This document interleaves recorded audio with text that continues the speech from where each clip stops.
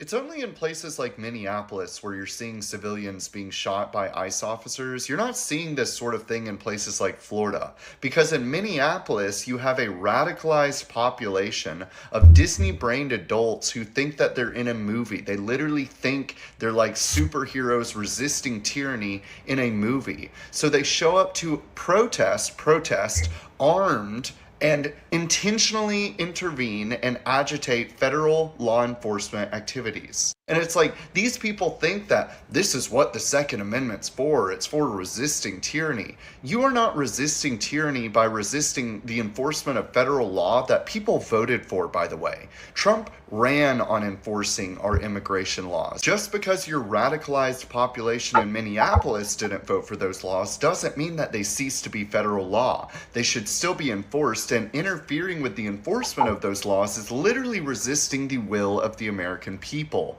You are not the hero you think you are. You're a radicalized Disney-brained adult who thinks that you're the superhero in a movie when in actuality you've just been brainwashed to fight against your own interests. And that man is not wrong, but we are live. Yo, this is S.E.T Media, guys, and I'm back with another one. All right, guys, we're going to get into a media analysis, starting with Caroline Leavitt with a press conference at the White House. And let's not forget to double tap that screen and like the video, guys, and let's get right into it. Good afternoon, Jackie. Thank you for that. Thanks for coming in on a snow day for the rest of the government in the country. And as much of the country feels the impacts of that winter storm, President Trump continues to monitor the situation closely, and he has remained in constant contact with FEMA and emergency responders. President Trump also quickly approved 12 federal emergency disaster declarations within 24 hours for the states of Arkansas, Georgia, Indiana, Kentucky, Louisiana, Maryland, Mississippi, North Carolina, South Carolina, Tennessee, Virginia, and West Virginia, enabling these states to access critical federal resources to supplement their response efforts. And I mean, that winter storm really hit us, especially in my area. I'm looking at 14 inches of snow outside, like right now. But across the United States, look, man, if you're blessed to have power, I mean, yes, you are blessed right now because there's about 1 million people across the United States who don't have it, hundreds of thousands in your state possibly who don't have it, and especially in mine. So, yeah, trust me, that winter storm really hit us in the Northeast. These declarations will help state-led efforts of turning power back on, clearing roads for emergency services, and keeping communities safe. The White House will continue to correspond directly with governors and local officials in the coming days, especially in those states that were harshly impacted by this storm. I would also like to address the chaotic scenes in Minnesota over the weekend. Nobody in the White House, including President Trump, wants to see people getting hurt or killed in America's streets. This includes Renee Good, Alex Preddy, the brave men and women of federal law enforcement, and the many Americans who have been victimized at the hands of illegal alien criminals. Saturday's shooting remains under active investigation by Homeland Security Investigations and the FBI. The Customs and Border Protection is also conducting their own internal review.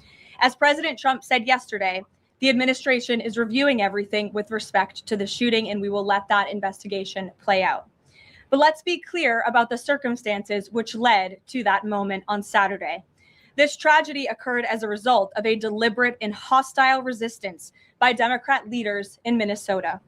For weeks, Governor Walz and the Mayor Jacob Fry and other... And trust me, the administration is not going to let go of this point because they're not wrong.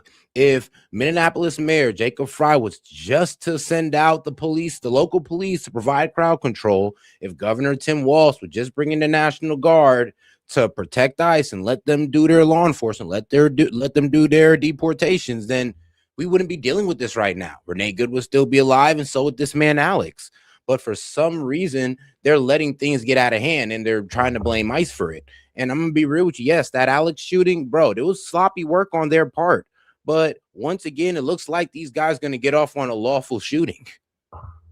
Elected Democrats were spreading lies just because he put himself in the way. Law enforcement officers who are risking their lives daily to remove the worst criminal illegal aliens from our streets: murderers, rapists, pedophiles, human traffickers, and gang members.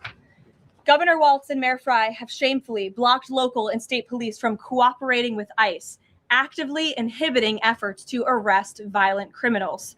They have also used their platforms to encourage left-wing agitators to stalk, record, confront, and obstruct federal officers who are just trying to lawfully perform their duties, which has created dangerous situations threatening both these officers and the general public and Minnesotans alike. Yeah, and here's the problem, though. The left will sit there and say, oh, they're against protests. No, nobody's against protests.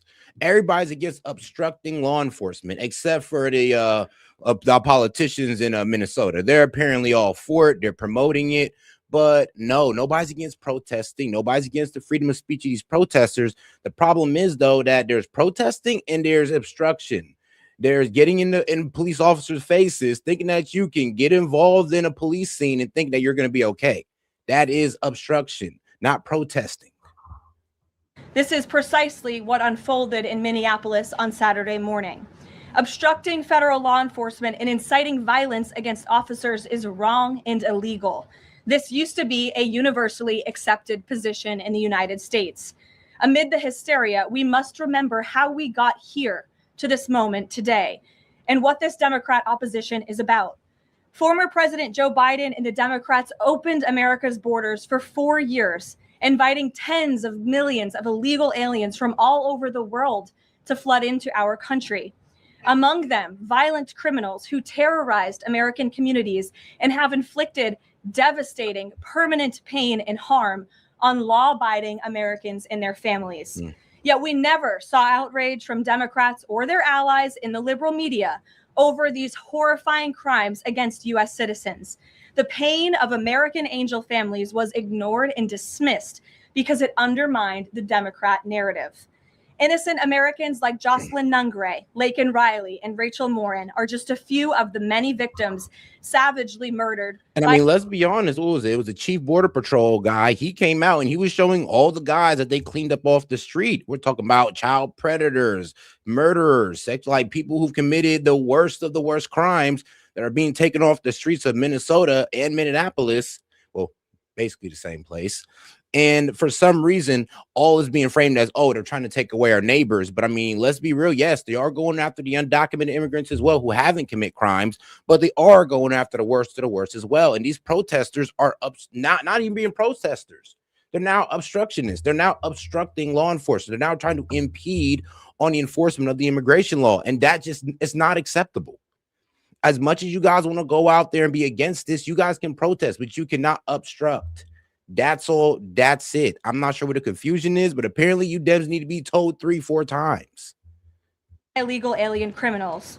Earlier this month, an illegal alien from Mexico with a long criminal history who came into our country under Joe Biden's administration threw a baseball-sized stone at a school bus carrying children in New Jersey and fractured the skull of an 8-year-old innocent child. President Trump promised accountability to these American families by securing the border, deporting every illegal alien who has committed crimes, especially and most importantly, violent crimes. Nearly 80 million Americans voted for him to deliver on that very promise, and he is. As the duly elected president, the president is fulfilling the will of the people by arresting and removing these threats from our country in cities from Los Angeles to New York, and yes, Minneapolis. Yet Democrat leaders in Minnesota with sanctuary city policies have actively defied federal immigration law and the will of the people. And as a result of that defiance, 2 Minnesotans have now tragically lost their lives on the streets of Tim Walz's state. True. It is President Trump's hope and wish and demand for the resistance and chaos to end today.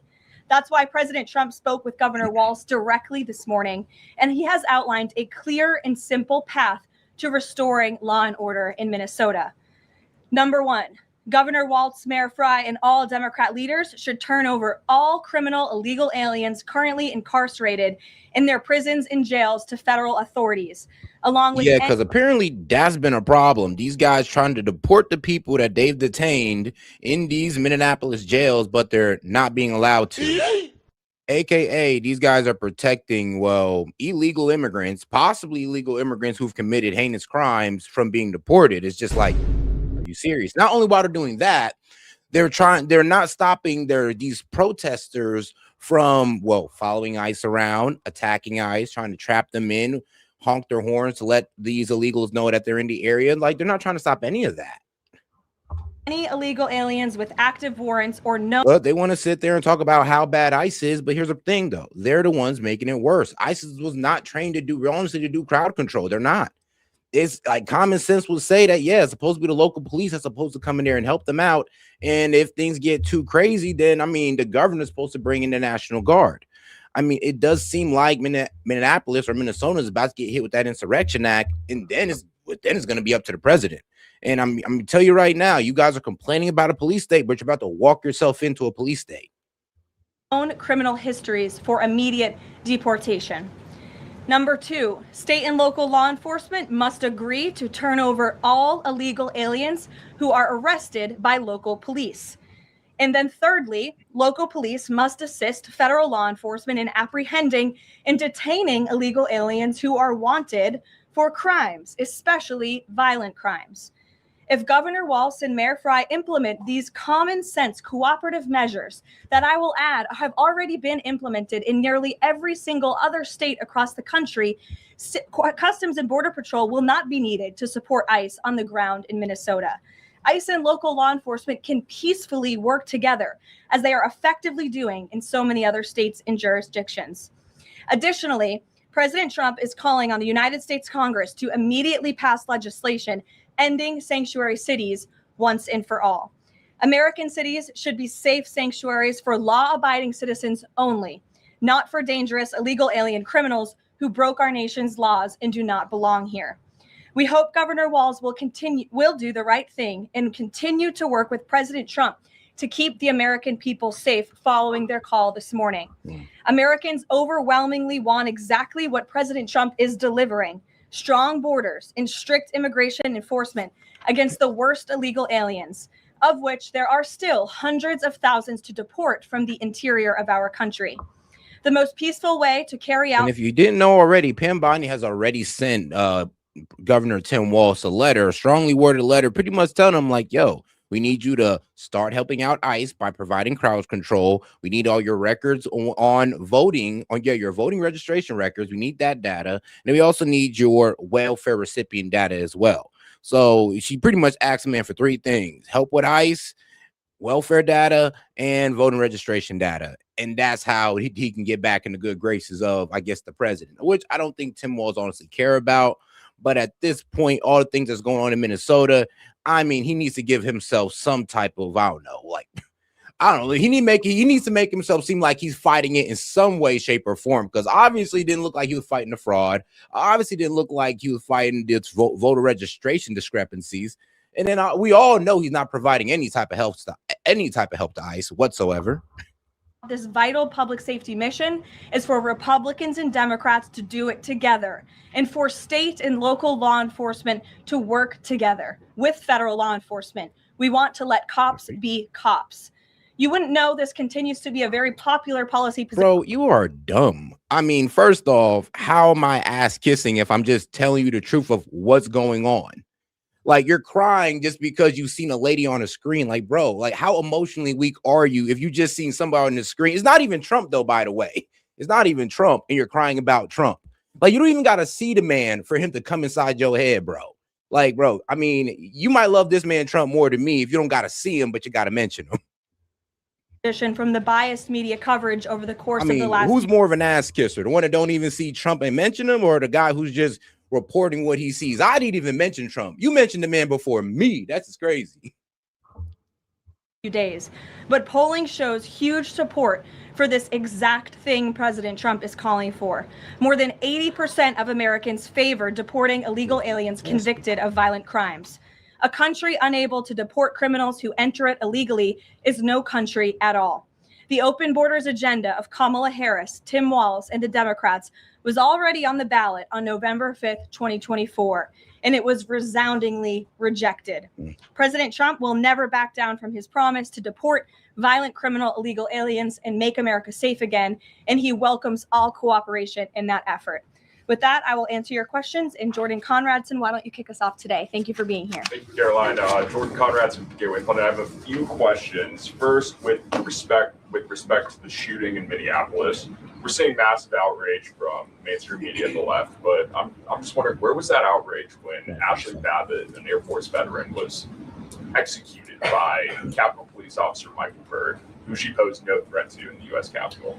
Well, you raised a very important point, which I also believe that I just raised as well in those opening remarks, in that there has no doubt been selective outrage by the liberal biased media. And because Ashley Babbitt was seen as MAGA, and I mean, they just have no heart for those people. It's like, that's the funny part, though. It's like, because she was MAGA, you know, yeah, the left shut the F up about it. But Renee Good and my man Alex Petty, here's the thing, though. These people both walked themselves into a situation that they could have avoided. I'm going to be real with you. Like, Ashley Babbitt, she didn't have to step through there. She could have been alive today if she didn't take those steps, just like Renee Good would have been alive today if she didn't move her car, just like Alex would be alive today if he didn't get in the way of that ICE officer, basically during the law enforcement scene. Like, I'm gonna be honest with you, it's choices. The choices you make is gonna decide where you end up in life. And sometimes your choice is gonna put you in the grave. And that's what happened with those three choices right there. And I'm giving criticism of Ashley Babbitt, who's on the right, and Renee Good and Alex, who are on the left. And I'm going to be fair. Look, if one side is all right, and we're going to say that's lawful, and you're going to say that with Ashley Babbitt, then we can say the same thing with Renee Good and Alex Petty. Same thing. And y'all just going to have to deal with that because you wasn't trying to show that same energy for Ashley Babbitt, January 6th or not. Still a wife, still a woman, still an American citizen. And choosing victims and highlighting their stories. And as I've said, President Trump does not want any Americans to lose their lives in the streets of America and in American communities across the country. He believes what happened on Saturday is a tragedy, but every life is equal to President Trump. And that's why the lives of Laken Riley and Jocelyn Nungray continue to matter to him and be an utmost priority to him to this very day. And it's unfortunate that we did not see the same type of sensationalist media coverage over the tragic deaths of those innocent American women and girls across the country as we are in the wake of this tragedy that took place on Saturday. Crazy. Gabe. No, I mean, that's a really good point. Like, the left wasn't even trying to talk about those deaths. But I mean, the Renee Good die. I mean, let's be real. We're talking about a lady who got brutally murdered by an illegal immigrant. Bro, the left does not even want to talk about it. Doesn't even want to mention her name. Renee Good gets killed by ICE and a nationwide sensation. It's just like, I'm gonna be real with you. This is selective outrage. Go ahead. I want to get your response to this. The Arizona Attorney General, just days before this shooting in Minneapolis, she seemingly encouraged rioters to go out and shoot and kill ICE agents. And I'll quote her here. She said, "If you reasonably believe your life's in danger and you're in the house or in your car or on your property, you can defend yourself with lethal force." And she said that you can't tell if ICE agents are law enforcement or imposters, and it becomes an issue of whether you reasonably believe they were law enforcement.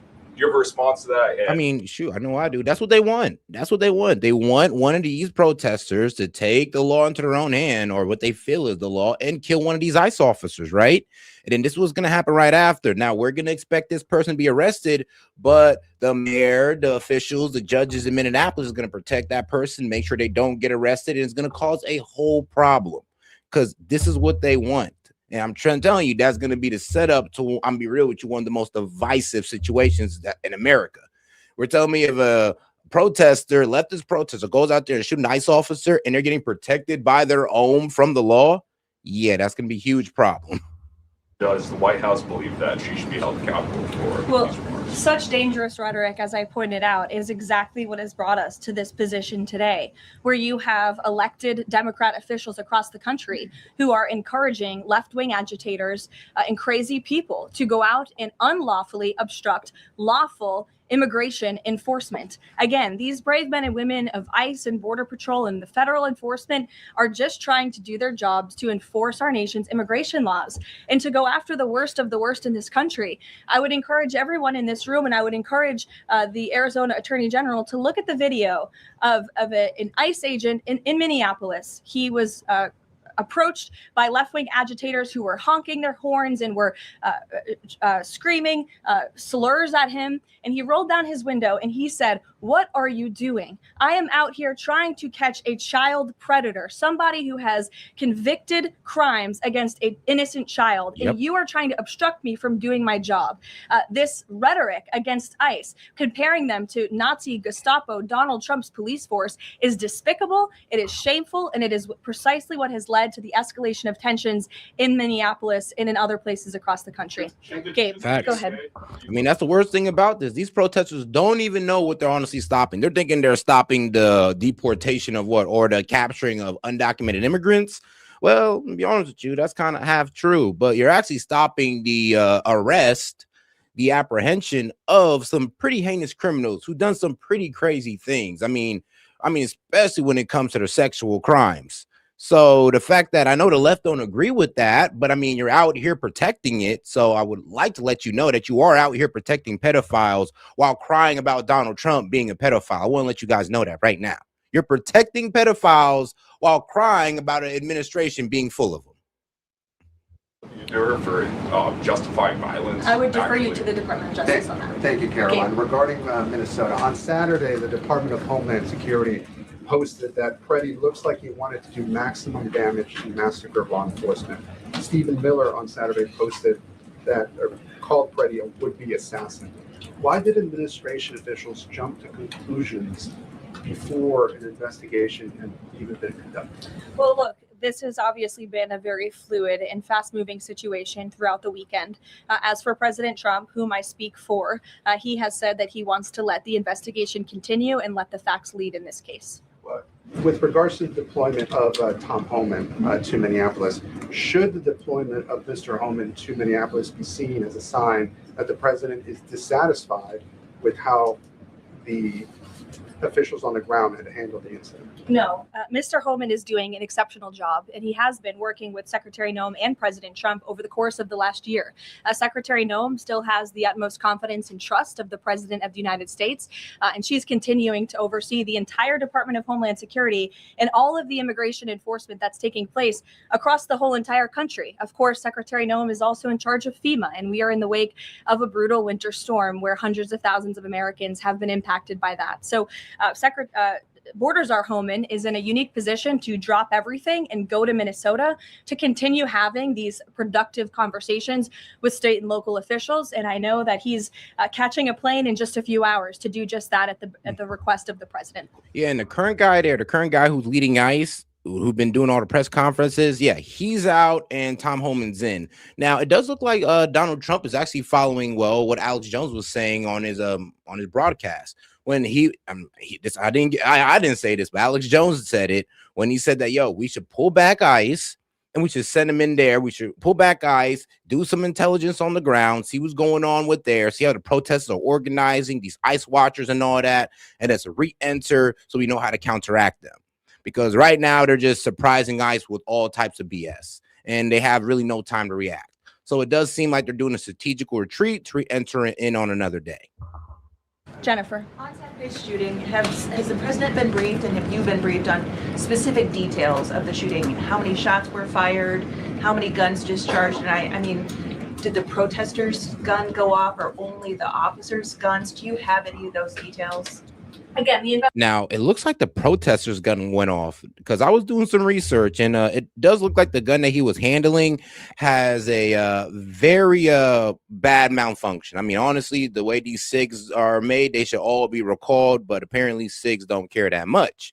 But yeah, it has a very peculiar malfunction that I'm just going to show you right now.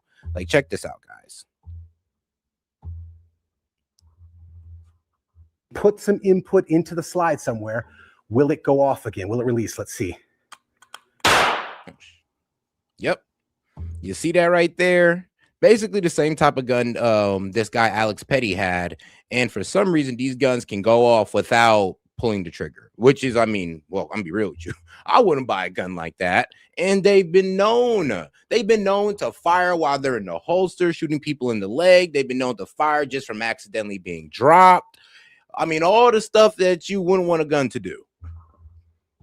That's 3 in a row. Let me take the screw out.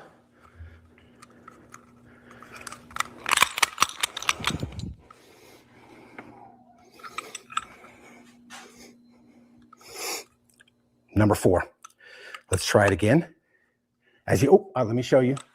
Fully functioning striker safety. All right. Should we do it with the magazine again? Let's put the magazine back in, and then we'll try the last one with the magazine out. Handy dandy trigger input tool. We are going to try to, dang, sorry about that. I'm trying to get over a sinus thing and a cough. We're going to try to simulate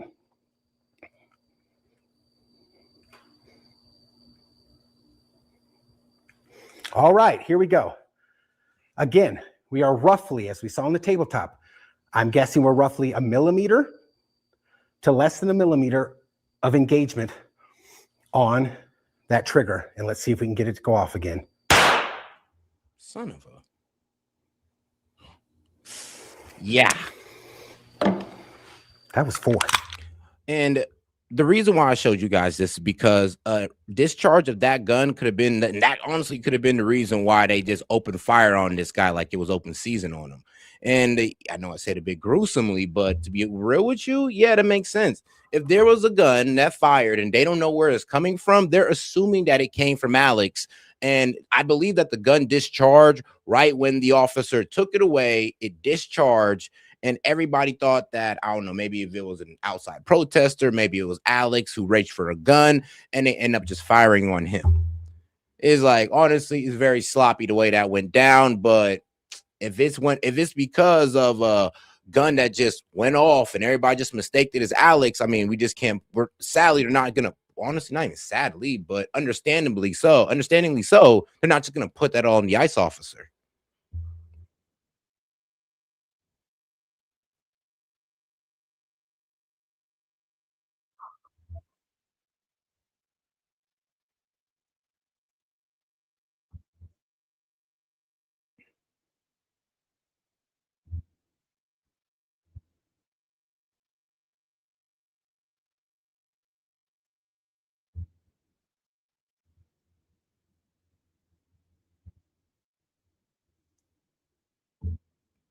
Mm-hmm.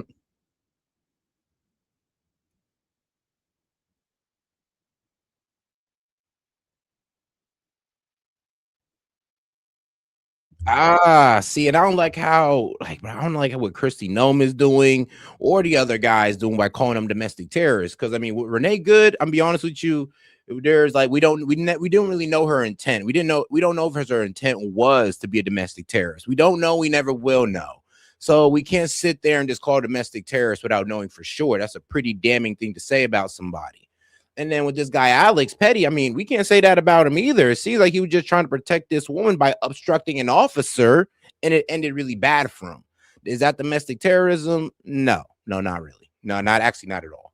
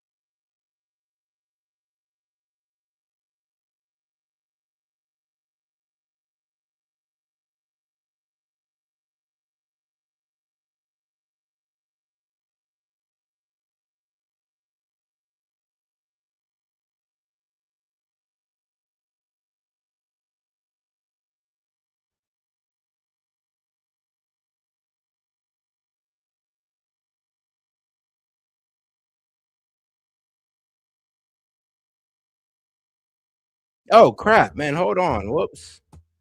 Oh wow, my bad, guys. I didn't even know I still had the video. Whoops. He committed an act of domestic terrorism. Stephen Miller labeled Preddy a domestic terrorist. HSI and FBI are conducting interviews with those that were involved and the agents who were involved in this unfortunate tragedy on Saturday. Are they keeping the president up to date on all those details? The president is obviously very much on the ball with respect to this investigation. I think he's made that quite clear with the various statements that you've seen him put out, and also the 4 points that the president has outlined as well to Governor Walz, and to encourage him to cooperate with ICE and with the administration. Mary. Thanks, Caroline. To follow on Gabe's question, the Secretary knows that Alex Preddy committed an act of domestic terrorism. Stephen Miller labeled Preddy a domestic terrorist. Does the president agree with them?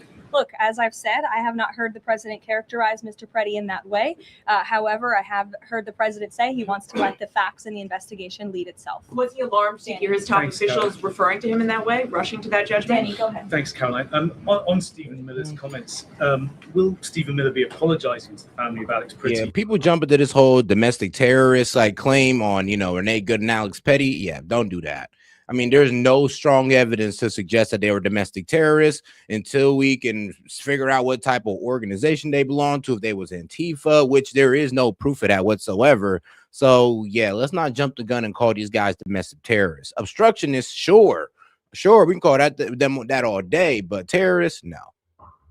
For calling him, quotes, an assassin who tried to murder federal agents, despite the fact that, as you say, this is still under investigation. Look, again, this incident remains under investigation, and nobody here at the White House, including the President of the United States, wants to see Americans hurt or killed and losing their lives in American streets.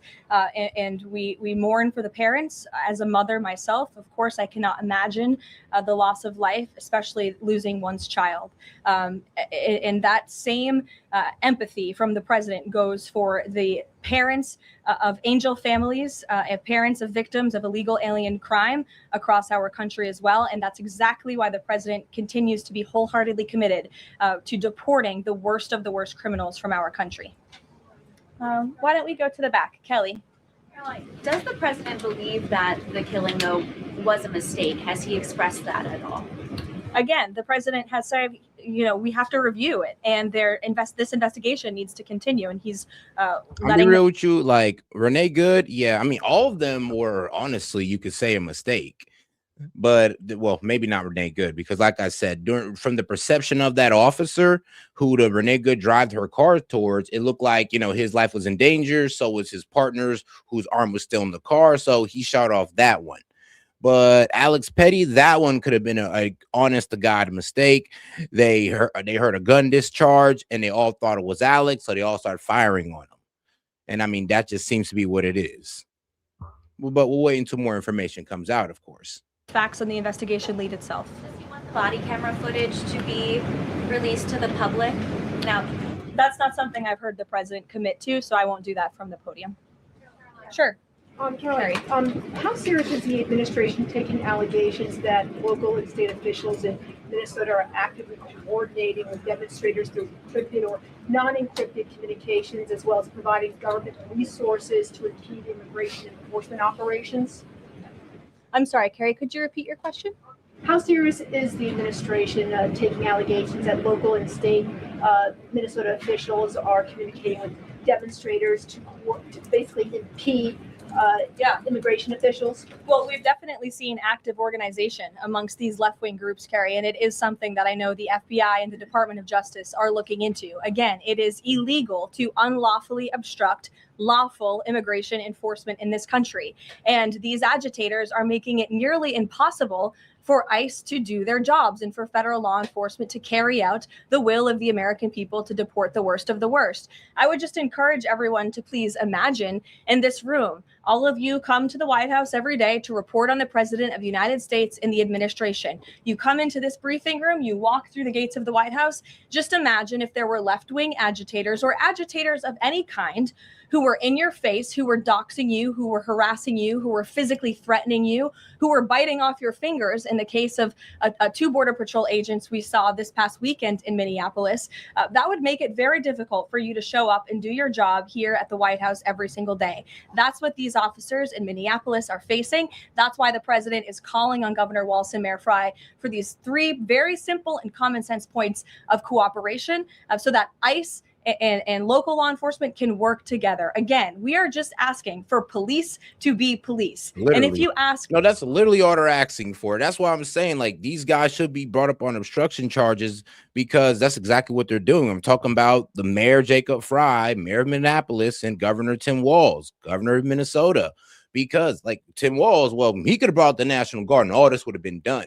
But at a much lower level, Jacob Fry could have just ordered the local police to provide crowd control, and that'd have been it. And we would never have situations like Renee Good and Alex Petty at all. any law enforcement agent or official, they want to be able to work with their federal counterparts at the state and local level, and vice versa. Caroline. Thanks a lot, Caroline. Two questions. One is looking forward.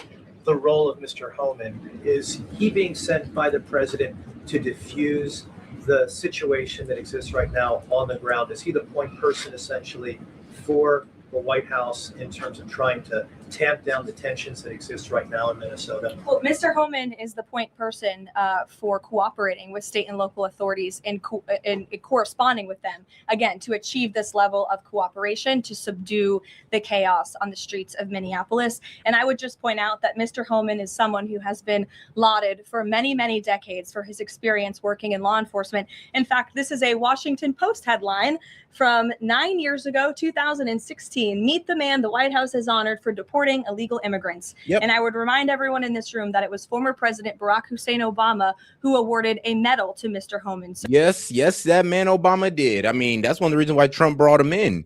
He brought in one of the guys who gave Barack Obama one of his biggest success, and that was deporting 3 million illegal immigrants. I mean, that was Tom Homan's work, especially when it came down to what was going on at the border. That was Tom Homan's work. The man has been in it for a while. The thing is, though, Tom Homan does it for Obama and everybody shuts the F up. He does it for Trump, and now it's this big national situation now where ICE is the Gestapo. And I'm just like, they were doing the same exact thing under Obama. You know what the difference is? The difference is this. One, these weren't so advanced. Social media wasn't so prominent or so ubiquitous to the point where you can just hop on any social media and just make a viral video or take a video or take a policing out of context just with this right here. So he's obviously very qualified. He has the full trust and faith of the president. He will continue to have these meetings in the hopes that ICE and local law enforcement can cooperate and work together to have successful immigration enforcement, as we've seen in almost every other state across the country. Secondly, Caroline, can you talk a little bit about tomorrow's trip by the president to Iowa, what the purpose of that trip is, what the goals of that trip are? Sure, yes. Tomorrow, President Trump will be traveling to Des Moines, Iowa. He will be making a local visit at a local business, and then he will be giving a speech on affordability and on the economy. And I know he very much looks forward to being there, to meeting with the great people of Iowa, but also lawmakers as well. Jake. Caroline, a couple quick questions. First, does the president remain fully confident in Kristi Noem's ability to lead the DHS? Yes. And then just secondly, just on that Wall Street Journal reporting that we saw yesterday, the president said at some point that the immigration enforcement officers would leave Minneapolis. Did the Saturday killing of Alex Petty expedite that withdrawal at all? To your first question, the answer is yes. He still has confidence and trust in Secretary Noem. To the second question, I would point you back to what I said earlier. Here's the thing, though, and I don't know if a lot of Dems understand this, but we're not blaming ICE. We're not blaming Secretary Noem over here on MAGA. We're not. Over here on the right, we're blaming, honestly, the laziness of leadership in Minnesota politicians. Let's be honest with you. Like I said, Jacob Fry can go up there and provide crowd control. He can use not all 600, but he can get some officers together. Oh, wait, hold on. If they don't have the officers, then Tim Walz need to bring in the National Guard to provide crowd control then. You see where there's a problem with leadership here? Okay, cool. You want to make the excuse that you don't got enough officers, then Tim Walz should be bringing in the National Guard to provide crowd control since you don't have the resources for it, instead of just going without and putting your constituents in danger. Doesn't that just make sense if you actually gave a damn about the situation? Walz and Mayor Fry implement these common sense cooperative measures, CBP will no longer be needed to support ICE on the ground in Minnesota. ICE and local law enforcement. Hey, man, shout out to my man Ham. Appreciate the support, my brother. First one, too. Right now we under a shadow ban, my friend, so it's gonna be slow in the chat for a couple weeks, but it is what it is, man. I appreciate you sticking it through with me. Will peacefully work together as they are effectively doing in so many other states and jurisdictions to remove violent criminals from American neighborhoods across the country. All to ask the president to remove the immigration enforcement officers. He asked the president to scale down, and the president reiterated what the president put out in his statement yesterday and what I'm sharing with all of you as well. I would just add on this level of cooperation a few statistics that I think are very important. 7 of the top 10 safest cities in the United States cooperate with ICE. And we've seen historic turnaround in safety in cities that have chosen to cooperate with ICE, that are not just led by Republicans, but also look right here in Washington, D.C. We had a great level of cooperation with Mayor Bowser and the local government, and we have been able to remove thousands of illegal aliens from the District of Columbia, where you all live. So you can thank President Trump for that. The murder rate in Washington, D.C. has plummeted as a result. There were no riots. There were no protests. Nobody was tragically killed as a result of that level of cooperation between federal and local authorities. And again, that's all the president is asking for in Minnesota. It's totally common sense. Jared, go ahead. Thank you. Caroline, in this process, you continue to describe the situation in Minneapolis as chaos. Was there any mistake made by Secretary Noem that led the president to send Mr. Holman there? I'm sorry, I don't understand your question. Did Secretary Noem make a mistake which led to? She made any mistake that could lead the president to send Mr. Holman to Minneapolis? No, as I already mentioned, Mr. Holman has been working alongside Secretary Noem and for the president over the course of the last year. And again, he's uniquely positioned to hop on a flight to Minnesota today to continue this correspondence with state and local authorities, and that's what he's going to be doing. Yeah, because now, as Tom Holman goes there, ICE is going to pull back out of Minnesota to return on a later date. But this is what Tom Holman's going out there to do. He's going to talk to Walz. He's going to figure out, all right, well, why can't you provide crowd control? They're going to figure that out. They're going to figure out, all right, well, these detainees that you're not allowing us to get, we're going to figure that out. And then we're going to rebring in ICE. After, of course, they get more intelligence on these ICE watcher guys and all this good stuff as well. Like I said, they're kind of going into there on a reactionary, honestly, they're going into there, kind of unprepared, to be quite honest with you, because in other states, none of this is happening. None of this is honestly happening, guys. And I think this video sums it up pretty well. Like, there's not, bro, in Minneapolis, they just got a special group of people who truly feel like ICE is out to get them, who truly feel like they're the Gestapo, who overreact to them and end up hurting themselves in the process.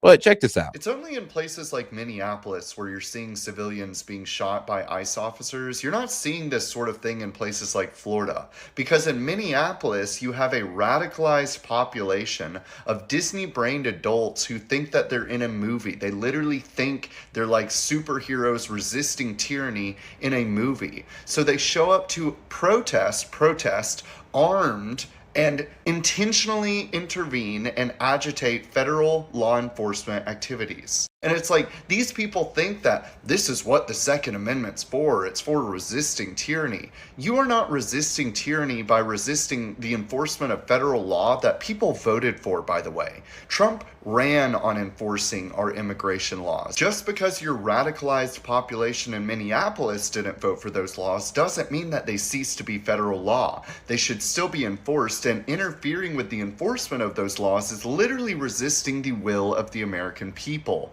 You are not the hero you think you are. You're a radicalized Disney-brained adult who thinks that you're the superhero in a movie, when in actuality, you've just been brainwashed to fight against your own interests.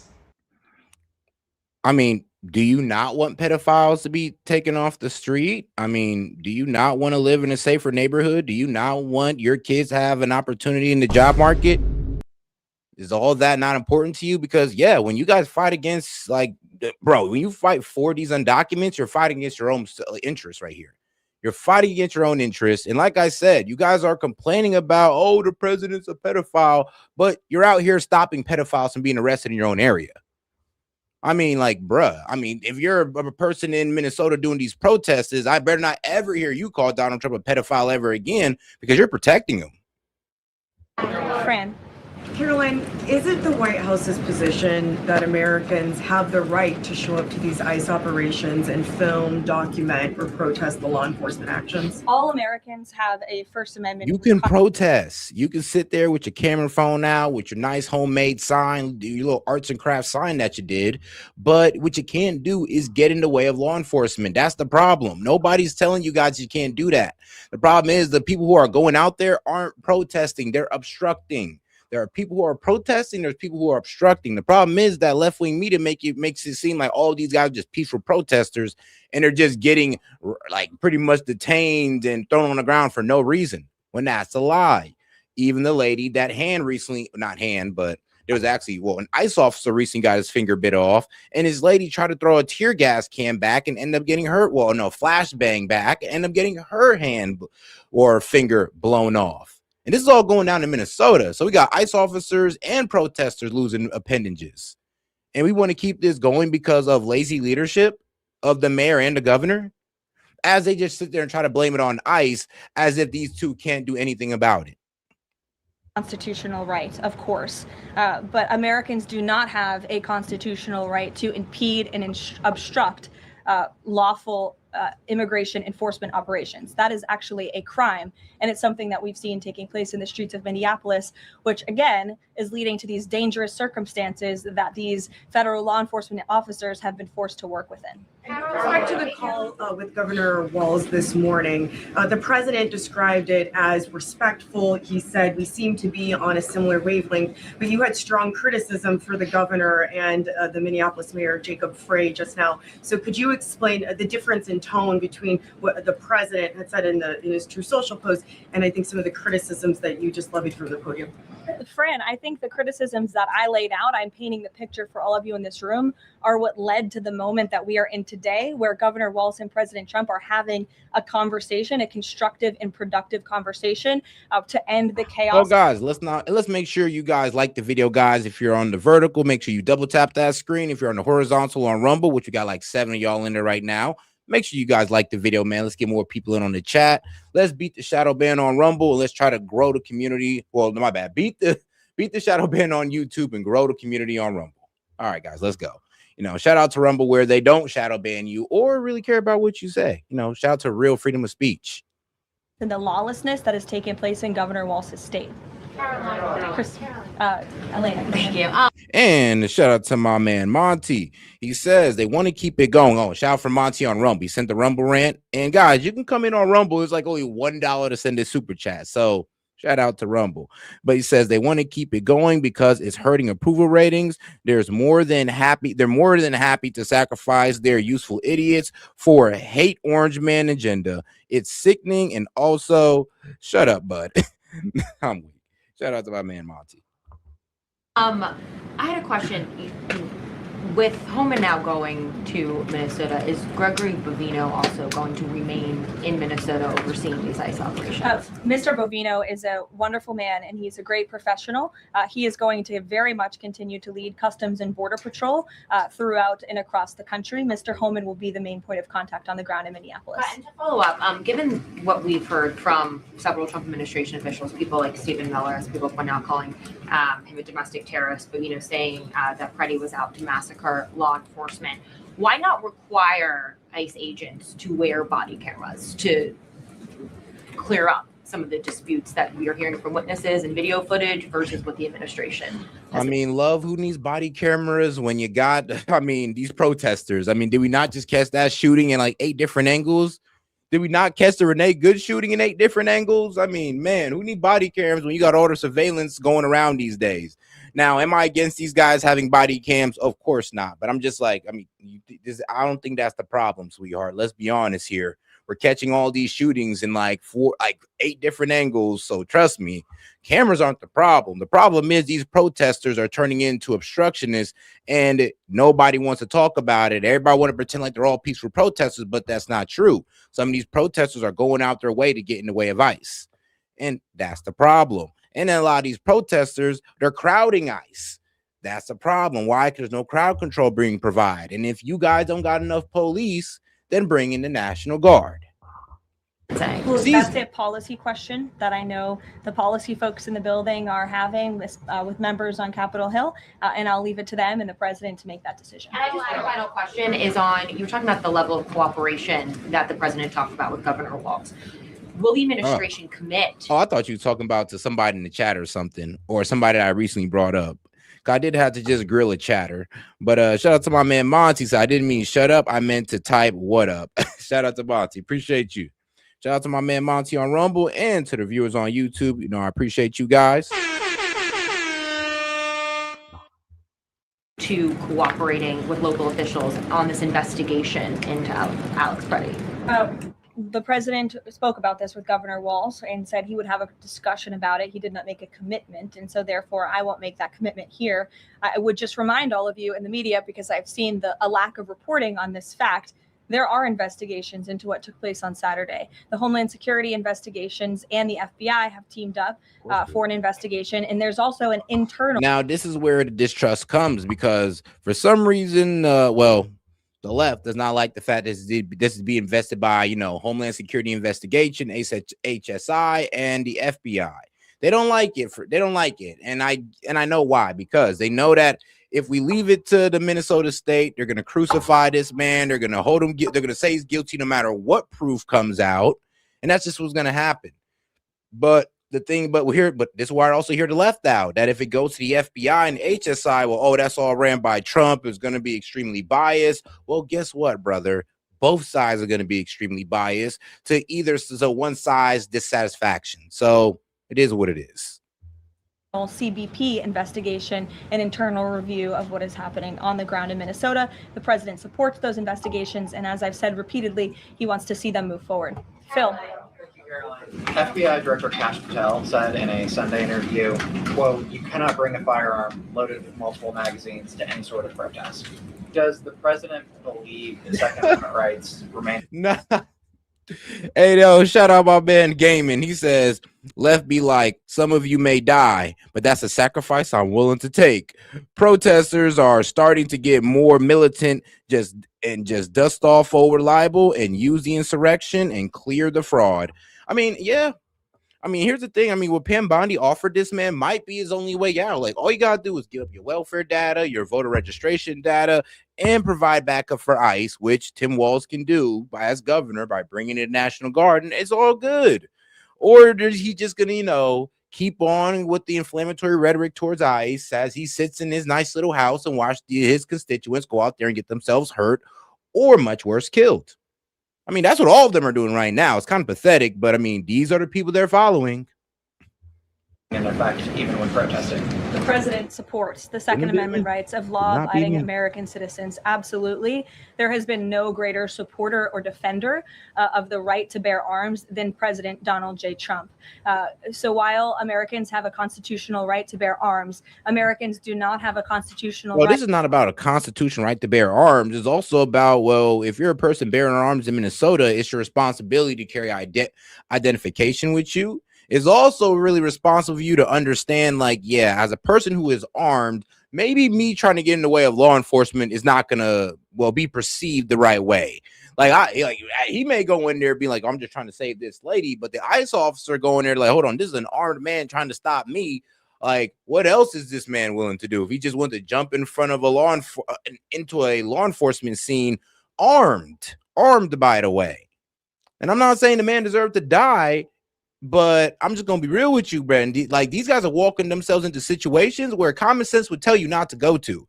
But if you're radicalized you're gonna think this is something okay. If your mayor says, these guys are evil and all this good stuff, you're gonna think it's okay to go against these guys and get yourself killed. This is what's happening out there in Minnesota. The leadership is telling them that it is okay. The leadership is telling these protesters that you could be obstructionists and we will protect you. To impede lawful immigration enforcement operations. And any gun owner knows that when you are carrying a weapon, when you are bearing arms and you are confronted by law enforcement. And shout out to my man Monty for being now a monthly supporter on Rumble, man. Appreciate the support, man. Let's try to grow that Rumble chat.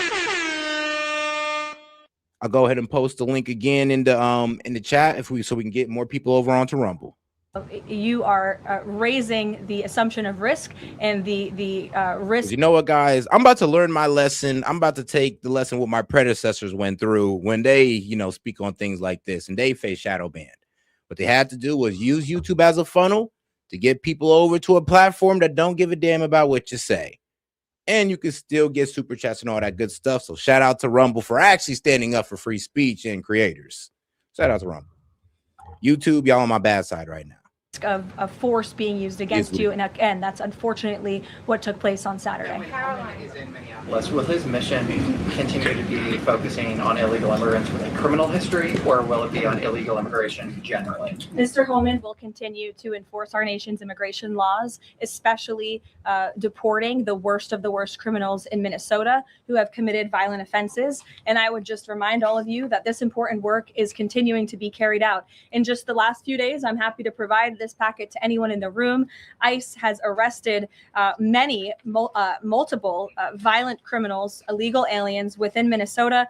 Many of them have convictions for assault, driving under the influence, fraud.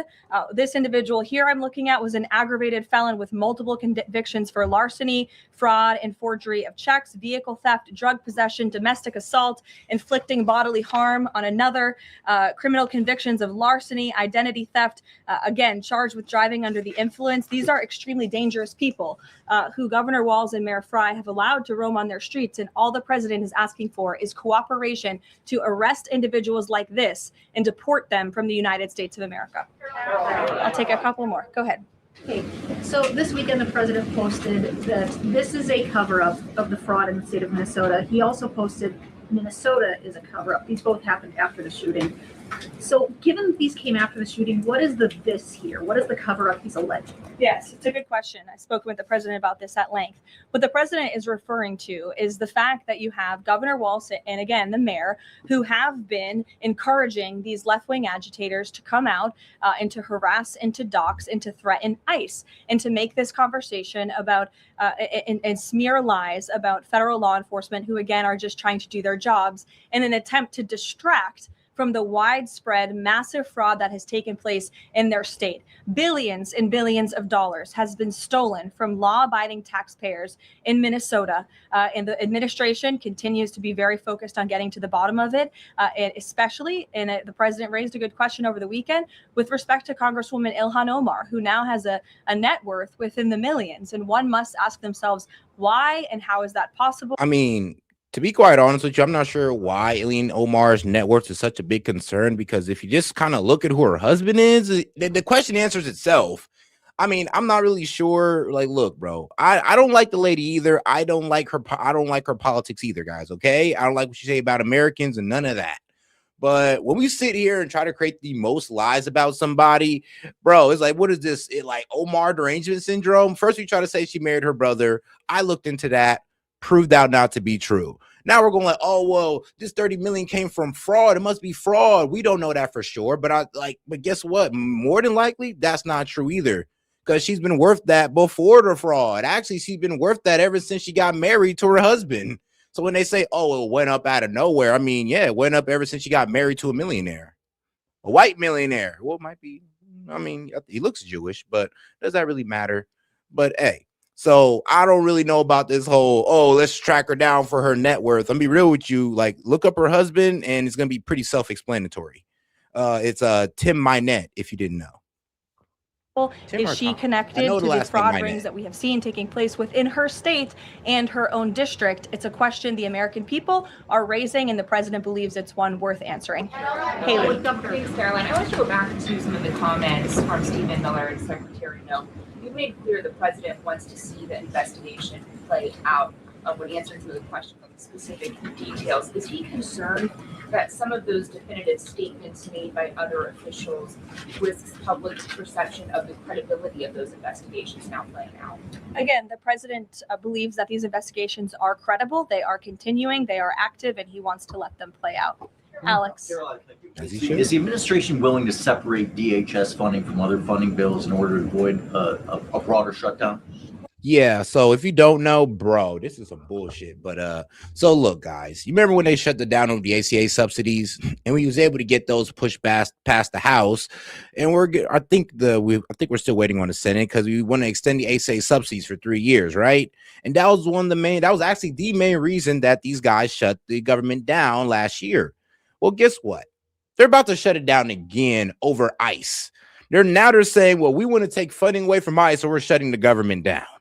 And now at this point, it's just like, are you serious? Hold on now. Because last time y'all shut the government down, you didn't even get what you want, but you still shut it down. Now you're telling me that you're going to shut it down again, make people suffer through that again, and what? Not get what you want again, while ICE will most likely still be funded? Like, please, Dems, don't do that. Actually, please don't, because that's going to hurt American people, and it definitely will hurt y'all chance at the midterms, but I don't think y'all give a damn right now.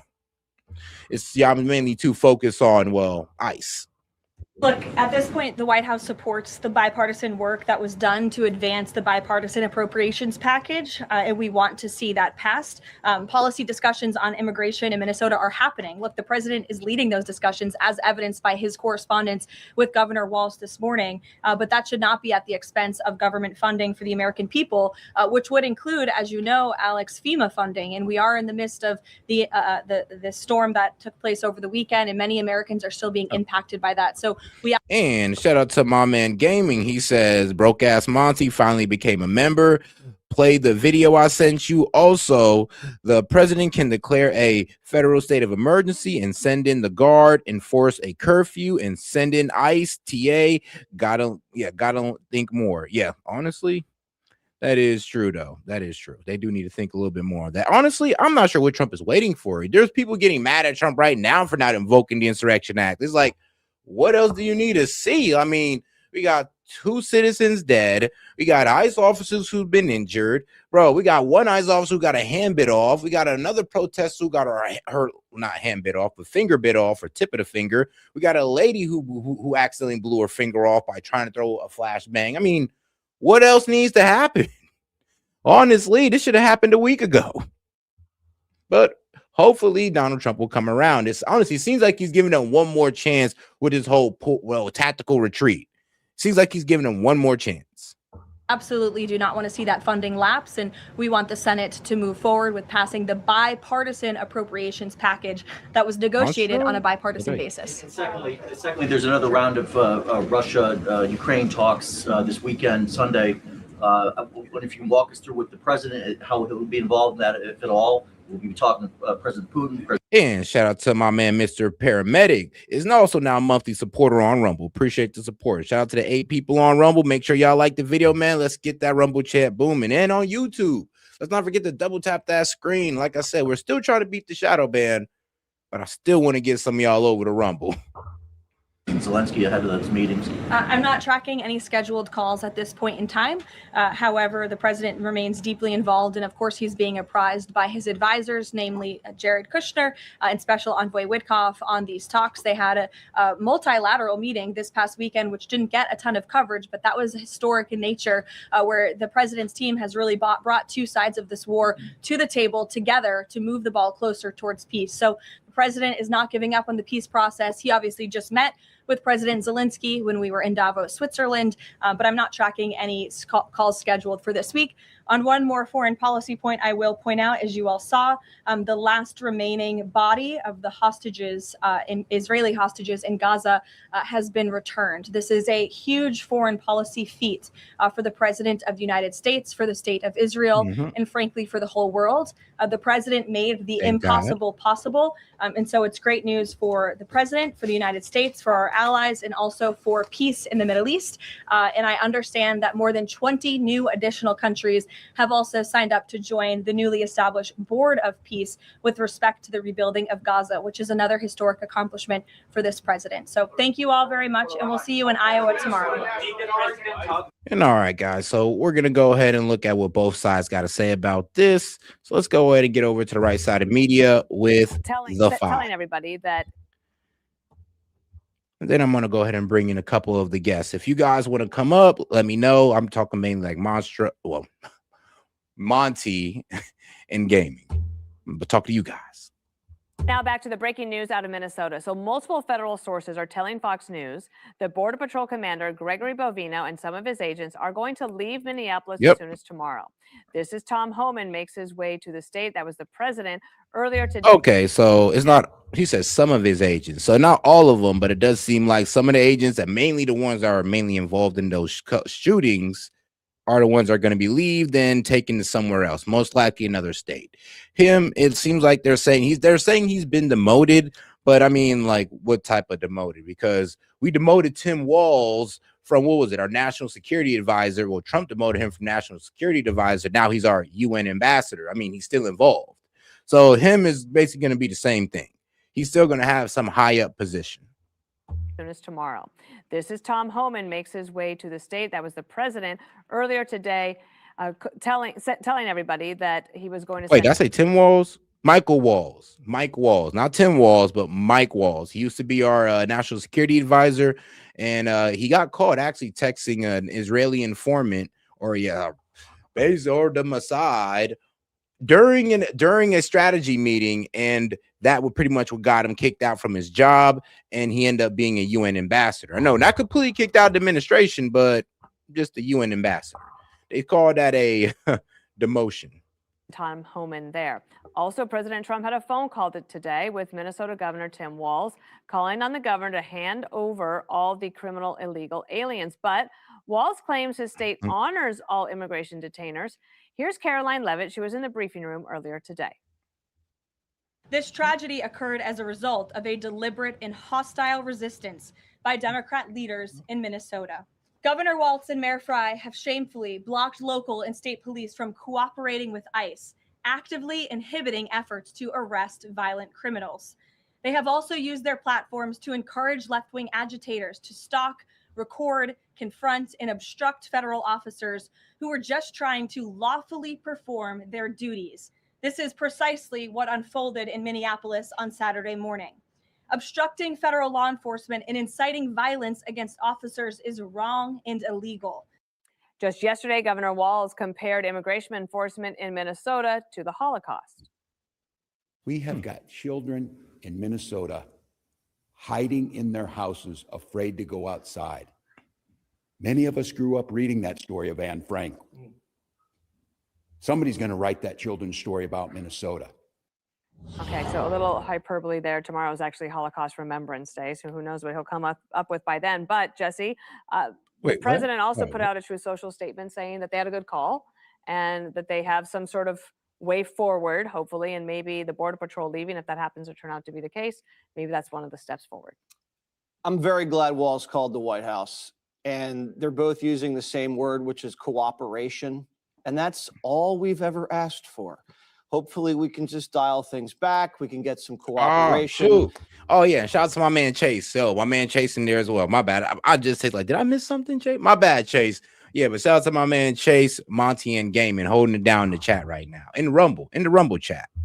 Appreciate you guys. And people aren't needing to get hurt. He's not telling the truth, though, about the state. No, but I'm gonna be real with you. I agree with him. I'm actually happy that Tim Walz actually did the best thing for his people and actually reached out to the president and trying to find a way to figure this all out. Because I mean, let's be real. If he actually if he actually cares about his safety of his people, then yeah, he should be reaching out to the president, because only getting worse in 3 different areas, not just Minneapolis. What was it? They said St. Paul in another area. Needing to get hurt. He's not telling the truth, though, about the state. State corrections only cooperates after an illegal has been convicted and served their sentence. The city jails and the county jails do not cooperate, and they release dangerous illegal criminals into the streets, and that's why ICE is having to conduct these dangerous manhunts. But both sides need to change tactics. The governor of Minnesota is in open rebellion. He has called ICE agents Nazis. He's told the people to get in their face and to kick them out of the state. And now it's like a low-level insurgency. There's very sophisticated communication tactics. There's like food drops. There's supply chains. It's crazy. They have stormed into churches. They have broken into hotels. They've looted cars. They've lit fires. They've kicked. They've bit off fingers of federal immigration police.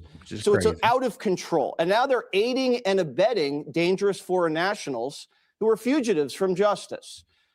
And what ICE needs to do in order to change tactics is stick and move.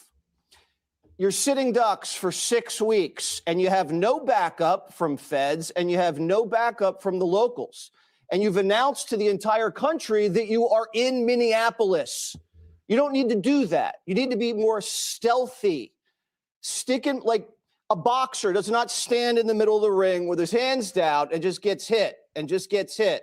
All right, even Tyson had head movement, okay? He had defense. He can hit hard, but you move away. That's what they need to start doing.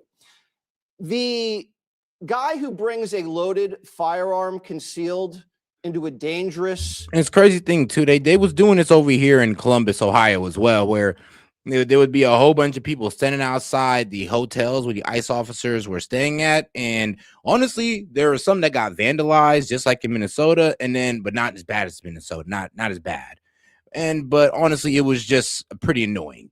They would play loud music, fireworks, trying to make sure they don't get no good night's sleep. I mean, yeah, really trying to sabotage their operation and sabotage their day. And here's the thing, if you guys stop these guys from getting sleep and make them more irritable, wouldn't that make them more likely to shoot your ass? I'm just saying. It's like y'all setting yourselves up for failure with every action. The guy who brings a loaded firearm concealed into a dangerous fugitive operation is crazy. You do not bring a loaded gun and start violently and physically resisting and obstructing a manhunt. Okay? Anybody who knows you have a concealed permit and some guy that is confronting you as federal enforcement, you say, "Here are my hands. I have a loaded weapon on me."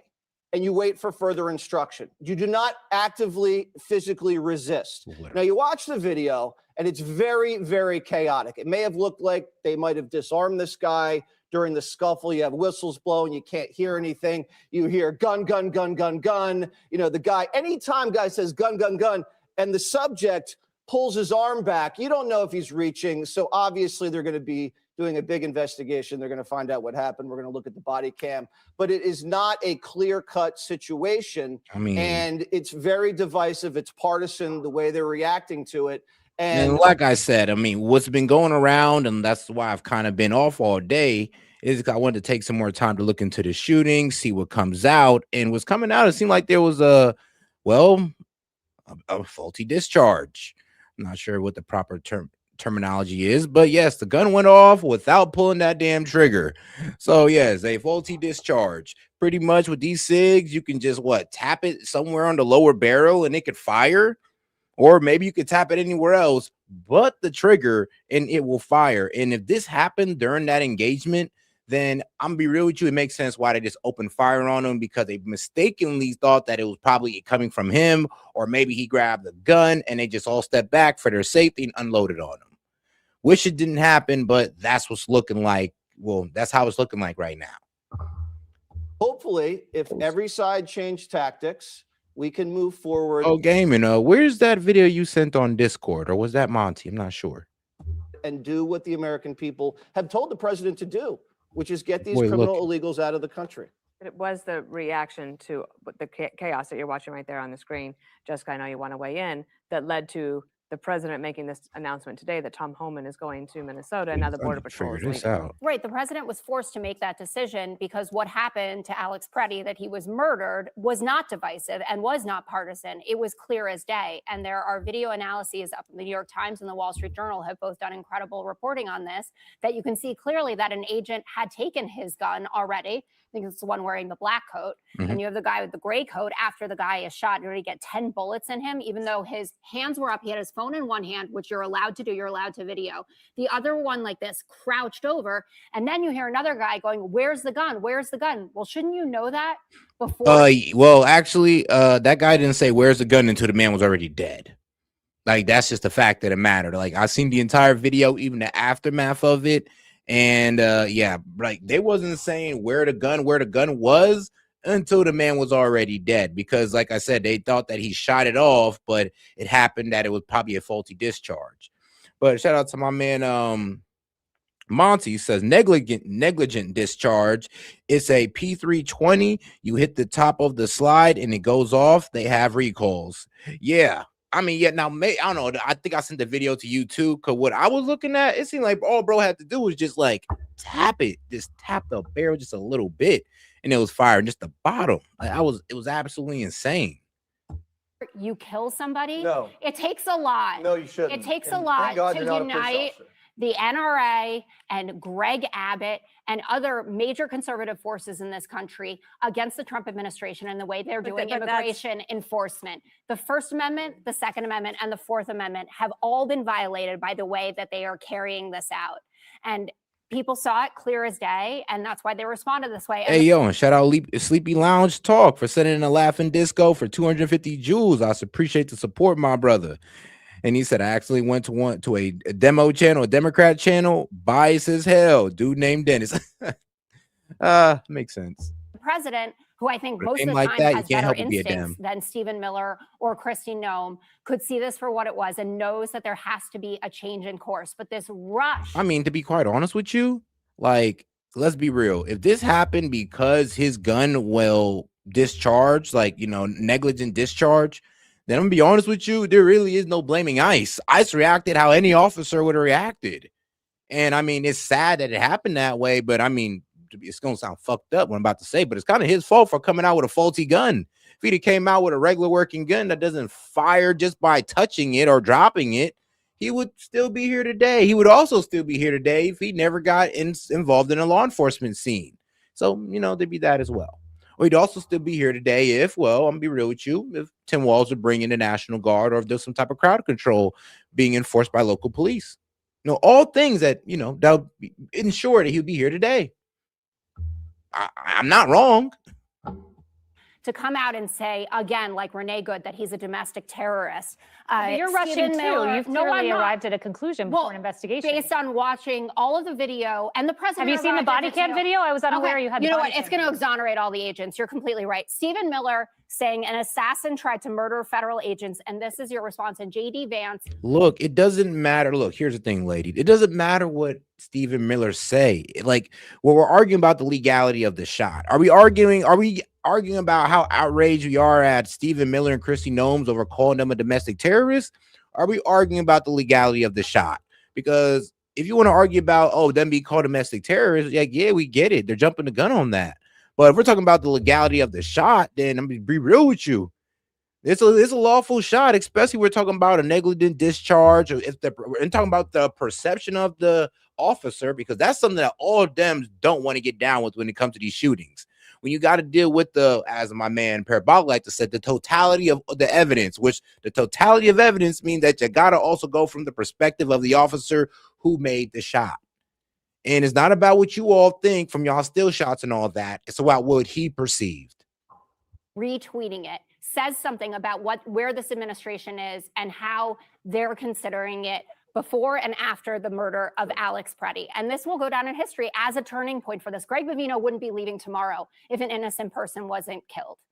And the double standards that are being employed for how you have to behave versus how these agents have to behave is mind-boggling to me. Kyle Rittenhouse was a conservative hero, right? For walking into a protest, actually brandishing a weapon. But this guy who had a legal permit to carry and already had his gun removed, to some people, I guess, is some sort of instigator when he was actually going to help a woman who had been pushed down and tear gassed by ICE. We have You can't look, lady. I know as noble as that sounds, as white knight as that sounds, you are not allowed to interfere with a law enforcement scene. That's basically obstruction. As soon as he walked up and tried to like back the ICE officer off of him while being armed, yeah, that was a no-no on his part. I'm sorry. Yes, I know all the liberal women were going to be, he's a defender of women. He's also an obstructionist at the same damn time. And that's what got him in that situation. I mean, I'm gonna be real with you, it's gonna sound effed up, but he could have let the lady get pushed down, wait till the officer left, or at least communicate to him like, hey, yo, can I help her up? Can I help her up? He's either gonna tell you no, back your ass up, or go ahead. But if you don't communicate whatsoever, you just come out of nowhere, gets in his way and you're armed, yeah, you just put yourself in danger. right, to protest. That should be upheld and respected, and it is not being. They were Jessica, not. did you call for an investigation after Renee Good? You did. Yeah. Well, So- yeah. After So actually, are you calling for an investigation now, or are you course. just stating a conclusion? Because it seems like you've arrived at a conclusion before an investigation. I'm saying that Jesse said this isn't divisive. This is divisive and it's partisan, and it's not. I don't. It's not. I think it is irresponsible to call someone a domestic terrorism before you have the facts. So you agree with me? Yes, that I agree with you on that. Stephen but Miller, but here's J.D. the Vance have all point, made Jessica. mistakes. We've listened for 2 minutes.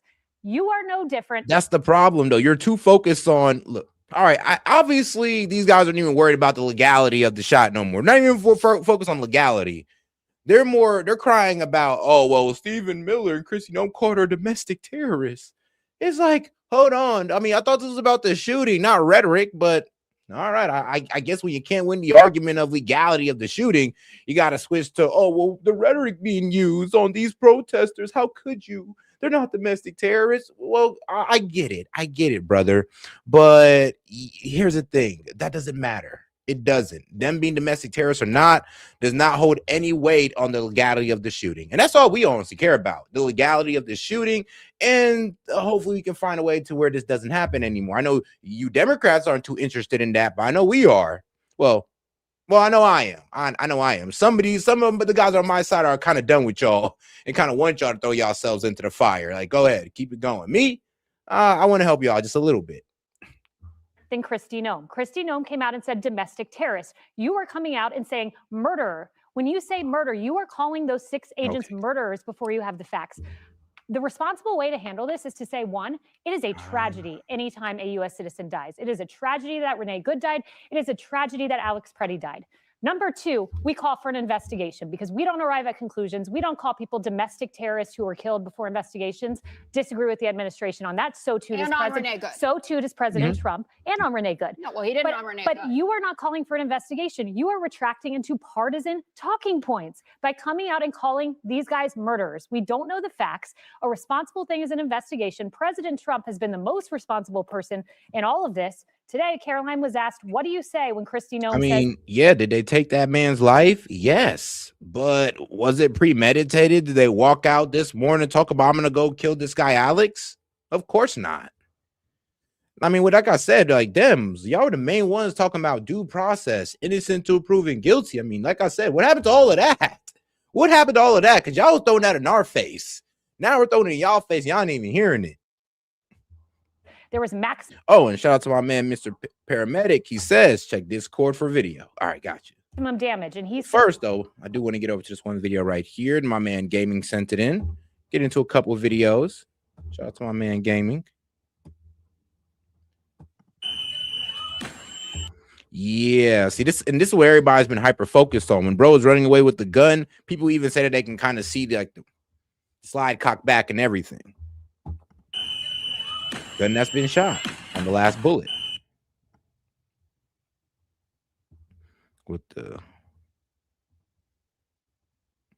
this man did his due diligence. Slide visibly to the rear in the frame. Yep. Walking. Oh, yep, you could see it move. Like he took it. I mean, in worst case scenario is he pulled it and he accidentally pulled the trigger. But more than likely, it seems like these guns, like I said, I got this video right here for a reason. These guns are known Put to some input into the F up. slide somewhere. Will it go off again? Will it release? Let's see. Negligent discharge. That's 3 in a row. Let me take the screw out.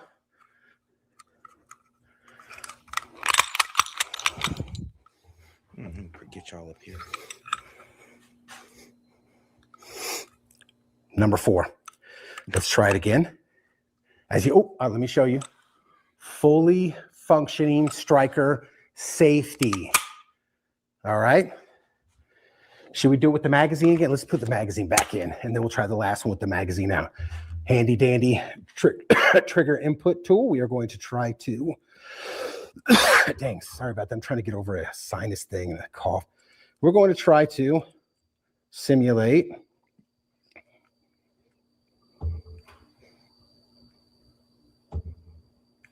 All right, here we go. Again, we are roughly, as we saw on the tabletop, I'm guessing we're roughly 1 millimeter to less than 1 millimeter of engagement on that trigger. And let's see if we can get it to go off again. Don't even gotta touch it. Don't even gotta touch it. Don't even gotta touch that trigger, man. Don't even gotta lay a finger on it. Don't even gotta put the finger across it. It's gonna fire. They said Trump wants an investigation and to let the facts lead. What do you think about calling them domestic terrorists? I have not heard Donald J. Trump characterize Alex Preddy that way. Donald Trump is responsible. You know who's not? Walls. I was on the airwave when this broke. 11:03 a.m. The White House called Walls. They were trying to defuse this. Walls comes out and says thousands of violent, untrained officers are out in Minnesota. One responsible party, the president. Did those underneath him act irresponsibly? Yes. But Walls and Donald Trump, don't even put them in the same camp. Donald Trump's leading. You are no different, I'm sorry, than Kristi Noem. Real quick, as the one person who carries a gun just about every single day, I'm not in I the mean, city. And the one low-key, she did make a good point. It's like you're over here trying to call them murderers, but you're over here like without no facts, without no conviction, no innocent until proven guilty, right?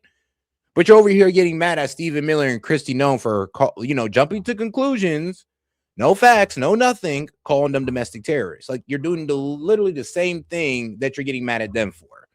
I mean, she kind of called her out on that one. Like, shout out to her for that. person that's been in a similar situation holding a gun while people are riding, and perhaps the one person who understands, I don't want to say the one, but someone here who understands this a little bit because I've been in that situation. There's a couple of things. Number one, the Second Amendment is a right. I'm a Second Amendment absolutist. You have the right to carry a weapon to defend yourself, not the privilege. It is a right.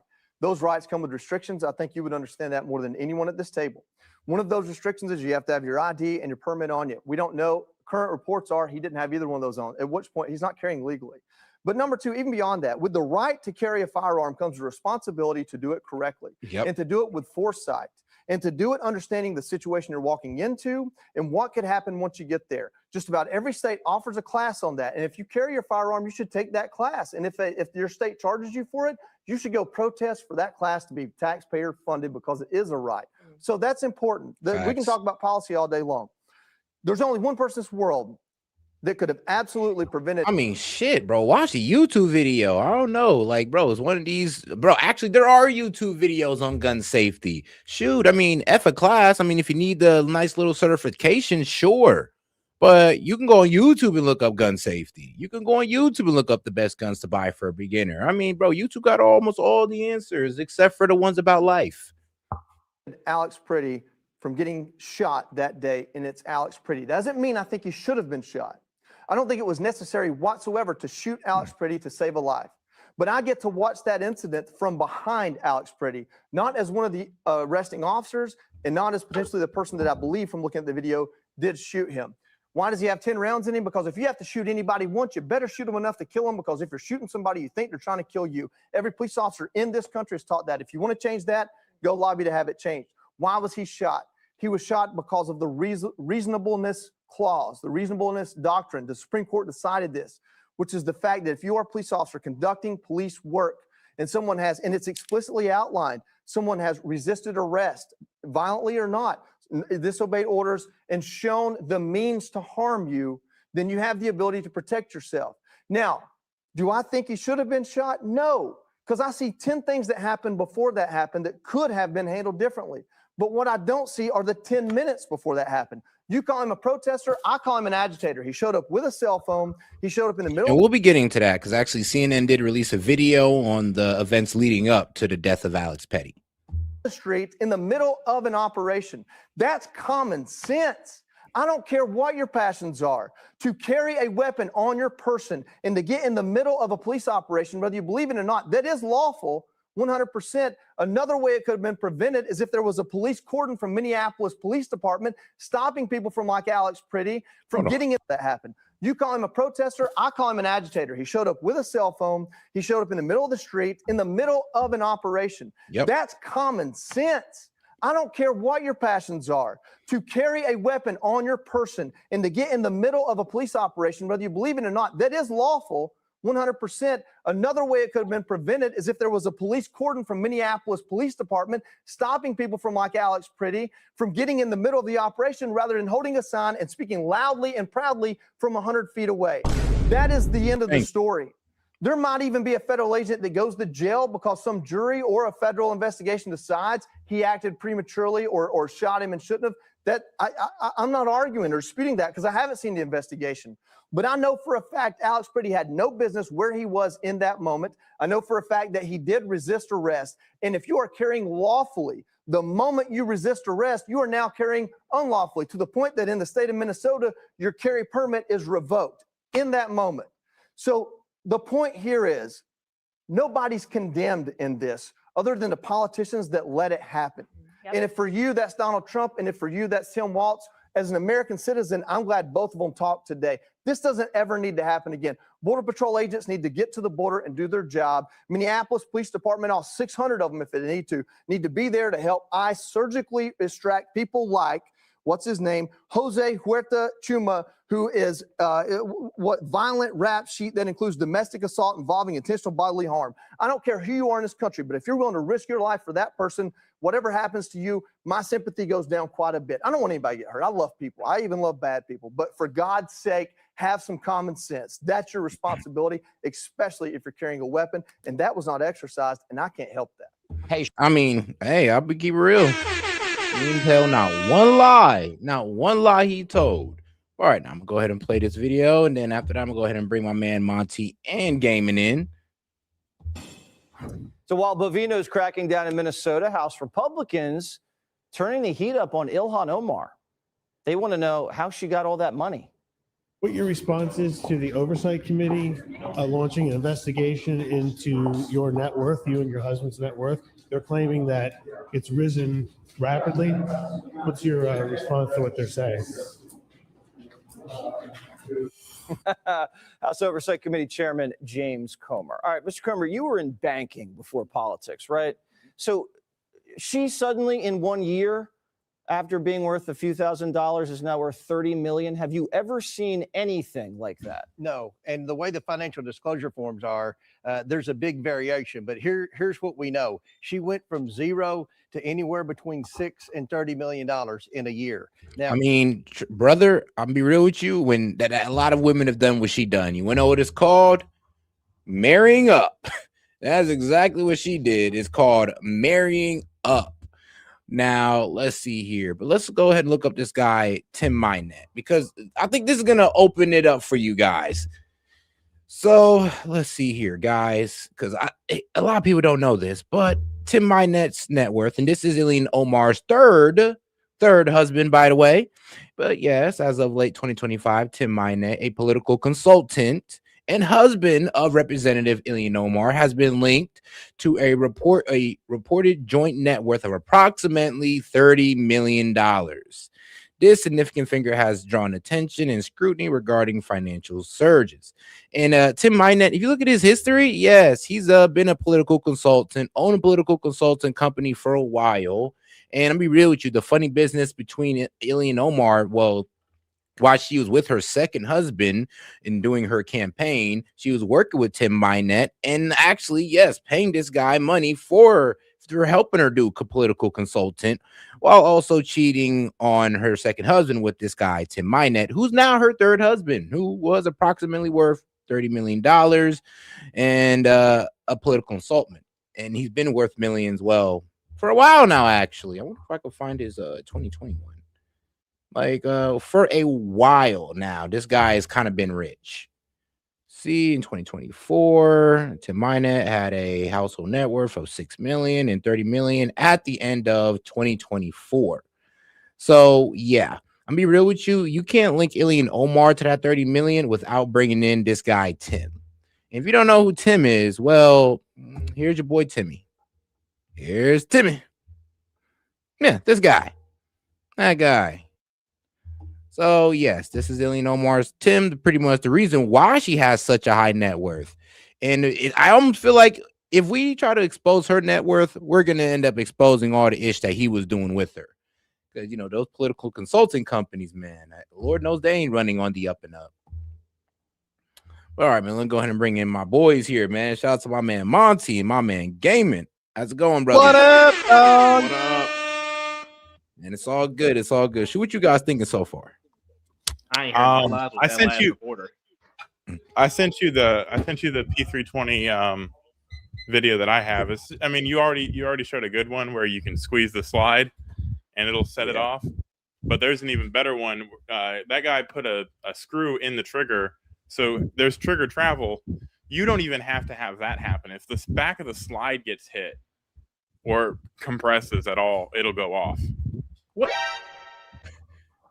All right, Yeah. then. So SIG, it's an ongoing meme in the gun community, which I'm also, a huge follower of. But yeah, it's like they have military contracts, and an airman died a couple months ago. There's been several negligent discharges. There's videos of people on the range. They'll draw the pistol out and it'll go off. And what happened in this video?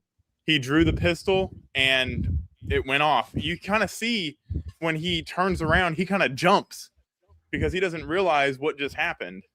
And yeah, I was getting ready to say, I was getting ready to say that those particular pistols, we were when I was in the Navy, we were all supposed to switch out from the M9 Beretta to the to a SIG P320 like that year while the I was M18. still in. Yeah, and they ended up the U.S. Navy canceled the contract because they said all of the pistols, every time you would try to holster them with live ammunition, they would go off. And mind you, the military variant of those pistols don't have a safety. The military variant does have a safety. That's the variant that does have a safety is the M18 and the M17. The P320 yeah, we had the P320s. That's why. Oh, you did not have an M18? No, we were getting the P320s. Oh, belay my last. So sorry for anybody that's not keeping up. The M18 and the M17 are the military contract versions of the P320 that have a manual safety, kind of like a 1911 has a manual safety in the back. So it's a dangerous weapon. SIG has denied it and sent cease and desist to people that have said anything about it. So I wouldn't talk too much about it unless you want to get sued by SIG. But I'm gonna talk all the smack I want to because it's real hard to send a cease and desist letter to the U.S. Department of Defense.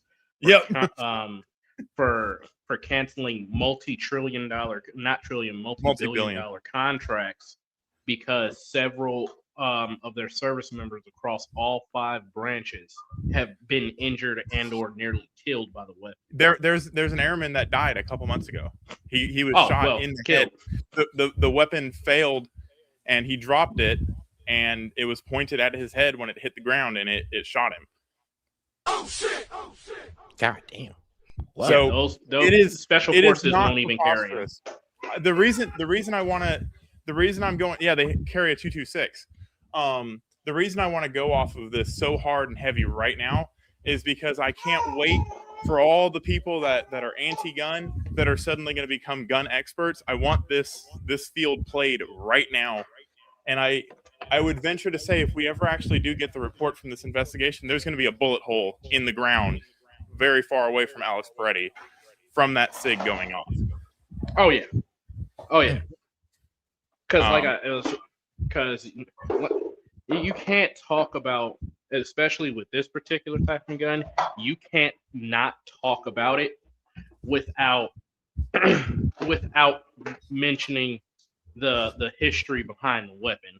And I don't really care about SIG knowing because I was in and I witnessed personally. I have a P320. Like I like SIG and I like the P320, but you have to recognize it is not a safe gun. It's gun. And they make some, and this is not, and I'm gonna go ahead and save set show a little bit. This is not a slide on SIG. SIG makes some fantastic and outstanding weapons. Oh yes, they do. This They one look great too. This one was just a total miss. If it's nice in your hand, it's easy to maneuver with, good to shoot, water resistant, dirt resistant. Just that safety, it is. Can't have that. Safe. Yeah, So there are a lot of ranges that have even banned that weapon, because it's not safe. Like you saw that in that video, you literally just squeeze the slide, and it'll go off. Now that was only that's like that is like what 2 ounces of pressure that he was applying to that trigger. Now you have to also factor in that most holsters to hold a weapon in like they securely, they exert at least 2 or 3 pounds of pressure. Yeah, that's when I was reading up on it. I was hearing about a whole bunch of times they fired it like when it was in the holster. I was like, oh hell no. Yes. Sir. Yeah. When you can't holster a weapon and it goes off just because like you're essentially handling it, not something that should be available to anybody. And that's what I was telling you on Twitter. It should absolutely get fixed. It needs to get fixed. I think it's a wonderful gun. Like the modularity of it, like there's a lot of cool things you can do with a P320. You can change it to any kind of gun. Like the fire control unit is the firearm, not the hand grip, because like a Glock, the entire hand grip is considered the firearm. So you have to get a 4473 every time you buy a hand grip. But with SIG, you can change the hand grip out for a new hand grip and just slide in the internals, and you can basically change your gun into an entirely different gun. And that's I really like it. I just wish it was not dangerous. All right, guys. Now I do want to hold on now, guys. I do want to go ahead and get to my man Monty's video, because let's go ahead and get into this a little bit deeper, since my man Monty went ahead and got a video for us. Check the first video. I sent you 2 videos. Check the first one. All right, gotcha. Let's see here. Oh, you mean the short? Yes, sir. Yes, sir. The short. That one's Washington gun law breaking it down for the legal experts out there. Gotcha. The wannabe legal experts. Yep. Yeah. So let's see here. Fingers off the trigger. So I decided to reposition the gun more on the front of the trigger guard. Okay, I'm going to shoot the first round. Let's see here. Hold up, set, pause it real quick. Yeah. So it's important to note when he hit the back of it, when he had the gun basically pointed up and down in a holster, where that trigger guard is, that's what the trigger guard rests on when it's in the holster. And that's why it goes off. So literally holstering the weapon causes it to discharge. Or unholstering it. Bruh. So I decided to reposition the gun more on the front of the trigger guard. Okay, I'm going to shoot the first round. So let's see here. So I decided to reposition the gun more on the front of the trigger guard. Jeez. Okay, I'm going to shoot. Well, I mean, I'm gonna be real with you, bro. These guys at SIG, man, they might go out of business after this. Nah, it's been known for about 1.5 years, 2 years. I was getting ready to say absolutely not. Jesus. Oh, they just don't care then. Nah, SIG has so set. They issued a recall that fixed. They quote unquote tried to fix it, but that's when you start getting into you can squeeze the slide. This video came out a while ago. This was way before this shooting. This all these videos that people are going to be sending you are not videos of like people trying to recreate it to subject the narrative. Of course, it already exists. It's already known. Yeah. Now, remind you that SIG is actually one of those few companies that I don't know what they were thinking on the P320, because it was such a phenomenal gun. It literally sold out at midnight. They had pre-orders in the millions. Not even joking. It is like pre-order. Everything other than the fact that it goes off when you don't want it to. It's a really, really good gun. It's very accurate. It's very quick. It does. It's like having a Glock size 1911 with easy modularity, so you can swap out barrels. The innards are easy to like upgrade. Part of where Glock got the idea for a switch was actually from SIG, because SIG has, and citizens can get this, where you can actually get out a swap your trigger for an auto trigger, a 3-round burst trigger. I mean, that's nice of them. That's where Glock got the idea from. Okay. Okay. Well, So, I mean, so the gun that we're talking about is what rolled it out. Good gun, just somebody was slacking on the freaking engineering. And they've denied it, and they've basically said, "Oh, the gun's safe. You can't ever. Don't believe your lying eyes." I don't know. My lying eyes see me with a bullet hole in my leg, so I think I'm gonna believe the hole that's inside of me rather than what you're saying. Yeah. And all right, guys. Now let's go ahead Pause, and that play didn't this sound video. right. That did not sound right at all. Too late. Too late. The gay accusations are coming. No Diddy. I hate you guys. All right, man. Let's get into the CNN video. Federal immigration officers fatally shot a man Saturday in Minneapolis. He was an ICU nurse who worked at a local Veteran Affairs hospital. Another controversial killing by U.S. immigration agents, and the second U.S. citizen killed this month. CNN analyzed cell phone footage from multiple angles. Taken together, they're gonna recreate they it. appear at odds with the Department of Homeland Security's initial claims about the lead-up to officers firing on Alex Preddy. Around 9 a.m. Central, video captures two people approaching a federal immigration officer in front of an unidentified vehicle. The sound of whistles is blaring in the background. It's not like Alex that's Preddy distracting or enters the anything. frame here. He's filming an officer interacting with protesters and waving a car through. 15 seconds later, Preddy yells, "Do not push them into the traffic!" In their statement, DHS said that an individual approached officers with, quote, a 9mm semi-automatic handgun. This video seems to show officers approaching Preddy instead of the other way around. We'll see later that Preddy does appear to have had a gun in his waistband, but this video shows he didn't have a gun in his hand, only a phone. So pause it. Video from this white car. So their story already has a hole in it because it says, according to DHS, she said that, oh, well, Preddy never approached him. Well, at the start of the video, he's walking towards them. What you do whenever you see somebody, and you got to put yourselves in their seat, you do what's called an initial assessment, or what we used to call at my command a dress down. You look and see if they got anything on them. And if they know that he has a 9mm semi-automatic pistol on his hip, yeah, that's going to draw some attention. Yeah.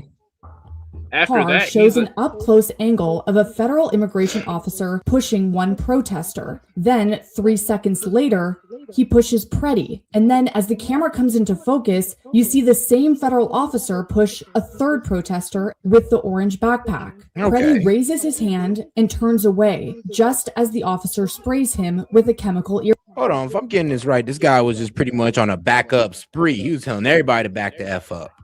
Same federal officer pushed a third protester with the orange backpack. Preddy raises his hand and turns away, just as the officer sprays him with a chemical irritant. You see Preddy and the other protester trying to help the person with the orange backpack. You can see here an officer pulling Preddy off of this person. 3 more officers join, and then 2 more. Preddy is on the ground under them. One officer in a tan beanie can be seen repeatedly striking Preddy's head with a metal can. I told you, bro. Nah, I thought he was pistol whipping him at first, but then he was like, nah, that's the can. And then we look closer. He's like, damn, he's really hitting him with that can. hey, so Set, tell me why I think CNN just scalped our freaking video. Like, bruh. I think we just got scalped because I called it. I was like, yo, that's not because remember CNN at first was saying, oh, they just pistol whipping him, and then I looked closer. I was like, no, that's the can. He's beating his ass with the can. Yeah, actually, we seen the pass off of the cans to that officer that he just started using. He said, fuck. That's not how you use pepper spray, my guy. I like, you can't hit the people with the guys. Look, we're not supporting people getting like hit with pepper spray. Okay, well, spray with pepper spray, okay, but hit with the can is a bit barbaric, but it gets the job done. But no, he's pistol whipping him. I think that was Sid that said that. Oh, yeah, that was Sid. Him. No, he's not. You fucking no one had a gun out until Alex Preddy's gun came out. No, it was even a couple news organizations that said that he was pistol whipping. Yeah, but Sid repeats everything the news says. And that's why I said I think that we just got scalped. We got scalped. They watched the video and they're like, wait a second, hold on. Let's look at it closer. We don't want to get sued. You can see an officer in a gray jacket walk into the frame. There isn't a gun in his hand. Seconds later, officers shout. The officer removes a gun from Preddy's belt. The officer steps away from the scene carrying a firearm, seen here in his right hand. Then, gunfire.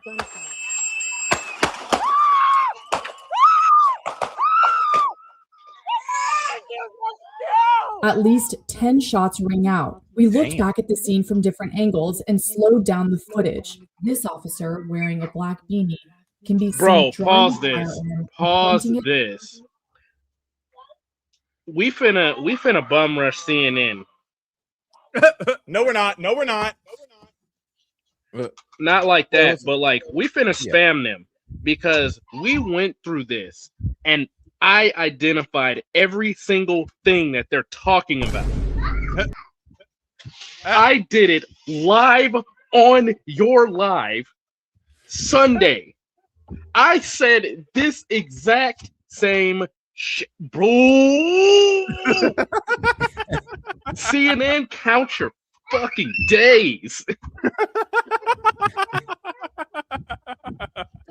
Hey man, tell me I'm wrong. Tell me I'm wrong. Hold on, let's see how they land the plane on this one. You never know, bro. If they say the same, if they arrive at the, do you remember what my conclusion was? What was it?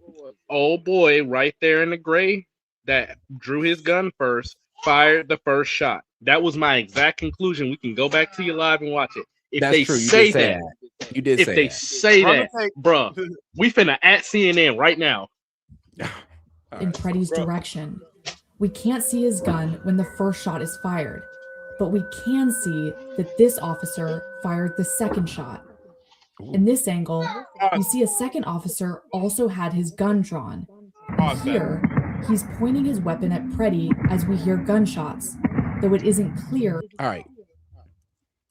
He's pointing his weapon. The first shot, the reason you can't see the first shot is because it came from the P320.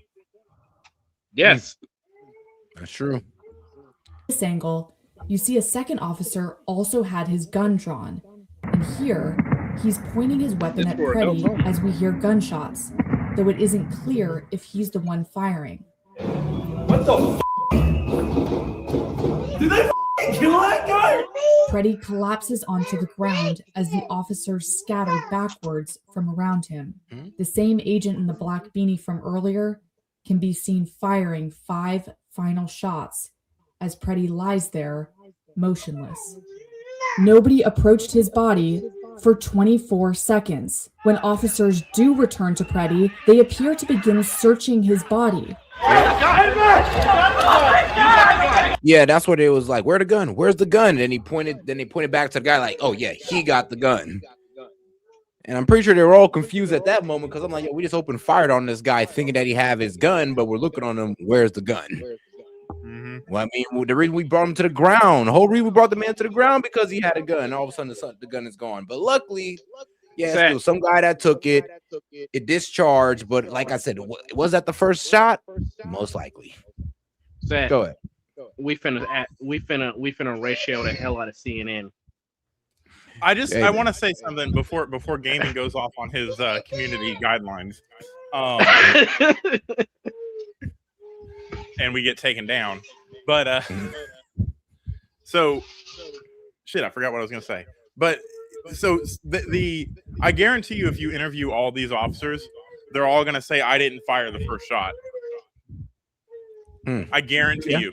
They're gonna say I fired because I heard somebody else firing and I saw the suspect reaching for something. That's good.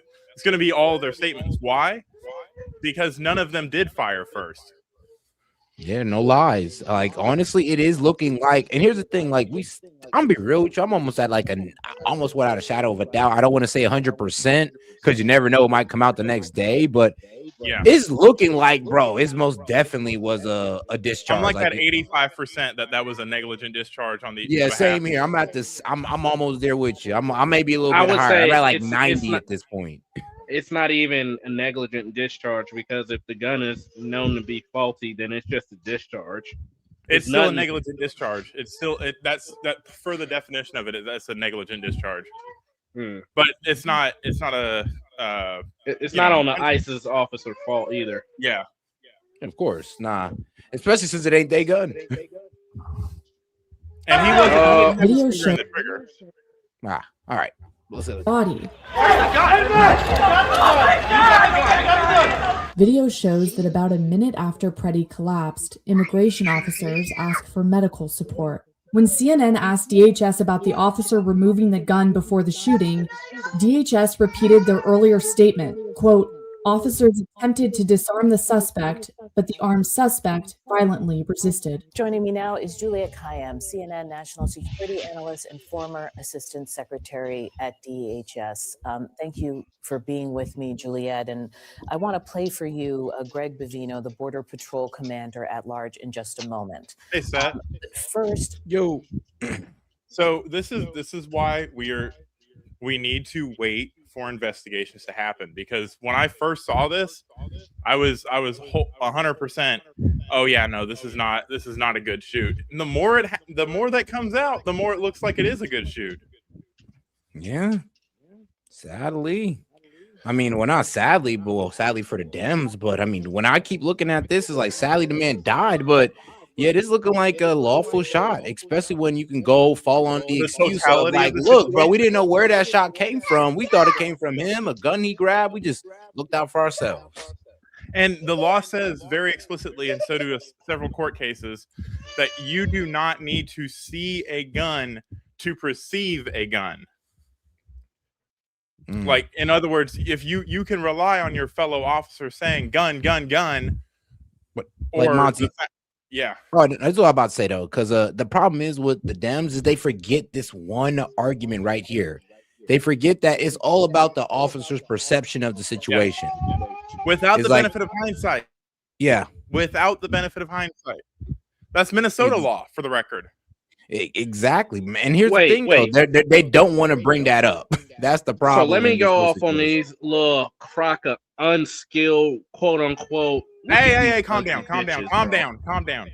I ain't scared of CNN, you fat. Just say bad words. Just say bad words. Don't say bad words. No. Well, I'm sick of CNN over here literally plagiarizing work like they weren't scrolling Twitter like the fat, ugly trolls they were, trying to sit up and say, we had investigators do some forensic. No, the hell they didn't. They went on Twitter. They went on Rumble. They seen live where we were talking about it. They was like, let's see where these guys were. And then they scalped the work. You guys are so left-leaning. I'm surprised you haven't tasted your own ass crack. God damn. It's just sit a up CNN here and that has his head off to the left of his ass. Nah, we're gonna sit up here and then talk about it as if you have all the facts, Sid is a bro. CNN correspondent. He just stole it from us. But all right, though. I do want to stick on this topic here of ICE. Now let's get over here to our guy at ICE, Liberal. How's your how's the snowstorm doing? You doing all right? Yeah, I'm doing all right. You know, I still got power, but 14 inches of snow. That's really the main thing. I heard you said you were pulling people out of the snow. What do you got, a truck? Don't let me find out you got a truck. Nah, bro, I wasn't pulling nobody out the snow. I was digging people out of the snow. Seth ain't no. Wait. You know, Seth ain't got no truck. He a city boy. He lived next to the projects, bro. He got that. He got the. Hold on, no, whoa. Nah, he got a Chrysler projects. I don't live. Nah, he got a Chrysler 300, I live in bro. the white neighborhood now. Nah, he got a Chrysler 300. No, he got it's a Nissan Altima. Chrysler 300. 2 months behind on bills. He probably got a traffic warrant.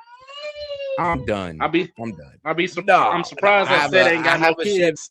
I have one of the police Chevy Impalas. Oh my God, man! Brittany, my wife was the closest. She said you had a Crown Vic. I can't see him in a Crown Vic. I can see him in a bubble Chevy though. A bubble Chevy. You're in a fishbowl. No, you. I do got the fishbowl though. I do got the When fish. you make it, when you Why? really make it, you need to get a Dodge Ram TRX. No, because when I roll around my neighborhood, I need the police to know that it's me. I'm a good citizen of my community. What you mean? Don't shoot. Hands up. What do you mean? You're an informant. An informant? Oh, damn. What? Come on now. Come on. That's almost disrespectful to say that. Bro's an informant for the hood. Bro, nah, S.E.T's just a Fed. This is a psyop. On me. I'll go for neighborhood watch. I'll go for that.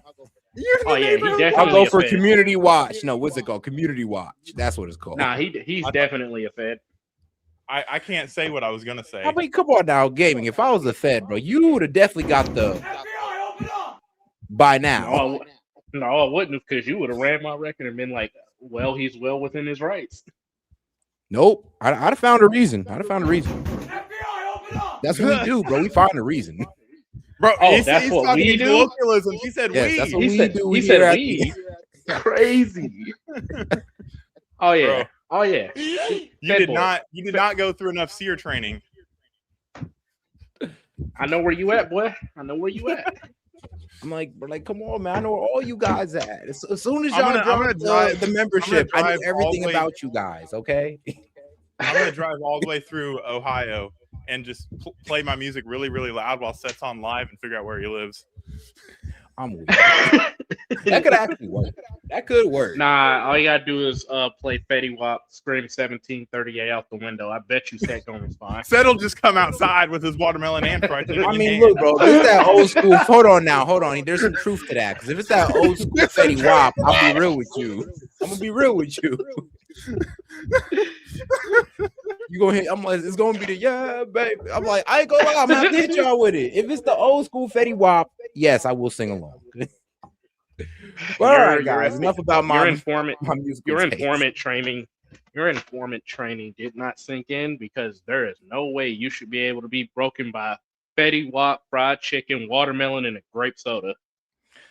Well, I'm gonna be real with you. It's like, look, bro, you don't understand the job. The job is not like, bro, who you think I'm informing on? You guys help you make my job easier, and that's why when the FBI open up, you'll understand what I'm saying. Bro, you really think I'm gonna just be idle? No. It's too late. It's too late, my friend. You already know where you're at. It's too late for you. You want me to leak your IP address now or later? Shoot, man. Bro, you don't got the feds behind you. What you mean? I change IP addresses here. You got your one IP. Sir, remember, I'm Fed Boy S.E.T. You are the guy I'm actually getting information on. Remember the relationship here. Now, guys, I'm joking, by the way, but just in case you guys actually think I'm an informant.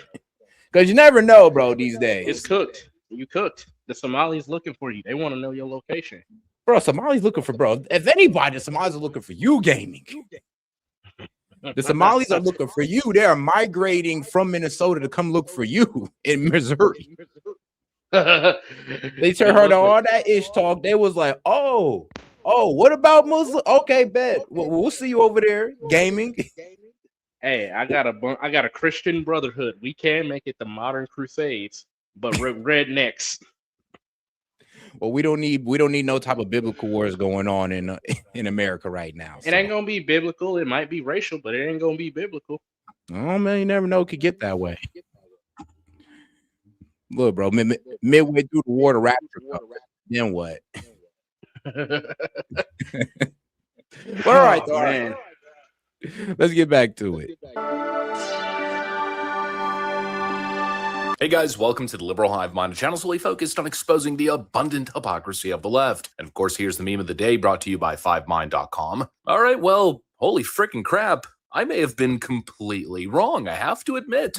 I may have been a bit quick to dismiss the accidental discharge theory. I released a video almost immediately as that theory picked up, I think 2 days ago, and I presented it as interesting, but I was seriously doubting it. But now, after careful consideration, I'm not saying it happened, but I'm saying... I'm weak. This meme is funny. Like, with 20,000 agents conducting operations out of 400 offices across all 50 states, why is the only state with people getting shot by ICE, a sanctuary state, with a blue governor calling them Gestapo and calling for resistance by residents. Like, yeah, why is that, guys? Because that is a Why bit are you off-putting to me. questioning? I'm confused.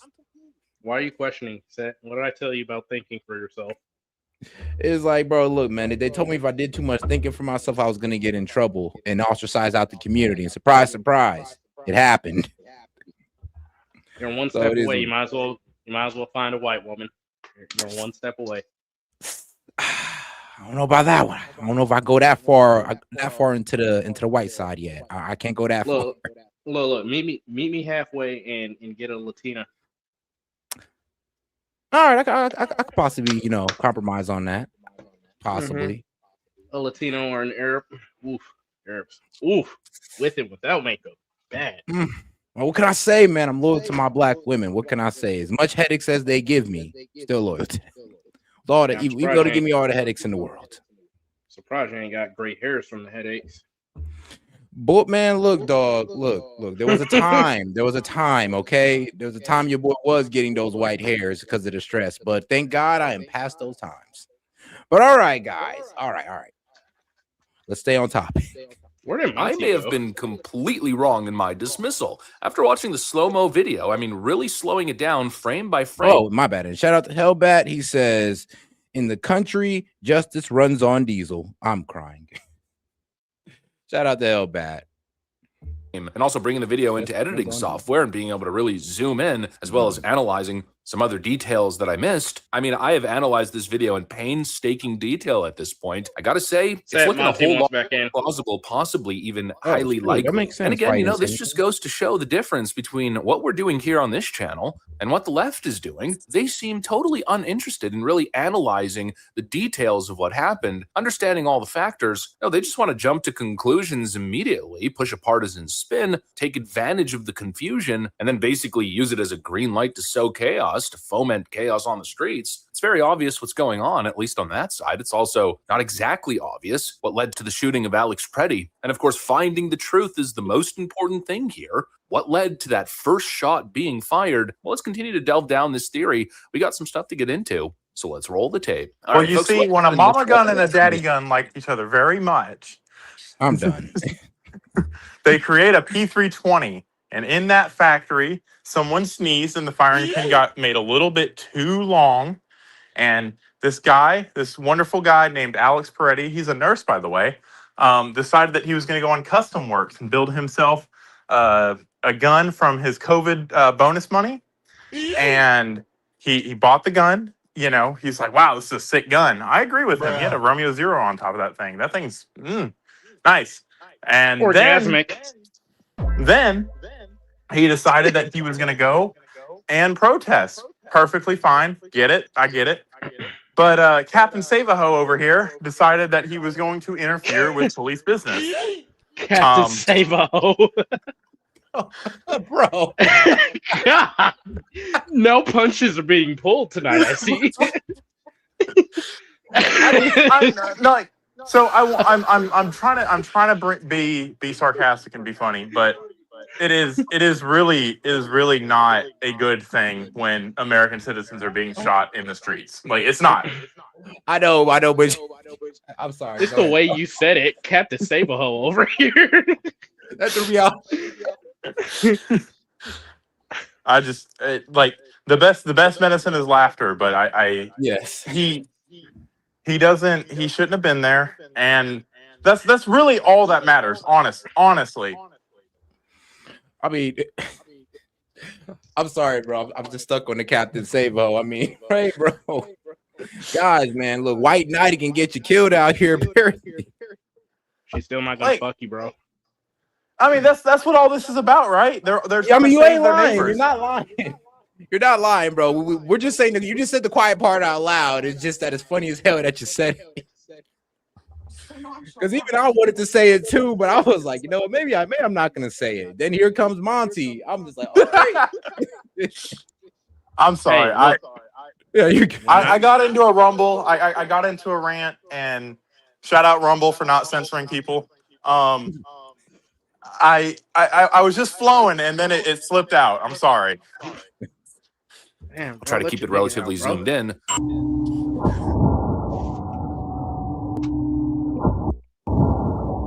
slide is back. Now, when it just runs like that, you can't exactly see every element. So let's now freeze the frame or focus on a couple particular frames and go over every single element. Firstly, I think what's probably most obvious is it does appear, if you really zoom in, like the slide of the gun potentially cocked back as he was whipping the gun around, or possibly if we freeze here, actually, from this shot, I can't tell if it's the low quality nature of the video, if it's kind of like a little bit of a visual artifact or poorly projected pixels, or if it appears almost as if the gun is cocked back and you could see a little bit of the barrel. If we take this shot over here and compare it to the DOJ release of the confiscated pistol, well, it does seem to line up as if the slide is pulled back and the internal barrel component of the gun is what's visible. And as he whips the gun around, as it reaches kind of like the whip apex, it's almost as if the slide pushed forward. That's visual cue number one. That's the first element of evidence. Now, the second element, it's extremely quick, and I think it's only captured on one frame, and this is why I missed it initially. It does almost seem as if there's a small puff of smoke at the moment the gun is whipped back. Now, you'll notice it's really subtle. Hey, Again, it's hard to tell if it's some sort of, low quality. All right, pause it. Look at that dot up underneath the gun. Oh, the dot up underneath the gun right here? Yeah. Looks like a shell casing. Oh, shit. Oh, damn. Oh. Okay. I thought I was tripping. I thought I was tripping, and I tried to wipe my screen. I'm like, no, that's a part of that I did video. too. When you said it, I tried to wipe my screen. That is absolute, bro. Okay, now we're Now at CNN 95%. comes tomorrow. If CNN comes on tomorrow and circles that shell casing, gaming, you have a case. CNN, Fox, MSNBC, CNN, whoever, run me mine. It's the original Backyard Gaming. I'm Toby G. Jermaine C. on Twitter. Bruh. This is why I'm shadow banned, because we be seeing too much, guys. We're seeing too much. This is why. I just pay attention, bro. I want to point something out. Too. Notice how that gun is rendered safe in the picture to the left of it. How many times have you seen guns that are confiscated and there's a picture of it where they're rendered safe? It's not. It's good practice, but if you just had a gun that went off, like, come on, let's do a little bit of reasoning here, and they know the gun went off, they're going to do exactly what they did in that picture. But that, come on, let's. Can you zoom in? Can you enhance? Let's see here. Which one? On which one? The left picture with the shell casing. Because I think, as a matter of fact, yeah, that's a bullet. That's a shell casing. That's a shell casing. All right. Oh, yeah. Yours truly. Gaming. You're not suicidal, are you? Nope. Okay. I love my family, and I would never do anything to hurt them. All right, fantastic. All right, though. Quality video fragmentation, but between these two frames on the video here, as the gun just barely crosses past his leg, it feels like it jumps up maybe an inch or two, and that appears to be some sort of gray matter coming out of the barrel. Maybe I could bring this into Photoshop really quick and kind of play with the colors and the contrast and make it a little bit clearer. When I boost the contrast, it is instantly visible. That does appear as if it's smoke coming out of the barrel. I'm not going to claim 100% that that's exactly what it is, but it certainly does look like it. And that's not the only factor, by the way. The next thing we have to look at is actually this item on the ground. It appears to be possibly a baseball cap, maybe some sort of black piece of cloth. It could actually be Alex Preddy's hat, if I'm not mistaken. Well, you'll notice right as that smoke goes off, the hat kind of pops up in the air. Some people are suggesting that it's the officer's foot that makes contact with the hat and causes it to do that. But if you look at the frame, I don't know if that's the case. I don't know if he steps on it. And it's hard to tell whether him kind of barely grazing it with his... Hold on, huh? You heard me say it. Because that's... I forgot what effect that's called. But whenever a bullet hits something, on the second... Washout. The washout. Yeah. It's when it throws the object back outside of its initial state. Because the kinetic energy is moving the air around it. Yeah. And that shell casing that I identified lines up exactly with that. All right, guys. I think I'm gonna be honest with you, Set. I think if you should send this video in to the news, because I have not heard that. Like not once. That is gaming is the first person that I've seen that's pointed that out. I mean, think about it. We got an advantage that the news don't. Like, as they're trying to sell a story, Unbiased? we're actually trying to look at what's going on. And then after they're done trying to sell their position, then they finally look into stuff. As you see, they could have did this yesterday. Like I said, send it in. Like I'll gladly speak to him. Like, yeah, that looks like a shell casing to me. Right, it's definitely not a bumblebee flying around in the middle of winter. I mean, Lord knows that's not it. Yeah, you're right. Yeah, we'll see. We'll see. Or I guess compressing and pushing off with his foot, if that would make the cloth from the top of the hat pop up in the air like that. Question is that the impact from possibly a bullet being shot at it, on it, or in its near direction, near vicinity? I don't know, guys. Initially when I was looking at this video, I was looking for impact with the concrete, maybe some dust being created. Although, there probably wouldn't be so much dust from a 9mm making impact with the concrete, especially frozen concrete, which I assume is a whole lot harder. But I guess all this to say, this is a plausible theory. And now the question is, were the officers who were involved in this encounter, in this situation, were they aware? Was the crime scene preserved? Where's that hat? Is there a bullet hole in that hat? Did it make contact directly with the hat? Is there bullet damage to the concrete at that specific area? The officer in question who has Alex Pretty's gun in his hand, what does he have to say? And of course, these are important questions to ask before coming to a conclusion. This is why investigating is so important. It's why you cannot jump to political conclusions, make all kinds of wild claims as if this guy was executed for political reasons just because, or he was unarmed and they knew it and they just shot him in the back for no reason. If you're jumping to that kind of conclusion instantaneously, you're obviously dishonest. Your opinions, frankly, I think should be immediately dismissed. What you're attempting to do is use a confusing situation to propagandize people. And really notice how the left doesn't want to engage in any of the actual debate. It's always the same thing with these people, right? The Kilmar Abrego Garcia case. I mean, every single case that has happened this year, all these high profile cases. I mean, bro, they don't even give an opportunity for a middle ground. It's like, oh no, this is a straight up American citizen Maryland man. When they got proven wrong, I mean, bro, they were pulling teeth to admit it. And then, bro, they still don't admit it, bro. It's a straight up murder. No argument for self-defense. I mean, but how are y'all getting this? The courts haven't even decided. There hasn't been really a proper investigation done all the way through. So how are y'all coming to this? It's not even that they have taken that back. It's not even crickets. There are still people that come up here every once in a while, like that guy did a few weeks ago. Oh, yeah, Kilmar Abrego Garcia is an American citizen, a man from Maryland. No, he's not. He's a green card holder that got convicted of domestic violence. Yeah, and smuggling. And human trafficking. Dude literally beat his wife and smuggled children. Well, hey, and apparently this guy, actually, he seems to be doing really well in court. And I don't know what it is with Kilmar Garcia. All I know is that they're trying to, I don't know, I think they're giving him a deportation deal. Like, because he's been asked to leave before. So, let's be real. He's not going to stay here.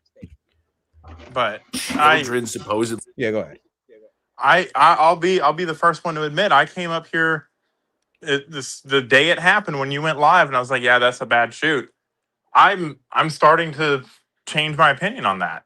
Like, given the totality of the situation, Now, before we come to that, I just want to ask y'all real quick.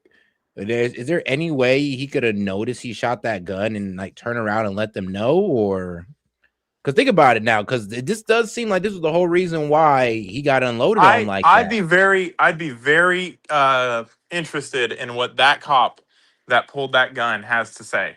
Yeah. And I guarantee you the entire Department of Justice and the FBI are asking the same questions.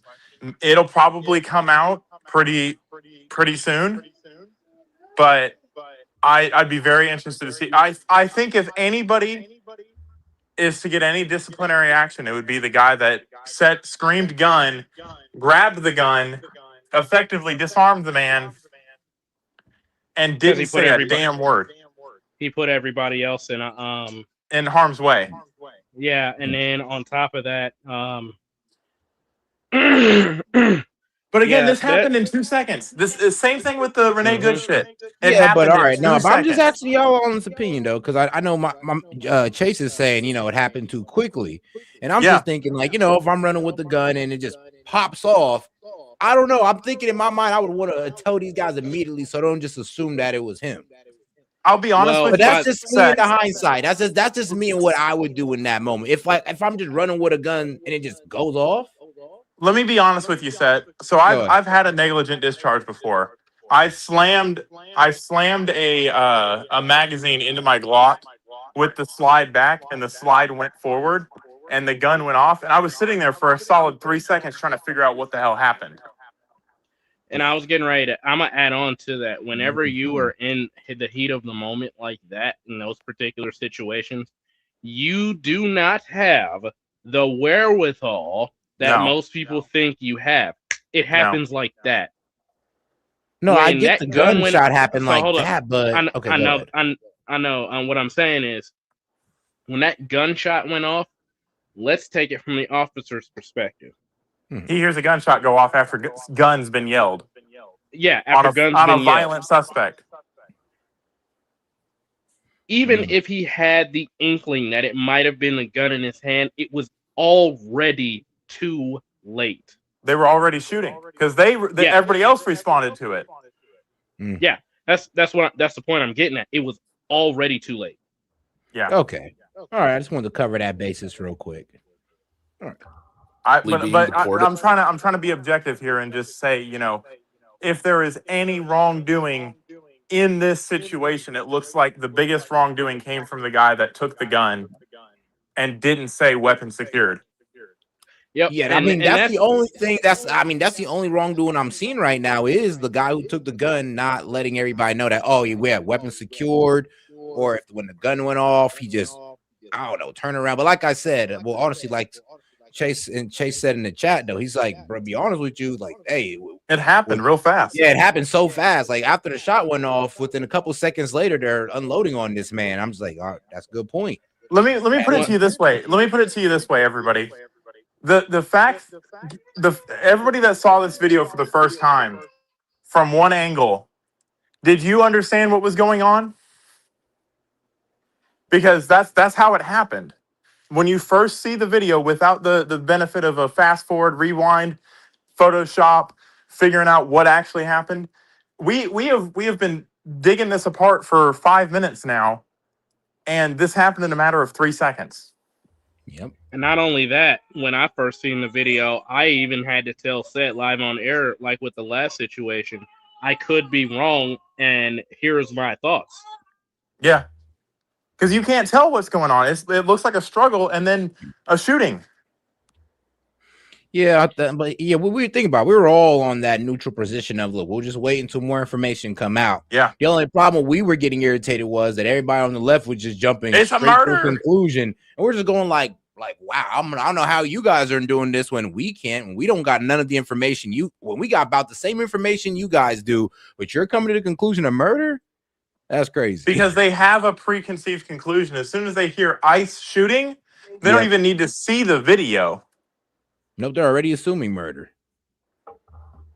But all right. They never actually debate. They just make these big claims and push these big outrage campaigns all over social media. And here we are pointing out a million different things, getting documents, getting evidence, but they don't engage with any of it. They don't address any of it. And that's exactly what we're seeing here. Notice how S.E.T is not up here? Leftist even address the misfire issue, which is very real, by the way. It's well documented that this particular gun has major issues when it comes to misfiring, accidental discharges. I actually have a video here from YWO Gun Project. And, well, I think it speaks for itself. I'll have to edit a couple parts because he keeps coughing and sniffing. Shit. Well, you know. It's that video. Yeah, same video. Ironic. But, yeah, because this video was actually gaining a lot of traction online. That guy made that video not thinking a damn thing about it. And now it's going to go viral because people like you, people like me, people like this guy are just going to keep posting it. Because it's the most relevant piece of evidence right now in, trying to frame a frame of mind. I want you to walk through this with me, right, S.E.T? Okay. I'm your partner. I yell gun. You hear a gun go off. You have pulled your gun because you saw what looks like a gun. Are you shooting or are you not shooting? Right now, decision. You're dead. It's already been too late. You've been shot. I mean, if you're talking, huh? I'm just. I know, but you're putting me in the situation of that, and you're like, well, like, bro, how would you have reacted? I'm like, yeah, I'd probably start shooting. As soon as I heard the word gun, right after a shot pops off, is either I'm pulling my gun out and I'm immediately looking down to see if it's coming from him, and then I'm looking around. Yeah. But I ain't gonna lie, I probably wouldn't have just been so quick to fire my gun without really seeing, like, whoa, what is he doing? How does he have the gun? Yeah. And here's the problem. Here's the problem with that. That's why I gave you a couple seconds and I said, boom, you're done. You're dead. You've been shot. Yeah, how though? Because I've been in that situation. Yes, sir. No. That's a real training I mean, think about it then, because we're talking about a guy on the ground. You're talking about, oh well, his gun's been taken off. Yeah, I'm gonna be honest. I'm gonna be pretty I'm not gonna be so quick to just put shots in. I'll be quick to hold the gun to him and say, "Don't move," but I'm not gonna be quick to just start putting shots in them. Well, when you hear remember, we're talking about a man that was crouching down, being held down by 4 officers, and I'm just gonna just start. I don't know. That's just not me. I would. The gun would be to his head, sure, but not fine. That is a real training scenario, though. That how much time I gave you and all that fun stuff. That's a real training scenario. You have half a second to make a decision: shoot or don't shoot. Yeah, and here's the thing. That's how they're trained. That is how they're trained. Decision. My gun would have been out, but I don't think I'm pretty sure I don't think I'd have shot. Even if you heard a gunshot. Let me give you if I heard the gunshot, and think about it, my whole reason I'm pulling out my guns is because I heard the gunshot. Now I'm looking around. And the main person I'm looking at is the guy who's supposed to be having the gun. So my gun's gonna be pointing towards him, looking at him, waiting for any type of sudden movements to show that he has a gun. And it doesn't look like that happened. What about him reaching back? Oh, he got shot. Yeah, he got shot. If he was reaching back, reaching towards his waist in any way, shape, or form, then it'd have been done. Yeah. And that's what happened in a matter of 2 seconds. In a matter of 2 seconds, all of those things happened. Oh, then he got shot. I can't even explain it as fast as it happened. Yeah. No, I get what you're saying. You're right. It did happen pretty fast. I'll give you that one.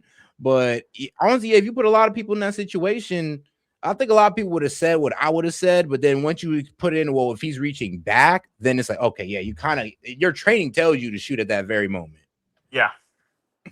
Hindsight's always 20/20, but I'm just trying to put you as close to the real thing as I can without actually holding a gun to your head, because that would be bad.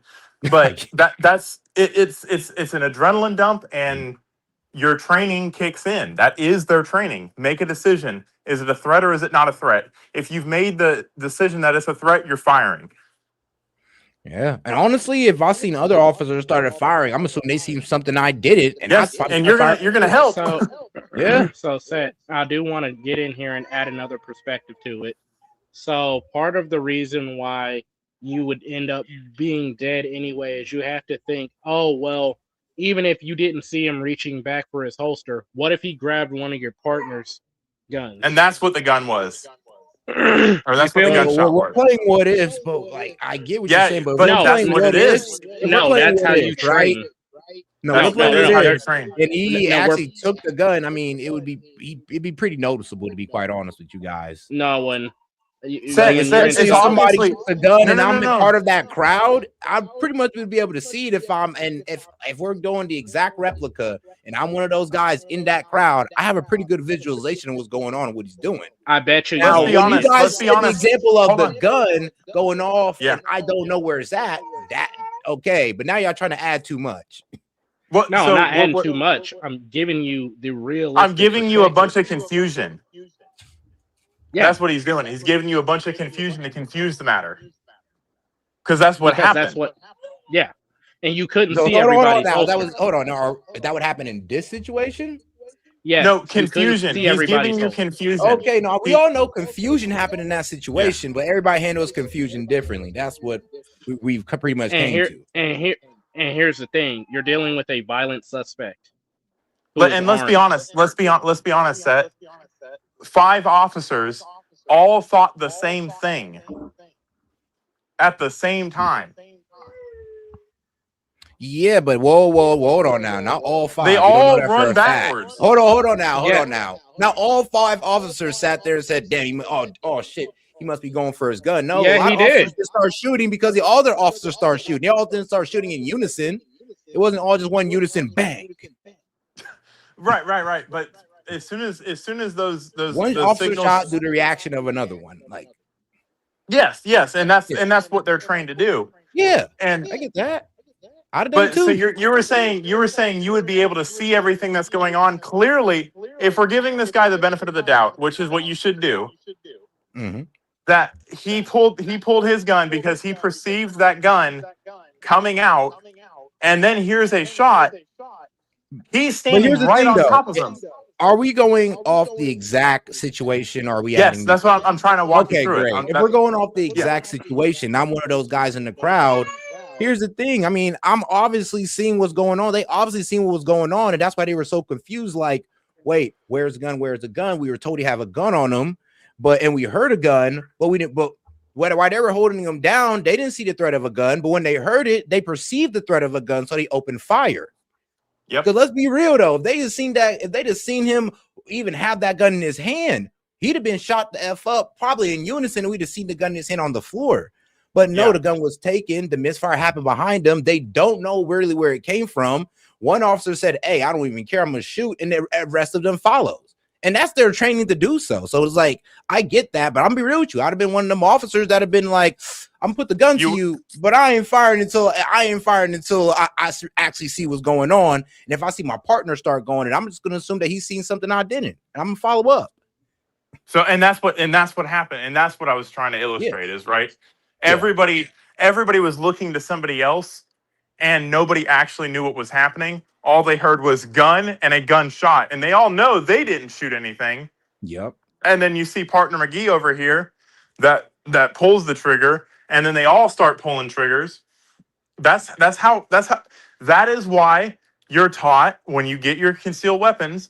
1, you have identification on you, and 2, you have your CCW, and 3, you do not commit crimes with your guns, because when you commit a crime while armed, your chance of dying goes up significantly because of miscommunications and confusion like this.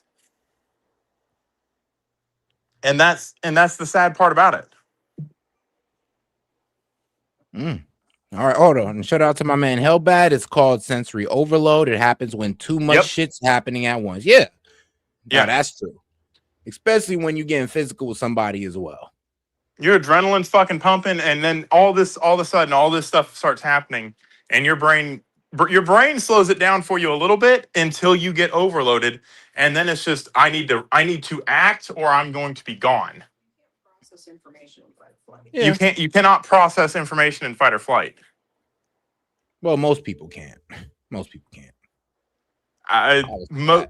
Most people on Earth can't. Even highly trained people can't. In fight or flight? Yeah, most people can't. In Yeah, fact, if you're actually in fight or that's what I'm flight, saying. I don't know. I've heard some crazy things on people operating like pretty tactically off fight or flight, but that's not that's like rarely anybody can do that.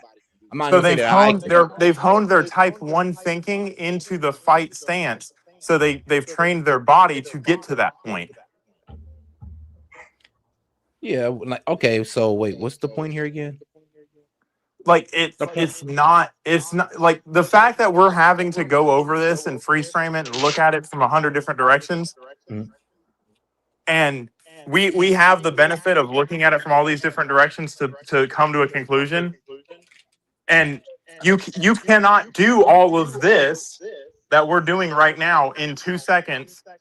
In a moment, yeah. In the moment, yes. Oh, okay, I get it. And then your decision is, do I want to die or do I want to run? Do I want to fight or do I want to flee?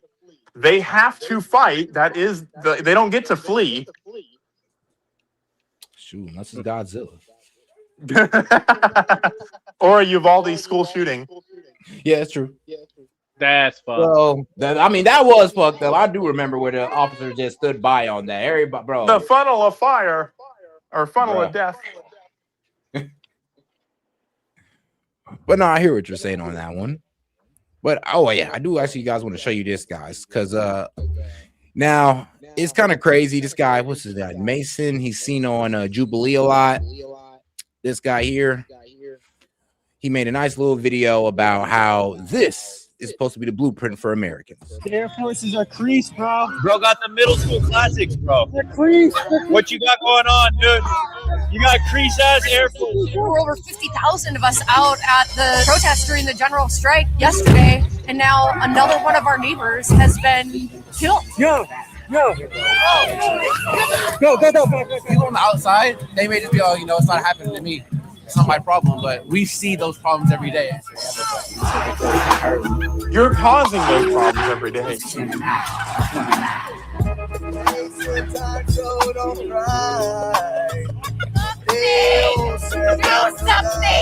I don't want to hear one more soundbite on CNN. I don't want to hear one more clip on Fox News. Actually, do something. You proud? Are you? Oh, you said fat. I can't hear you, fat. We're getting gas right now. They're doing flashbangs on people. You could just leave. Walmart, Medical Kitchen, restaurants, and coffee available. Thank you. Thank you. So they volunteered to open this up. They are the violent ones. They are the ones with the guns. They are the ones fucking gunning down and gassing us. There's a fan right there giving out hand warmers. It is below zero temperature. The rest of the country needs to see this and understand that community is the only solution to the terror that is being brought to them by ICE. And people will continue to come out if ICE. I mean, if you hold on, what's so funny? Hold on, guy. I gotta say this though, because if you did all this community organizing to help ICE out, bro, ICE would have been gone within the first month of them being there. Oh my God! If y'all did this much community organization on actually fixing y'all community, bro, Minneapolis would be the utopia of the USA. Okay, first off, I wanna say something differently, but tear gas only has a very short effective range. Like if you just actually left the situation, you wouldn't be getting gassed.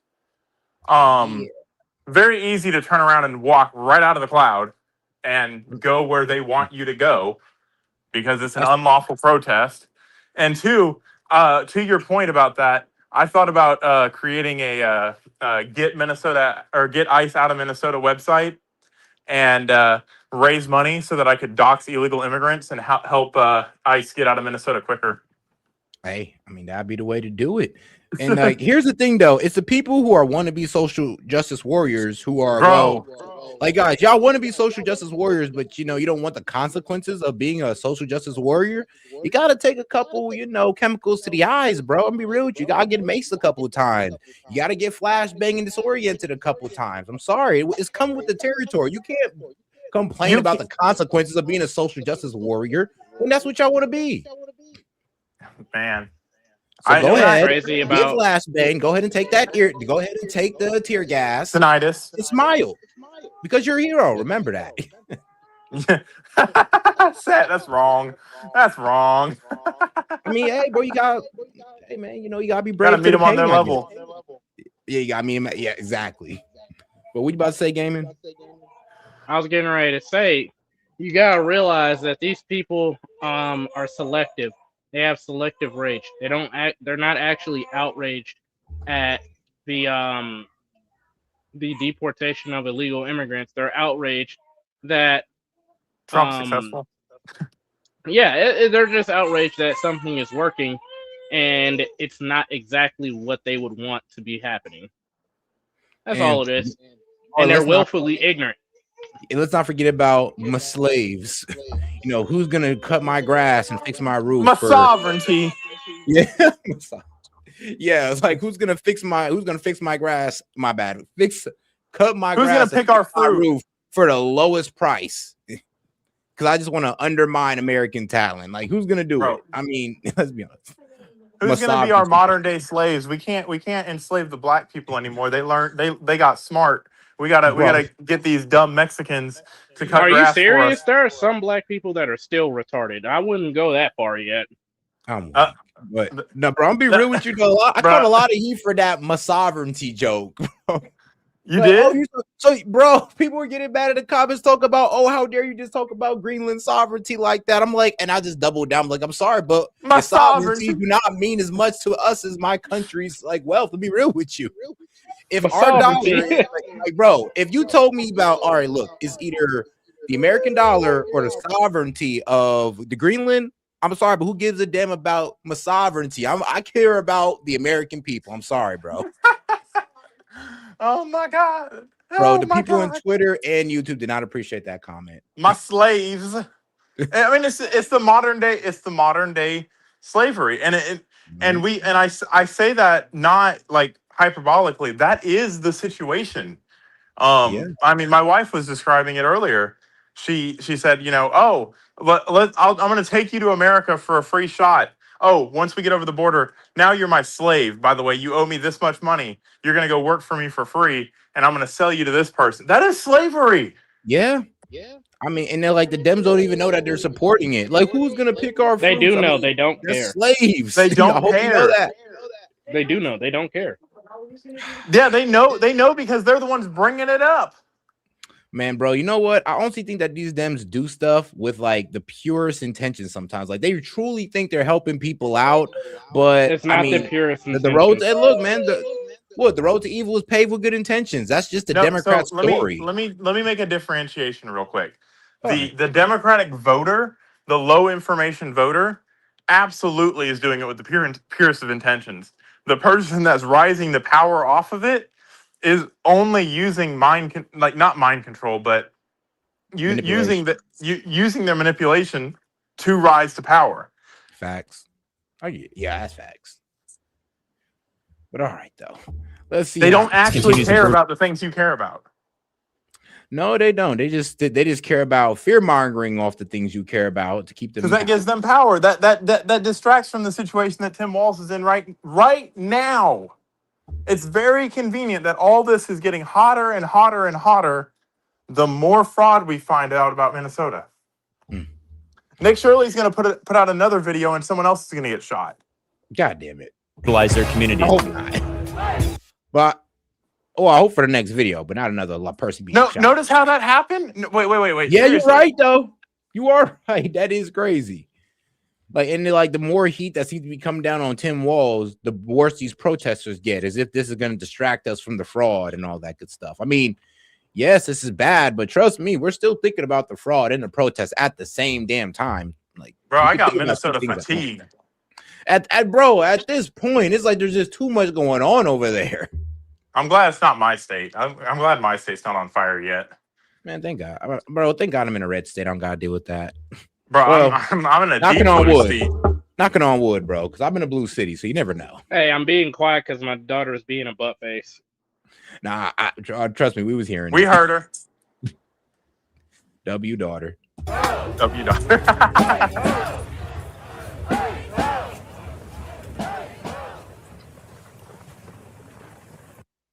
And all right, now let's get over to our guy Myron Gaines. So pretty much this man Myron Gaines used to work for DHS. Apparently he used to do ICE. He also used to work with ICE as well. So let's see what you got to say about this. We got to go off facts and not feelings, chat. All right. So I need you guys to not be bitches. The number one thing you guys got to understand is that when it comes to use of force, from a law enforcement perspective, they're always going to be judged on, was it reasonable? It's not about how you feel, what you think. It is, wasn't it reasonable based on the facts and circumstances known to the person at the time they conducted the self-defense maneuver, or in this case, it'd be the shooting, right? That's what it comes down to. So number one, we got to understand 2020 hindsight, all these camera angles, none of that fucking matters at all, to be honest with you. None of that matters. What matters is what was known to the officers that shot at the time that they shot. Okay? All that matters. That's what matters. I want to be explicitly clear about this. Because a lot of you motherfuckers, especially progressives, you guys like to fucking Monday morning quarterback. Well, Myron, I think this, I feel this, I saw the video like this, I saw that, I saw this. None of that fucking matters. And I'm yelling it so you guys understand, because I know I'm going to get a bunch of fucking retards that are going to be in their feelings. Number one, you guys got to understand from the officer's perspective. They're operating and doing a enforcement operation in a hostile location, Minneapolis. So they're already on guard. People are agitating them. People are bringing bells. People are taking pictures of their license plates. People are following them around. It's already a heightened area, or like a heightened security area. Now, this woman, we don't know what the fuck happened before, but an ICE guy shoves her, right, as we see right here. So this guy is dealing with these people. They're probably impeding them or stopping them from doing something. Okay. Boom, you push the lady, get the fuck out of here. And then this one comes near him, pushes her back too. And then this guy puts his hand on the fucking idiot, bro. Why would you do that? Mind your business. You're armed. And you're touching a fucking ICE agent in Minneapolis where these niggas are on high alert, bro. Like, come on, man. Save a hoe. Sense. I mean, bro, I'm sorry, but I got to lead into that point, Monty. Like, how much times have being a Captain Save a Hoe killed the dude? A lot. How many dudes have walked up trying to be Captain Save a Hoe to some crying girl and boyfriend comes through and air your shit out? How many times that happened? Because trust me, it happens a lot. Be like, leave her alone. And now you dead. Now, like, for no reason. And guess what? She's sleeping with the guy the next day. You died for no reason. Congratulations. So, I'm sorry, guys, but being the Captain Save a Hoe never really works out. It never really does. I saw something the other day. I saw something today, actually. It was Alex Peretti reading off a script about someone it looked like a service member that had died because he works at the VA, and they were doing a hero walk for him, and they're trying to frame Peretti as this like noble hero and all this fun stuff. And someone commented underneath of it, it's like, you guys are bringing this guy up on this pedestal for doing something stupid, and you never would have paid attention to him or given him a second thought. And she's talking about like the attention that women are giving him. Yeah. I mean, bro, yes. Trying to call, he's such a handsome hero, bro. The dude has the craziest bald spot and hairline in history. Now he's just this pretty boy that y'all all love because he died by ICE. Yeah. Man, get y'all asses out of here, bro. I ain't hearing that. Hey, maybe he can cash in on his afterlife. Hey, man, never know. Never know. That is crazy, though. Pepper sprayed. And you're touching a fucking ICE agent in Minneapolis where these niggas are on high alert, bro. Like, come on, man. Common sense. I used to hate this guy. I love him now. And then you're resisting? I know they're telling him get on the ground and he's not listening. And you got a gun on your hip.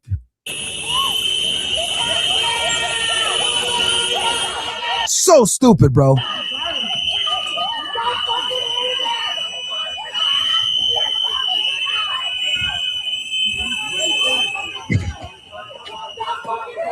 I can hear, like, you can hear gun. He gets it out there. You can see it right here in his hand. Goes off because it's a fucking shitty ass 6 hour. Hits the ground. And then they don't know that the gun went off behind them. They think it was him. And they shoot. This is unfortunate. It's like a very unfortunate situation. But the reality is it's a clean shoot. And guys, this is a lesson to be learned. Guys, don't resist the police while you're fucking armed. Okay?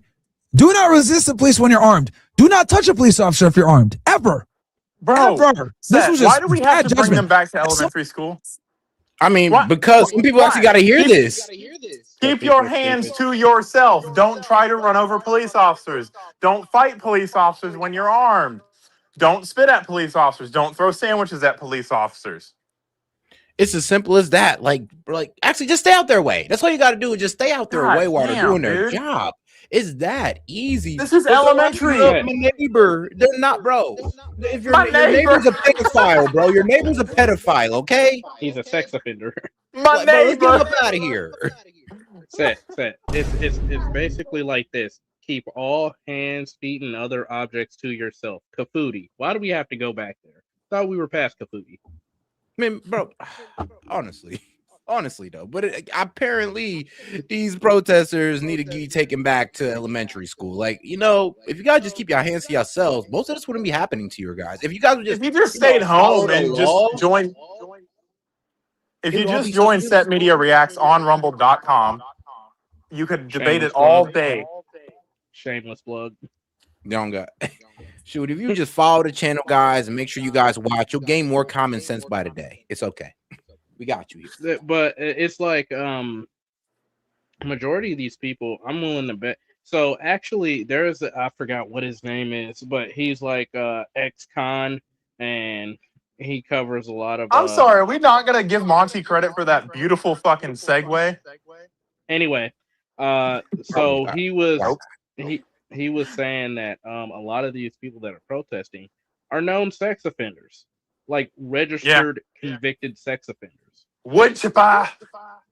Which wouldn't make sense on why they're trying so hard to keep these people in there, because that's their people. Feather flock together. Oof. Oof. You feel that ick in your bones? Yeah, it's like, you imagine, bro. But I don't know, man. I couldn't imagine being a protester and knowing I could be possibly stopping a pedophile from being arrested or a sex offender. It's like, I don't know. I just couldn't sit right with me. Like, even if it's an off chance, I'm like, I don't know, bro. I don't even want to do it for the maybe chance. But y'all are just out here doing it willy-nilly. And here's the thing: you are protecting these sex offenders. There was a video a few months ago of this guy getting arrested, and this guy was heckling the ICE agents, and he's like, he's just trying to go to work, blah blah blah. And someone walks up. He's actually a known rapist, and this is a sting operation. He's like, oh, ew, boo you. I mean, I would hope you switch the attitude up. Can you imagine if you try to justify it? Oh, wait, y'all did try to justify it before. Remember minor attractive person? Oh, that's still a thing. That's still a thing. They're trying to get it pushed through. I know, but now it just makes matter so much sense. Matter of fact, in California, they've already lowered it's HB 16 something. But it's basically they lowered the age of consent for and decriminalized or lowered the criminalization penalty for statutory rape. Yeah, for soliciting a minor for prostitution. Whoa! Oh. Yeah, that's an actual bill. It's in the bill. You think I'm lying? Fact check me. I just threw up in my mouth. You think I'm lying? Fact check me right now, live. Please go find the website because it needs to be brought to light. I bet you. Fucking 2 6-packs of beers, bro. That's a thing. I looked it up for myself. I'm not gonna bet you anything because I believe you. Shoot, bro. I remember when I found out that they were actually giving transgender surgeries to California prisoners on taxpayer dollars. They're doing that in Washington. Jesus. My wife has met the people that are in the jail that have had that. Men that are in the women's prison that go to the hospital. It's a thing. Rape. Okay, so it's Penal Code 261. Serious penalty results in 6 to 8 years in prison under strike. See here, recent laws reclassified. Oh shit. Okay, here it is. Recent laws. SB 268 2024 has reclassified many sexual offenses, including rape of an intoxicated person, as violent to prevent early release or charge reductions. Hold on, that's a good thing. That's a good thing. Hold on, reclassify of violent crimes. So classify the rape of California. No, this is California rape charge downgrades or downplay sentencing options. Here it is. Statutory rape. There is no Roman law in California, meaning underage consensual sex is still prosecuted. Okay, well, let me see here. I'm gonna find it for you and send it to you. Read it out when I do. Yeah, because I know I heard that before, but it's a bill that's been proposed. I have heard it before. I don't think it's become law though. Proposition. Oh, okay. Let me see here. I think I might have. Let's see. California Proposition 47 reduced penalties for some crime initiative. Let me see here. Initiatives. Let's see. Yeah, you support declassifying certain crimes as misdemeanors instead of felonies. unless the defendant has prior convictions of murder, rape, and certain sexual offenses on certain gun crimes, allowing resentencing for those currently serving prison sentence. Okay. And All what are the right, crimes man. involved in that? Yeah, I'm not really seeing anything on it right now. This was back 2014. But all right, though, back to our guy Myron. This is a lesson to be learned, guys. Don't resist the police while you're fucking armed.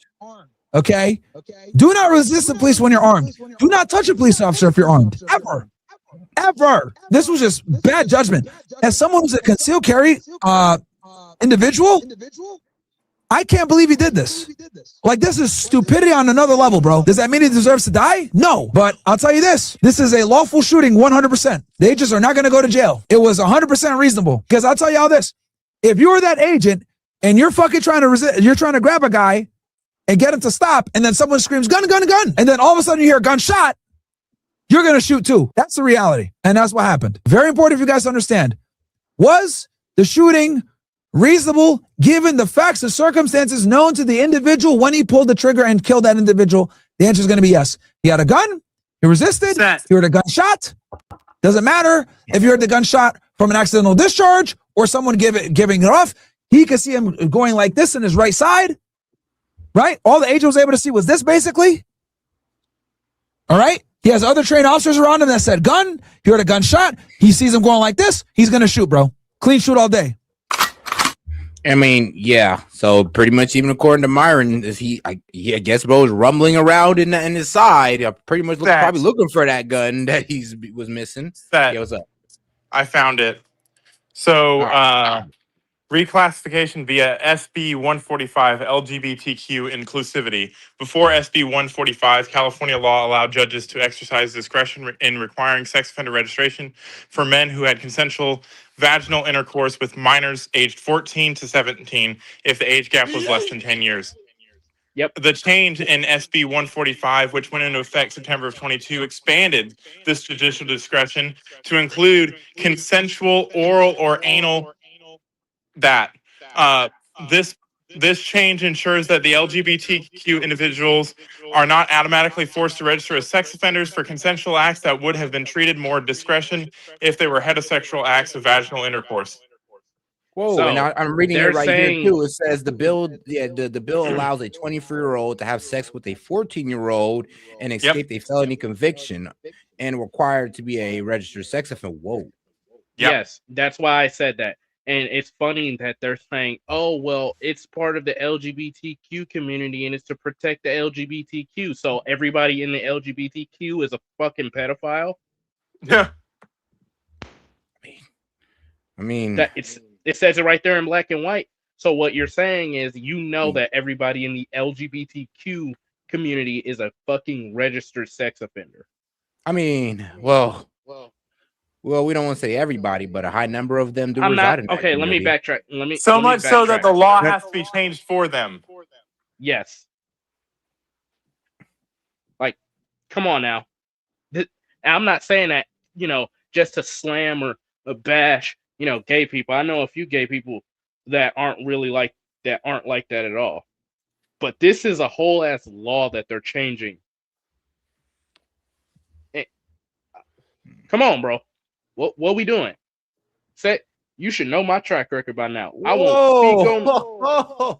This is wild. When I'm reading it, it's like basically it's to go to clear up some previously conflicting laws because California was treating statutory rape differently depending on the type of sex involved. It's like, oh well, you had anal sex with a 14-year-old, bro. It was good as long as it wasn't vaginal. Like, bro, what the fuck are you talking about? It's still sex with a minor. Yep. What in God's name?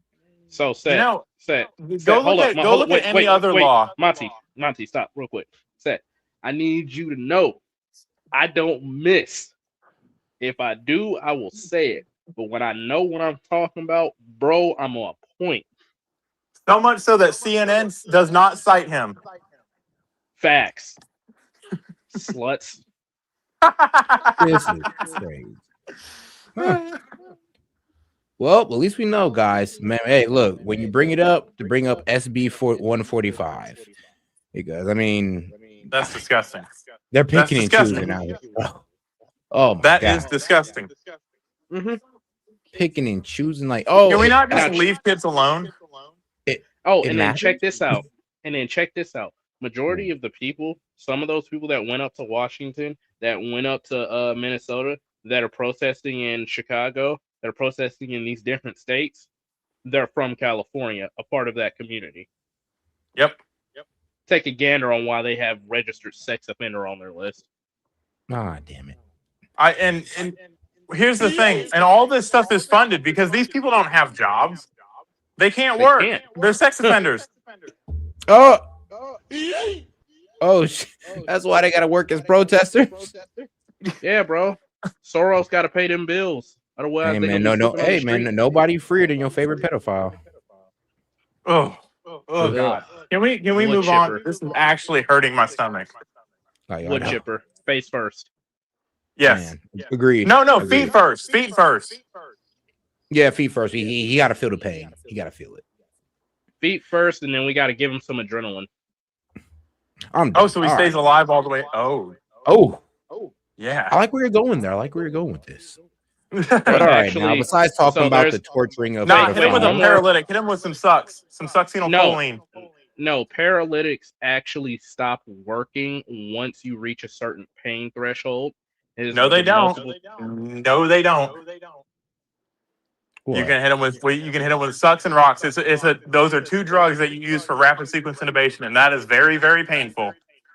You said two drugs. I was gonna say paralytics on their own are known for like failing if people are have a high cortisol level, high adrenaline level, and they're like freaking the hell out. What the hell is that? That's not paralytics. You're thinking of sedatives.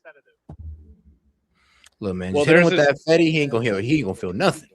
If you hit him, you don't hit him with a sedative. You hit him with a paralytic, so he feels everything. So there's actually a drug out there that causes pain. That it was like a failed pain. It was a failed pain medication, and basically it ended up making people feel excruciating pain. Yeah, there are chemicals out there that'll make the wind feel like it's tearing through your skin. Hit them with some of that, and then throw them in the wood chipper feet first. Hit them with some adrenaline. Well, let me see, because I remember there was like a case out here in Columbus where they found that same drug inside a fake marijuana. Oh yeah. Oh my God. Yes, kids were smoking that, and then they would have, and get the same side effect, bro. Like they think they're having an overdose because everything's painful. Yes. Itchy. Yeah. Bro said he was smoking it, driving through a car. He felt like there was needles tearing through his arm because he had his arm, in the wind. I was like, bro, that's possible. But no, succinylcholine is a depolarizing agent. Basically, makes all the ions leave your cells so that you don't feel pain in your nerves. Or sorry, not that you don't. So you can't move. Your muscles can't move because that's how they move is with polarization and depolarization. All right. But then, all right, here. Let's see. Now, do we want to keep on? I want to say this for the record.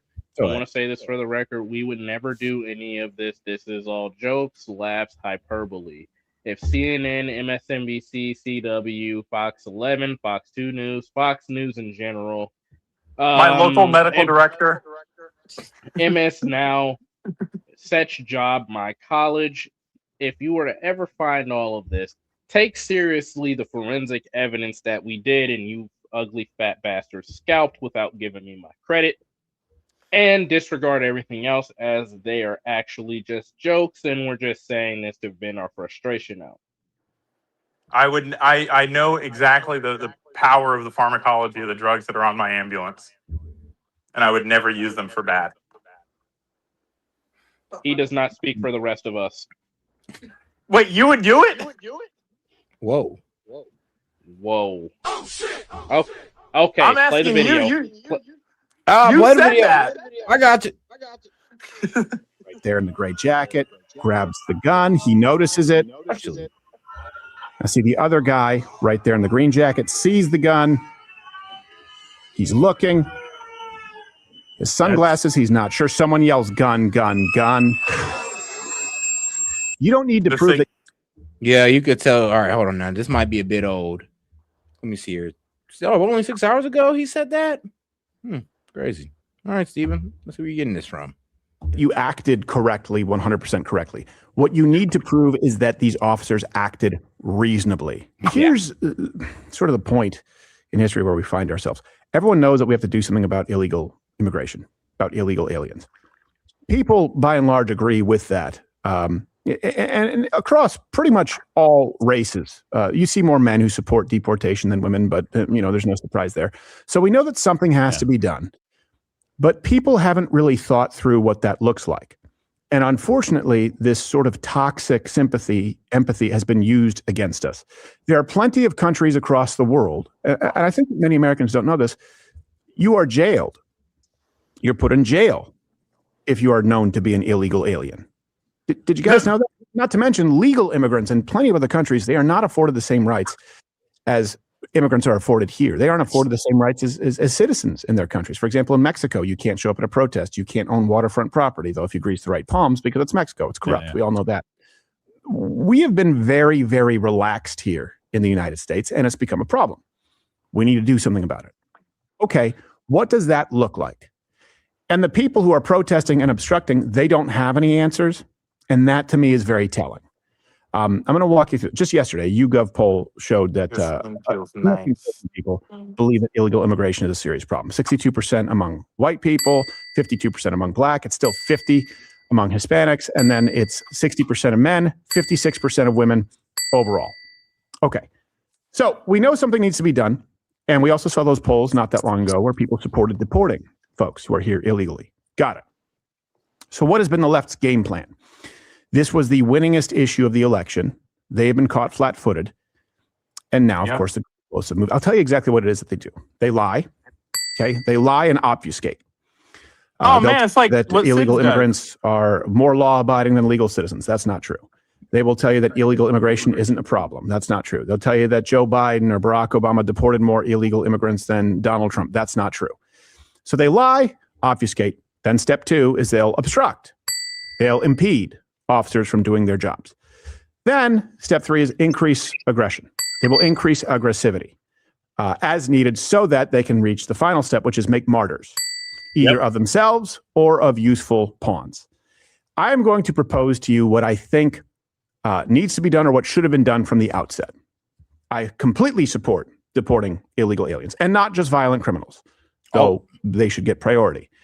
There should be a State of the Union address. There should be an address from the White House, Donald Trump. He should have done this in the outset and said, look, we're going to give everyone 1 month. Okay, illegal aliens. So the first step, we're going to give you all 1 month to sell your stuff in your house, get your affairs in order. And everyone out there, this is, by the way, still available, but a lot of people don't know it. Everyone out there who's here illegally, you can self-deport if you don't have a criminal record on the CBP One app. Okay, you can go there, you can register, you can self-deport. The civil penalties will be wiped. We'll pay for your flight, $2,600. That is what is available right now, $2,600. And you can attempt to come back through the legal channels as everyone else. Okay? They should have said that on the outset to make sure that everybody knows. The reason I say this is because I have walked through this. You can go to the Change My Minds. I've had conversations with people where they will say, well, I agree, we need to do something. Yeah, but that's the thing, though. It doesn't seem like honestly, the Dems should have been promoting that more than the Trump administration. Like, yeah, we want you guys back over here, so just use the app and then come back and it'll be all good. No, you guys were on the F Donald Trump agenda, aka F that app and the opportunity that could have gave them to come back. Exactly. And you guys put these people at risk. But y'all say y'all care so much. If they actually cared about their neighbors, I mean, if I cared about you, S.E.T, and I knew you were wanted, I'd be like, hey, man, just go turn yourself in. You're going to make it harder on yourself. Yeah, I would say this. I would hope you do it. I'll be like, if I had an illegal friend, I'd be like, bro, I'm gonna be real with you. Just look, go ahead and I'll help you out. But you got to go ahead and self-deport. Take that 26. Dog, if you need a sponsor, I got you. But like, there's a correct way to do this. You don't got to crash out with the lips. We need to do something, but it just doesn't look good. Okay, so we need to do something about this. You just don't like the way we're going about it. You can walk people down this path. Try this in real life. Go, okay, so let's think what that might look like. Like maybe the first shot could be And shout out to my man Hellbat. He said there's a plant that can do all of that, but much worse. You can feel it for years. I forget the name of it, but the needles are silicone and grows naturally. It's called Gimpy Gimpy. Yep. You know what? In Australia, that's a better punishment. That's a better punishment. Here it is. Look for more information. Look up the Gumpy, the Gumpi tree. And Gimpy is how you pronounce it. Okay, Gimpy tree. What is that? Imagine accidentally wiping your ass with the leaf from that tree. Oof. Yeah, some dude did it and he killed himself. Yeah, some dude actually killed himself because the pain was so bad. What we should do is we should take all the pedophiles. We should be like, yeah, you get to walk free, but you gotta wipe all of your manhood thoroughly. Get inside the pee hole too with the Gimpy plant. Oh Lord, what bro? They look so harmless. Just make them do it. Make them get a good wipe with the leaf. Send them on their way. I guarantee you, they'll never want to reoffend ever. They'll take care of themselves. Hey, solutions, upgrades, people. It's always Australia, bro. I'm sorry, but what's up with Australia, bro? Why y'all got the most dangerous shit in the world over there? Dangerous plants, animals, people. Australia's, bro. I was talking to this one Australian dude. He was like, yeah, even our warships, from time to time, you can find a spider on the warships. Like a huntsman spider. A huntsman spider. Ooh, yes, tarantula. Big boys. Oh, Set doesn't like spiders? I don't like tarantulas. I'm cool with the small ones too. Like, as long as you can step on them. If they can step on you, you're worried? Bruh, I mean, I ain't gonna lie. Stepping on a tarantula will leave a mess. But yeah, I know. I ain't gonna lie. Nah, you got me with the tarantulas. I'll do scorpions and snakes all day, but I cannot do the tarantulas. The Gimpy tree. It's crazy. Well, in Australia, where all dangerous things live, in Australia. The baseline to be an animal in Australia is you got to be either extremely aggressive and ferocious. Shout out to Galactic. You have to be poisonous to the T, or you have to be poisonous and extremely ferocious. No in between. No softies there. Or you can be an idiot like the koala. Yeah, you can just be so slow that somehow you just make it. Don't they all have syphilis? Chlamydia. Yes. All of them have chlamydia. They got the clap. I mean, look, man. God bless their heart. They're not that smart. They had to sacrifice their brain just to eat. No, it's because they choose to eat the one thing that they literally cannot eat. Eucalyptus is poison through and through. The only tree that's more poisonous than it's one of the most poisonous in the world, like the most poisonous. It's found. Take a wild guess. I'll give you and Monty one guess on where it's found. Australia, South America, or Australia? Nope.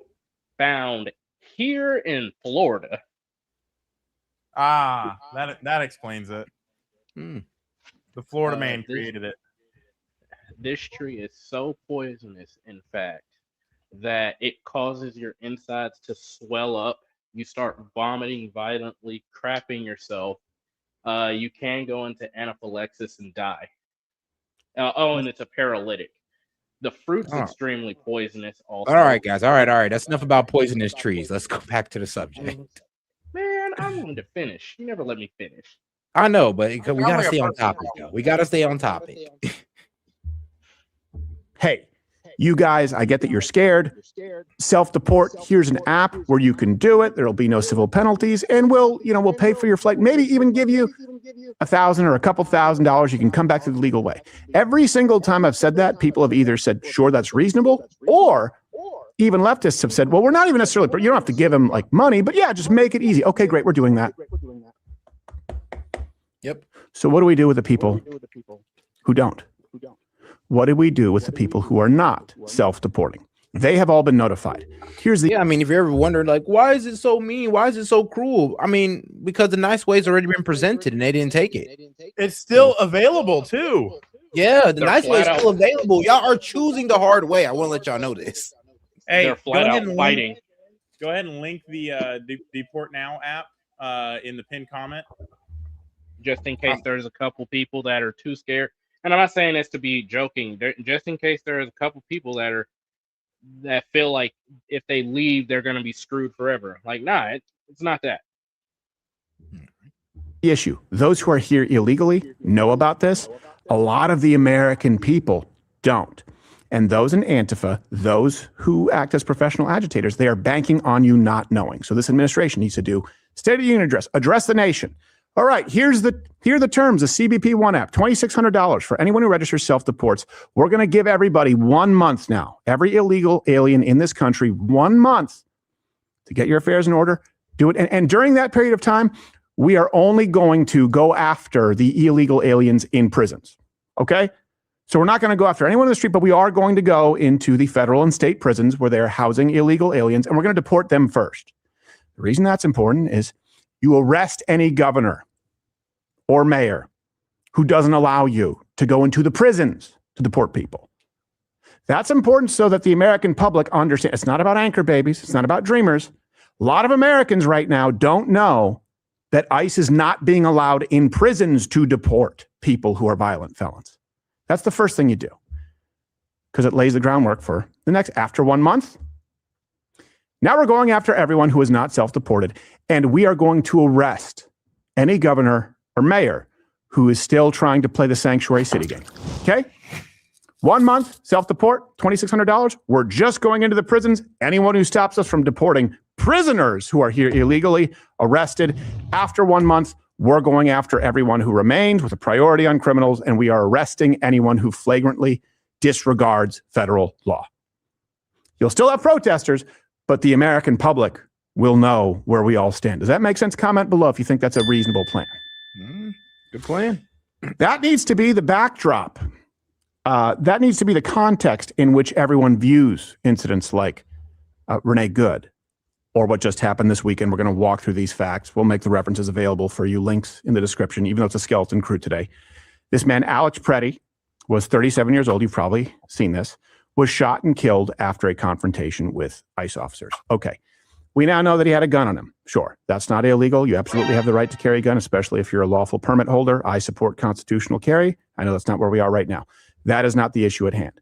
To be clear, he was resisting arrest. That is an issue. He was impeding officers before that. That is an issue. These people actually went, meaning this man and two women in question, actually crossed the street to harass, arguably assault ICE officers. The key takeaway here is all of this is completely avoidable. We still don't have one example of people standing on the sidewalk, filming, protesting, not impeding, doing what we know as civil protest, taking part in that. We still don't have a single example of that, and then being shot or physically abused. We've not seen one yet. This is likely the first video that you saw, and the video that people like Tim Walz and Mayor Fry are hoping is the only one that you've seen. Here's the first one that was released. So there you go. Looks like an ICE officer pushing a lady. This guy comes in. It's Alex Preddy. So you will hear the gunshots for those who are squeamish, but there's nothing graphic. Honestly.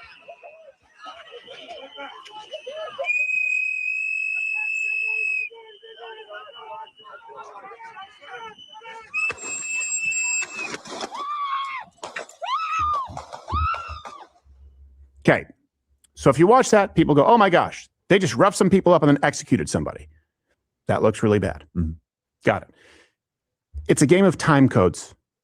And we're actually going to illustrate this tomorrow. Where we'll shoot a sketch and prove the point to you. We'll shoot a simulation. So we'll show you a clip where you can watch, well, clearly person A is guilty. Then we'll extend it. You'll go, well, clearly person B is guilty. Then you go, oh, wait, clearly person C is guilty. And then you'll go, oh, none of this is real. I know this because I've worked in media. I know what they do. That's the first one you saw. Now let's pull back. A little more context. The people around Preddy were clearly not only instigating, were clearly not only obstructing ICE, but they were going out of their way to cross the street and accost ICE. And these people had been doing it all day long. Here's the next clip.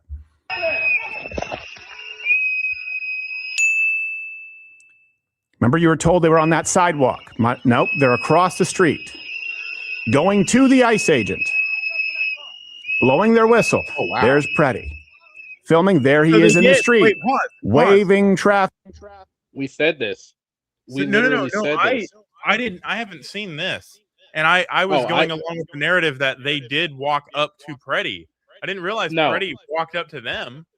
No, I said when S.E.T, before you came into the live, I was like, wait, that makes no sense that they said, because CNN said, oh, well, they approached Preddy. No, when they showed the full clip, Preddy approached them first. See, the more you know. Pick through.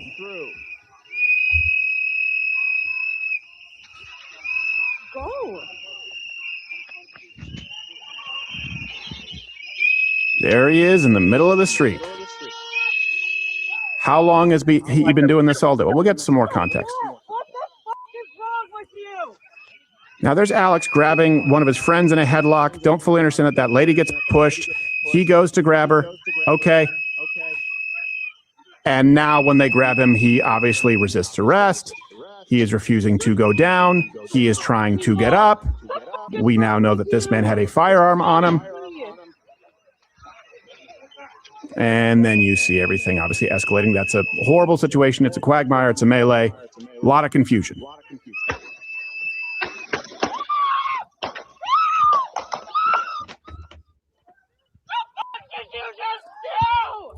Now, the reason that matters is because the goalposts were moved from, this is a man who was simply filming on the sidelines. ICE officers ran across the street to push a random lady, and he was a good Samaritan. Well, you know that's not true. So now the conversation is centered around, okay, there are ICE officers on him. He had a firearm in his holster, SIG P320 with a threaded barrel. And someone took the gun out of the holster. So we're saying, well, the gun was taken off of him. He was disarmed before he was shot. Therefore, it's an execution. Here's a slowed down clip. And you tell me if you actually believe for a second that everyone involved in this sticky, dirty, confusing situation would have known that this gun was removed from this man. Let's watch this. So here you go. See that man apparently right there in the gray jacket, grabs the gun. He notices it. Now see the other guy right there in the green jacket, sees the gun. He's looking. His sunglasses, he's not sure. Someone yells, gun, gun, gun. We don't know where the first shot was fired at this point.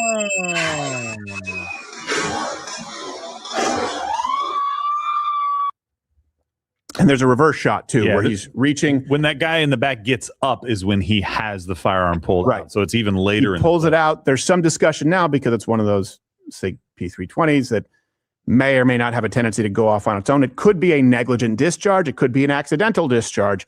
We don't know. It could be that we don't know which firearm it fired the first round. Yeah.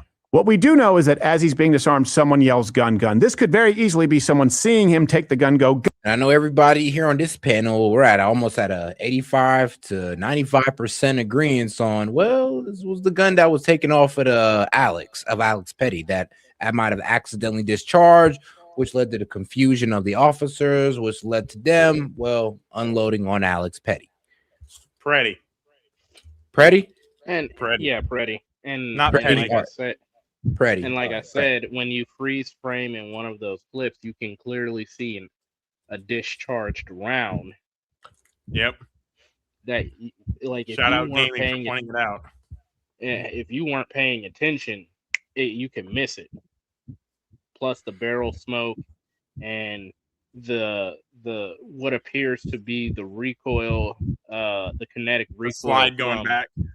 Yeah. Hey, can I make a statement? This is going to be flushed out because they're going to test that gun and test that guy's hands for ballistic residue, like gunpowder residue on the officer's hand that had the gun in his hand. If it comes out that gun went off, then yeah, that's gonna it's gonna be very easy to prove. Yeah, and it changes everything. Well, hopefully it does for the Dems. It changes. I mean, it changes stuff for us, but I'm not sure about the Dems. I wonder how they'll kind of circle out of it. The Dems. Come on, you watched the guy get run over by a car, and they thought he should just died. I mean, I was talking with the Parabolic a couple of days ago, and he was saying, well, I don't know, man, he wasn't really hit at best, slightly pushed. He had up. internal bleeding. Yeah, well, did he miss that part? Yeah, apparently they did. Yeah, he had internal bleeding, but everybody's so hard to believe that because as Jacob Fry said, what you mean? He got hit. He got hit and he had a hop in his step. I was like, bro. That's called a limp.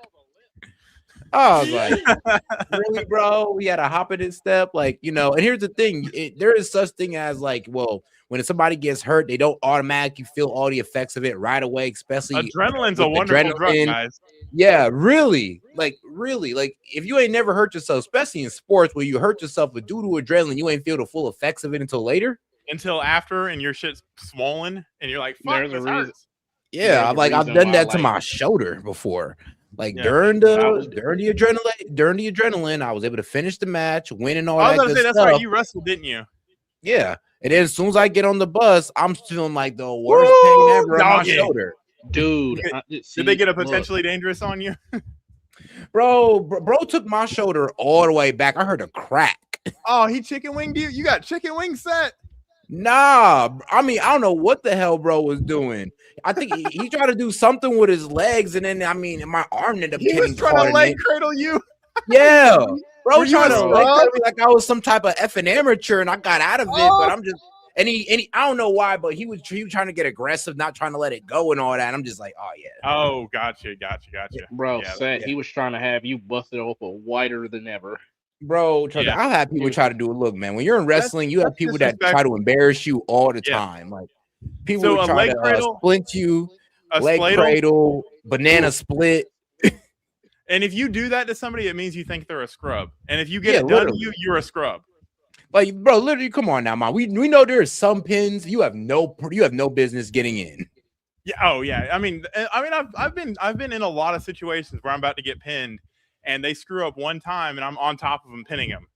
So it can happen. It can happen like that. I don't do none of that. I don't do none of that wrestling stuff. I did martial arts, Brazilian. Wrestling is a martial art. Well, I'm talking about more of. I'm talking about more of the Asian variety, not the Greek variety. Oh, good point. You just don't want to get rocked. No, I you don't want to get you don't want to get suplexed on your forehead. No, I don't want my legs being spread full eagle like I'm ready to receive. Then don't be a scrub. And you won't. No, I ain't gonna do that. I ain't never had that. I've done it to people. I've done it to people, but I've never had it done to me. Monty, a freak. I did it one time to somebody. One time. Both of you guys are freaks. It's always the person that it's always the person that you got beat by when you were brand new, and they just beat up on you, and you get real good, and they didn't get any better, and you go and do that shit to them. Y'all are disgusting. Oh, man. I know what you're talking about. You lost to this guy freshman year, man, but you came back sophomore, junior year, and you swept this man. And see, this is why I'm studying Muay Thai kickboxing and Filipino Muay Thai kickboxing. Filipinos just throw their shoes. That's the right one. That's the right one right there. Not me. I just did wrestling and boxing, but I took wrestling more serious. Nah, I did. Wrestling is fun. Seriously, yeah. I dabbled in Muay Thai kickboxing, and I've actually seen like some professional. Buddy, I'm sorry, they did a wrestler. When we stopped in Oman, they had a little fight going on or whatever, and one of the dudes was a Muay Thai, and the other dude was a wrestler, and they went 3 rounds. And I ain't gonna lie, I thought wrestler was finna put him on his ass. Nope. Muay Thai dude gave him one good kick, and yeah, buddy, we were like, y'all gonna stop the match? I mean, dude, bro, if we're talking about if all bro knows is wrestling, then you're cooked against a Muay Thai guy. You gotta know some boxing. You in the head as soon as you go for a double leg. Facts. Yeah, I'm like, dude, this is murder. Oh, bro, and these Muay Thai guys, bro, they train their legs like really well. You got to learn. I went through. Learn how to do good single legs if you want to go against somebody that's Muay Thai. Yeah, dude, I went to like one of their like demo classes or whatever they held for us on base. My legs were sore as hell because they make you do intense weightlifting. This is why I can leg press like at my max. I could leg press 850 pounds. All right. So shout out to the sports segment of Set Media React, brought to you by Rumble and UFC. Hey, don't you got an ad to read, bro? Yeah. Hey, well, not that. I said I was gonna chill on the ads for today. I was gonna chill. Hit on an them. ad. Get your money, man. Get your 10 cents. Make your money. Make your barely $1. Besides, I actually need to work with something on Rumble in the back end. But we'll see what. Bro, his y'all see. PayPal got banned. Bro, if I got banned on PayPal again, I'd be sick. Again? You already had it again? Yeah, I've been banned on PayPal before. Bro, I ain't gonna tell y'all for what, but nah, you bro, were selling you drugs. Let's just say I wasn't living the most upright lifestyle before you. He was selling drugs. He was selling dope. Whoa! He was selling dope, bro. Does it have to be selling drugs? Yes. Guns or money laundering.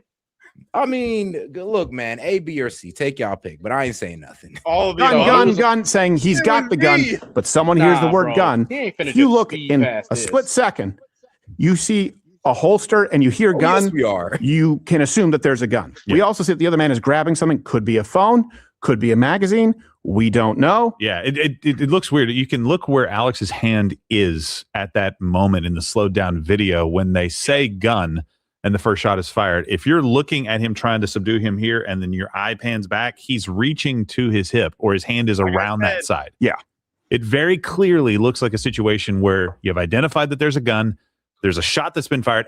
The officers are doing what they're trained to do and trying to get distance so that they can assess and fire on the suspect if he has a gun. And they fire, thinking he has a gun and it's just been shot at us. Thank God it didn't hit us. That's their mind. Well, here's really the threshold that's going to need to be met. You don't need to prove that you acted correctly, 100% correctly. What you need to prove is that these officers acted reasonably. Meaning, was there a reasonable concern that an armed man who was resisting arrest, who had a gun on him, could pose a threat if you hear the words gun yelled out and you hear a shot? Wait, I absolutely think that threshold will be met. Yo, the ICE shouldn't have been there. That's not even reasonable for them to be there. Those are our neighbors. Those are the people that pick our crops. They should.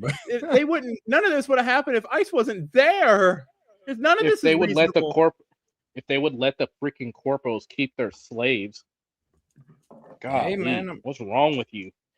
Man, look, apparently we're the bad guys for, I guess, wanting a better life for these illegals or, wanting them to chase a better life in their own country. Set, you better shut up, you sexist, racist, bigoted, homophobe, narcissistic, illegal, alien, hating bigot. Well, I guess I'll just have to be a bigot on that part because what can I say, guys? Hey, look, there is a lot of people who are honestly who are picking and choosing when it comes to immigration, like Joe Rogan. Let's be honest, he's one of the main guys that are just like, oh well, we didn't really know about this whole undocumented. I'm like, bro, did you not read the fine print with Trump? He said all undocumented immigrants. He was very explicit. We're going to get rid of them. 20 million people have flooded across the border. We're going to get rid of them. So this is where I go lie. This is where I love Joe Rogan. This is where he kind of pissed me off on the whole ICE part because I was like, dog, I'm gonna be honest with you. He was over here co-signing, talking with your guests, going like, oh yeah, you're right. We need to get these guys out of here. Now we're getting these guys out of here. Oh my God, could this be done a little bit humanely? No, sadly, no. Yes, it can. It can. No, it can. Deport yourself. Get $1,000. That's true. Actually, that is. You're right. Deport yourself, but if they don't take the nice version, then I'm sorry, but there is no other way. Like we were the nice way. You guys said hell no. So hold up, Seth. I do want to say, like, to add on top of this, you also have to take into account, oh man, why did I lose it? It was right there on the tip of my tongue. You're a homosexual? Talking about ICE? Stop talking about yourself. Oh. So we were talking about ICE, I believe, right? And Joe Rogan and self-deportation. Oh yeah, and Joe Rogan's his thoughts on ICE and how it's going too far. About it. Yeah, we need to be nicer. Just not what people voted for. And I'm looking at him like, oh yes, I did. I mean, I didn't expect the Democrat. Well, I knew the Democrats were gonna go wild over it, but I didn't think they were gonna start biting off fingers. I'll be real with you. Yeah, that was a unexpected and unpleasant touch. Yeah. That's bitery. It's not even battery. It's just bitery. The one man who removed the gun, if he discharged it, could be and should be charged with a negligent discharge. That's not the same as murder. No. That's what started off the chain reaction. This is unfortunate. Yes. Was this handled ideally? No. Of course not. But if you are going to make the case that these officers did not handle this well, you would certainly have to grant that the man in question, Preddy, deliberately went out and instigated and handled this equally poorly. There's no good to come of this situation, to be clear. And I do the blame rests squarely with the governor, with the mayor, who have instigated this, who have vilified ICE, who, by the way, have said these ICE agents aren't trained. We'll get to that. These ICE, they're not new recruits. One of them has been in there for 8 years. I believe the other one for 10 years. We'll get to that. There's no way that this situation doesn't escalate, and it's exactly what they want. Because it and even more than that, we know that there are people out there hunting ICE agents. So Cam Higbee, who's been doing some great work lately, he infiltrated a signal group where ICE watchers, as they're referred to, they specifically organized to impede federal officers. I know this because this happened in Utah when we did it with Antifa. Ben Shapiro was speaking, and they handed one of my producers an ice pick and a taser, and they were going back to their trunks to get sawed-off shotguns. We got into their application, and this is how many of them organized. Back then, it wasn't Signal, it was something else. So if you look at this group, it exists to find ICE officers in the middle of doing their job and impede and obstruct them and make it difficult. Some of the members in there include, by the way, some Minnesota administration members or officials.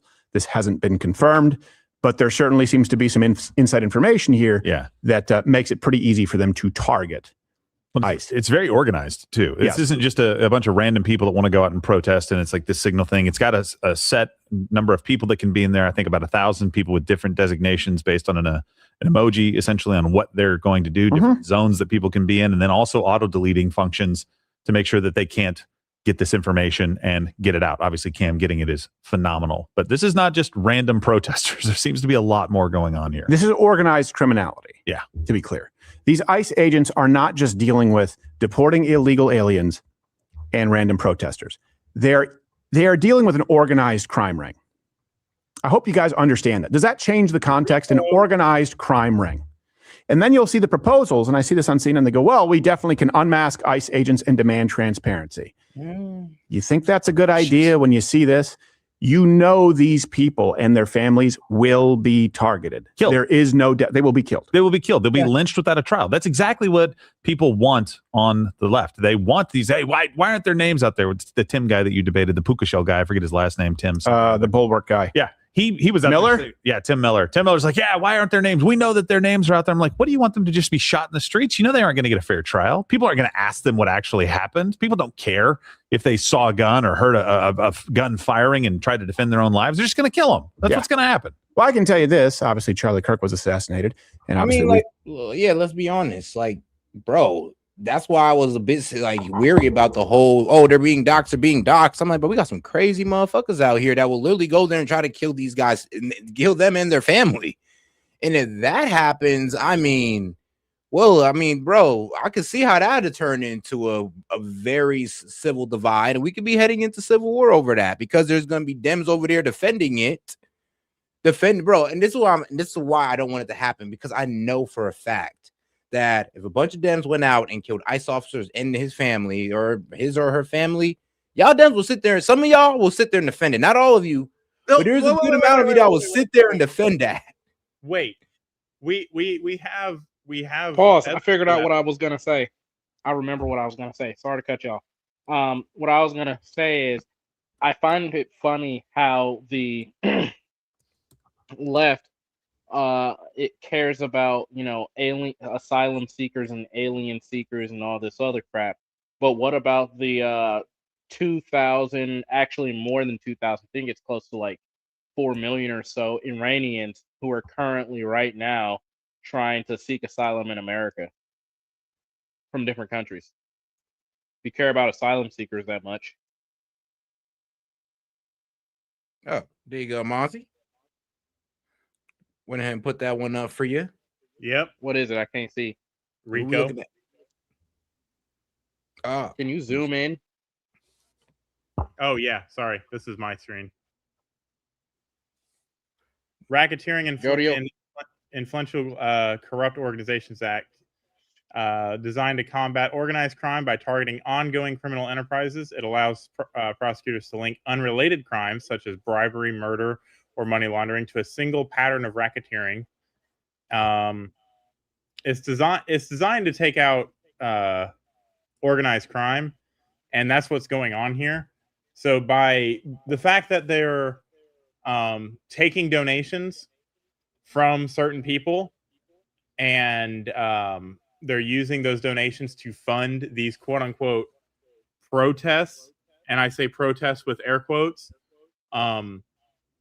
it's on its face a legal thing to do, but when you tie the money to these signal groups that are saying, oh, let's go do this, let's stop these ICE agents from doing these things, that is a criminal conspiracy.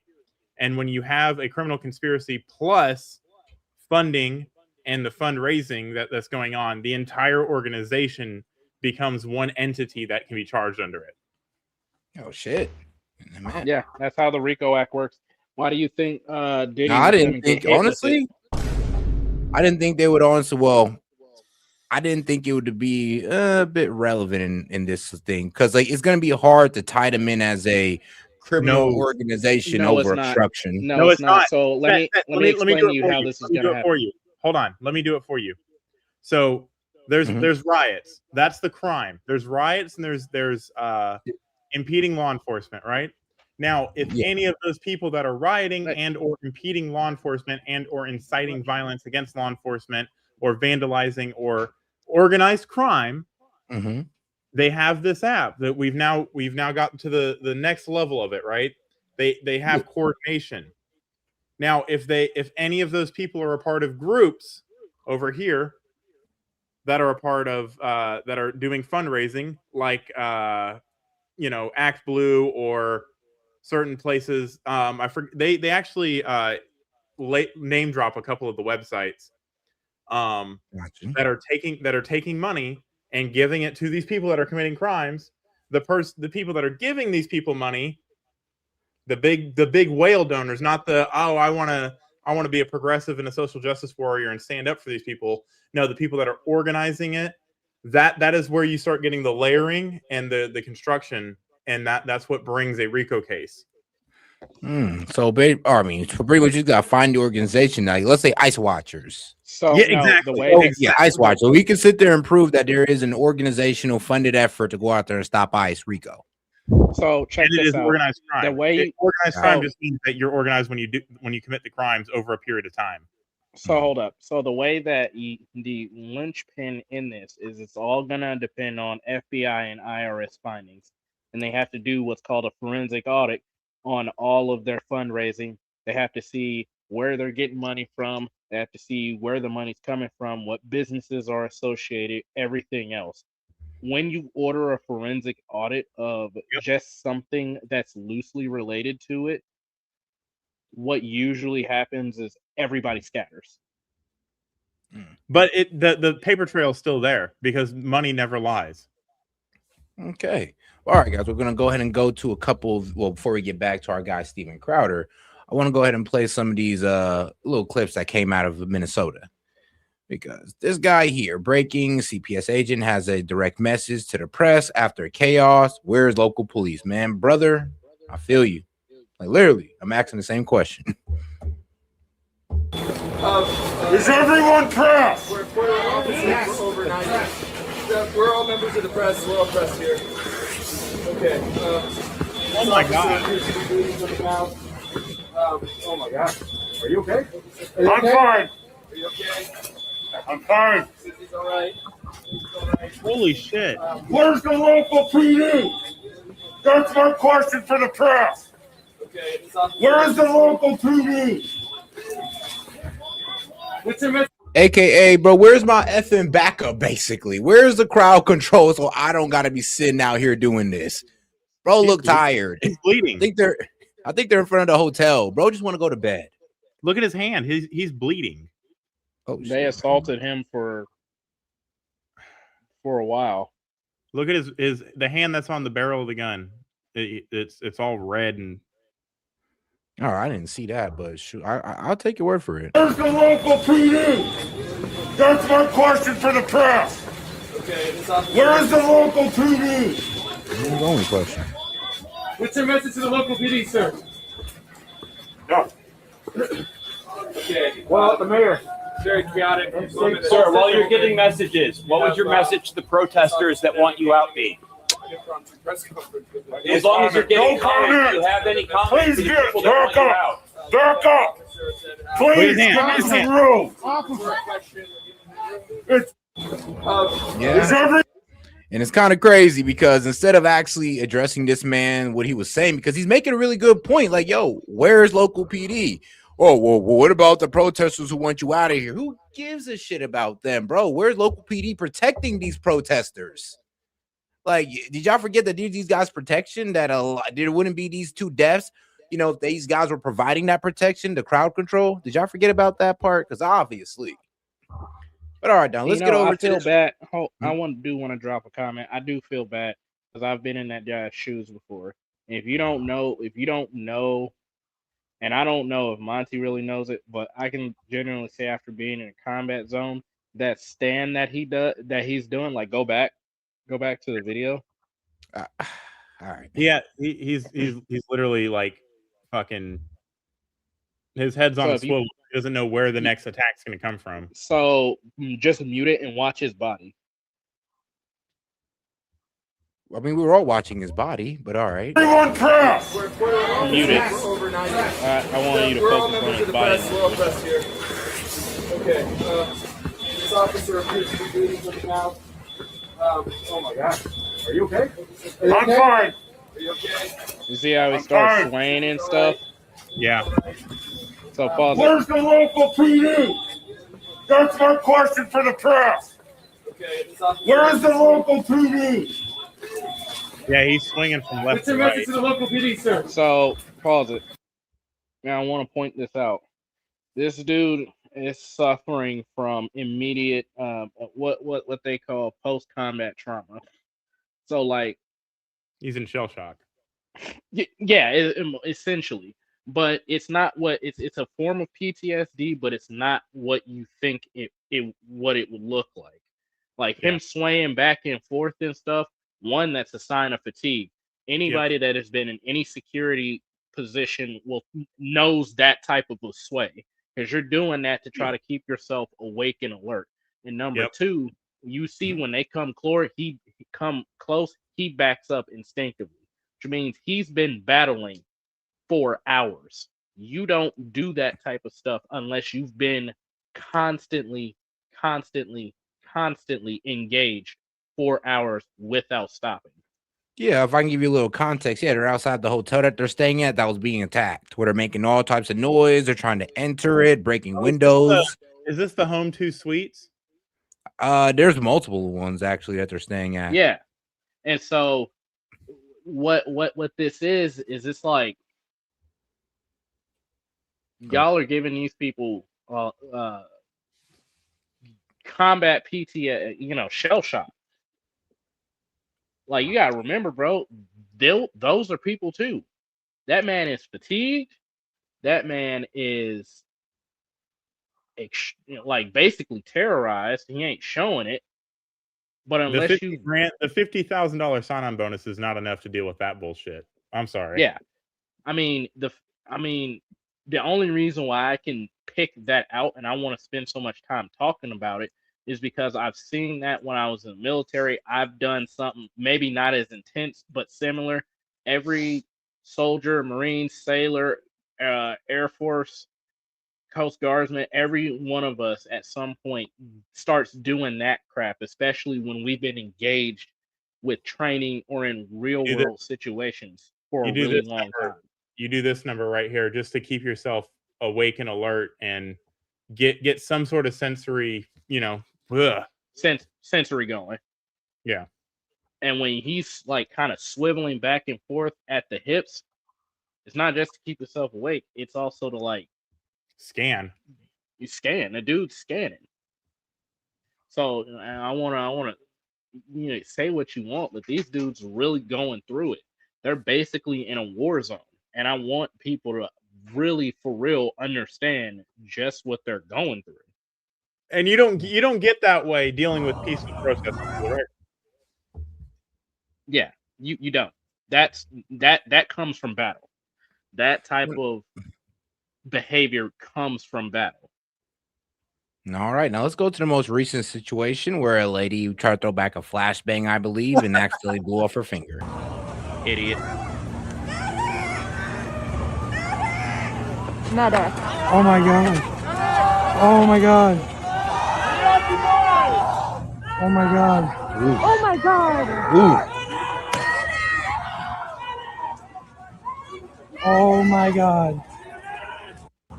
Yep. I mean, like I said, a 3-second delay, right? There's no time for you to throw a flashbang back. You don't get to cook it after it's been thrown at you. Right. They have a Keep trying. 3-second they have a 3-second delay, and that delay is set so when it hits, it blows up. Ain't no delay on that. Now, let's go to one of the naysayers. I mean, apparently this guy had a lot to say. I thought he just needed the energy for the workout, but hey. Yeah, fucking political. That was murder. An ICU nurse who worked at the VA no. who was legally carrying a firearm. That was fucking I like this guy. while he was filming. Who is now being painted as a domestic terrorist because he took a gun to a protest. But all these 2A motherfuckers a couple years back were screaming Kyle Rittenhouse's name from the goddamn rooftops. Oh, well, that was different. Yeah, you're right. He had a fucking rifle strapped to his chest. The man who was shot and murdered by ICE was concealed carrying a firearm that he was legally allowed to fucking have. Without his CCW or his ID. They disarmed him by taking his weapon out of his holster that was at his 6 o'clock, and then they mag dumped the fucking guy. So if you are legally carrying a firearm and they take that off of your person and then utilize that as a justification to put rounds in your fucking back while you were laying face down on the pavement, then it was never about following the law. The Second Amendment doesn't matter anymore, and you're fucked. So where's all the don't tread on me 2A? Yeah, I mean, he's gonna look. I mean, hey, guys like this gonna look real stupid come today and tomorrow. Now that it's looking like that, the gun that was taken off him was a bad gun, had some defects with it, and that might have went off. And then he didn't. And that might have been the reason why they all shot at him. And now guys like him are gonna end up looking dumb because they're framing it as a straight up execution. Where's his ID? A gun-toting, boot-licking fucktards? Or is it just when it's not on your fucking side? So I'm done playing the middle ground. I'm done making first aid videos that just might help, that can be seen by both sides. So fuck it. Fuck Trump. Fuck ICE. We are not mad enough. I mean, no, trust me, bro. You're mad enough. You're mad enough for all of us, man. We should just keep it that way. He should lose his medical license. He doesn't have a medical license. He looks like a paramedic. He should lose his cert. First rule of paramedics is do no evil. I mean, do no harm. That's doctors. Now, check this out, because I believe there's going to be a James O'Keefe video coming out soon. And, bro, check out his experience in Minnesota. This is James O'Keefe in downtown Minneapolis. We have a team of undercover reporters still inside the mob. I was at the scene of the shooting, covering it this morning, and basically, check the link in the StreamYard. This is the difference between Kyle Rittenhouse, that he wants to throw under the bus, who's been acquitted by a jury of his peers. Here's how Kyle Rittenhouse responds when police confront him. Gotcha. No, you see, let's go ahead and do the comparison. I'm glad that you found it.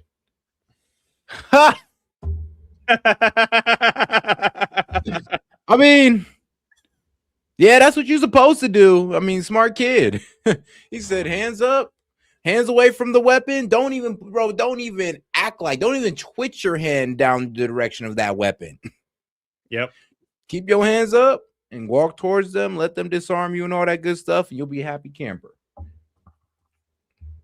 Oh wow. I mean, guys, I'm telling you, this is like the secret sauce right here. Dibs, look at this. This could save your life. You can't sit here and say, "Oh, it's because Alex Peretti's white too." Yep. Shoot, because all the same fucking thing. Shoot, all of them was white. That's what actually. This sounds effed up to say. I'm just gonna say it. Well, it's kind of a good thing they were white in a way, because now we can't get skirted off on race. I mean, it sounds fucked up, but I mean, let's be real. Now nobody can skirt off on race. Oh, it's black. It's because they're Hispanic. No, they're white. So what you got to say now? Remember all those times you see black individuals reaching for a gun and we're like, hey, there's a way you conduct yourself. It's like that. You do this. Yep. And then it's also kind of like, whoa. It is also kind of funny how, well, let's be real. Like, all right, well, who is I shot any black people? No, not that I've heard of. Have they shot any Mexicans? Well, no, there was that one Mexican, but really they shot mostly white people. So, you know, everybody was coming out saying, ICE, they're the racist, Gestapo, and all this wild stuff. I'm just like, I don't know, man. That's not what the numbers say. They say differently. And then also there's this nice little clip right here that, you know, Dems do not like to address. Oh, and shout out my man City. Like, have you guys changed your opinion on this being a bad shot? Yep. Oh, well, Monty says he's changed his opinion on this being a bad shot. So, like, hey, honestly, Sid, we're like 95% there on this was just because of the discharge of the gun that was taken from him that led to the shooting of Alex. What you see on your screen right now is how you interact with law enforcement when you have a gun in a tense situation. Now play the video of Alex Peretti fighting with officers. But man, let's go back to this. This is James O'Keefe in downtown Minneapolis with a team of undercover reporters still inside the mob. I was at the scene of the shooting covering it this morning, and basically we barely got out of there alive. There were a few. Oh yeah, I saw this. Started throwing ice bottles at us. A few hit us, hit our vehicle. They were starting to rip off my bulletproof vest. So we got out of there. We were followed. We were tailed, and here we are right now. Someone sent one of his crew a message saying, "We know what you look like." Yep, we know that you're in Minneapolis. You're with O'Keefe and his crew of Nazis. You're in a white Ford license plate. They actually wrote the license plate down from Florida. You have 1 hour to leave or you're dead. You have 1 hour to leave or you're dead. We are going to produce our footage, gathering everything we've. Peaceful protesters, by the way, guys. Remember that. I mean, not all of them, but shoot. See, now, I'm going to say something that's really unpopular, but I'm going to say this carefully. When people see stuff like that, it's really hard. I would never do this. I'm going to preface that right now. But I see why some people on the opposing side just walk into crowds like that and just hose them down. Because if you're going to be a danger to everybody else, why do you even, their mentality for that would be, why do you get to deserve to live? Because if you're doing that to people who are just trying to report on the ground, what about the families that are there? You want to wonder why people are radicalized. It's stuff like that. That's the better way of doing it. Mm-hmm. You want to wonder why people are like, yeah, no, if you bring that stuff out here, you're pretty much going in a body bag the first time one of you tries it. It's stuff like that. Notice how this isn't happening in red states. I just want to keep nailing that point home. But yes, January 6th was the worst day ever, guys. So much so that hold on. Sid owes me a debate that he chickened out of like 2 weeks ago on January 6th. So we're gonna leave that one alone for right now. I'm just saying, so much so that they had feds infiltrate. I did what, Monty? Protest. You pulled up. Oh, look at him. He's got his little red hat on. Yeah, dude, I support Trump, bro. What are you talking about? I need the Antifa suit. No, dude, I love said the Antifa insurrection. You love insurrections? Yeah, dude. It's clear you do. You do Why? everything you can to support them. Huh? I said you do everything you can to support them. What? Where are you getting that from? Every comment you've made on every single one of these riots and every single one of these shootings, every single one of these ICE operations, every single thing Could you that's be done more? to, Could you be more specific? Like what comment? maybe yesterday when you said it looks like they're Gestapo and So saying that someone looks like Gestapo is being insurrectionist or doing everything I can to support an insurrection. when you give air to hateful rhetoric like that and violence ensues, yes, you are supporting an insurrection. When you make an accurate statement. That's not an accurate statement. Yeah. I mean, you look like. I mean, what do you mean that's not an accurate statement? It's my opinion that they resemble the Gestapo, secret police. Cool. Notice how we don't know the name of the guy that shot. You're allowed to have that opinion as long as you're also willing to accept the fact that you're supporting insurrectionists. How is it an insurrection? Stand by, Set. I mean, you kind of don't. Hold on, Sid. Actually, let me ask you. Like, do you want the immigration laws to be implemented? I don't find it necessary to do mass deportations. No. Why don't they just, so in a way, you're okay with these protesters going against federal law. Can I be a little bit more specific? I think that we should have the border closed down, right? I think we should have good vetting processes, but I don't think we need to do these mass deportation operations where we're going after literally anybody and everybody that's here illegally. I think we should go after the worst of the worst and be hyper focused on that. All right, but do you think it's okay that these protesters are trying to stop this? I think some of the protests are okay. I think some of the protests are okay. I think some of the protests have gone too far. All right, there. All right. Because I'll be real with you. If you'd have hit us with the, I don't want this to be implemented at all, and be like, yeah, that is insurrection. Because you're pretty much wanting them to go against the government to impose federal law, which would basically be an insurrection. But you're not saying that. What do you say about the fact that there is a peaceful and arguably beneficial to the immigrant option, such as self-deportation? If people feel like that's the best option for them, they can do that. So why when that's the option, you know what the president was elected on, you know that the vast majority of Americans support mass deportations. You're alone in saying that you don't want it. There is an option to get deported, self-deport. I'm not alone. Your party is alone. Okay. It's a very small minority, a very loud minority that is okay. That's throwing a fit because your comment yesterday was it doesn't look good, right? It there's ways you can do it. There's Monty, ways. what would come out of me saying, oh yeah, people should self-deport? Would that result in anybody else self-deporting? Like, if people want to self-deport because they don't want to go through this, then self-deport. Gestapo because they're enforcing laws. I never called ICE Gestapo for the many years they've existed since 2003 until they started changing their tactics and the way that they perform their duties. They do. They have. We're supposed to not even be. Just because you haven't seen it doesn't mean it doesn't happen. That is how they're public.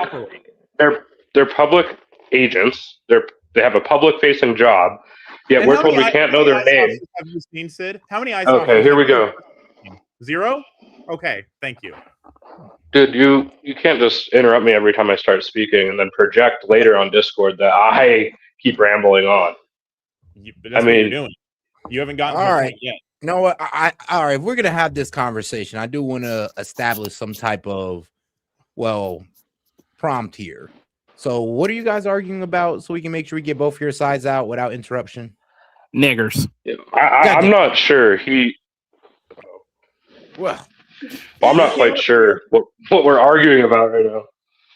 Black people. Okay, so you support insurrectionists because you don't like the orange man in office. Okay, this is That's support the problem. insurrection. Okay, so we're arguing about whether I support insurrection or not. Okay. All right. Well, I would like you And to go your ahead and case for that is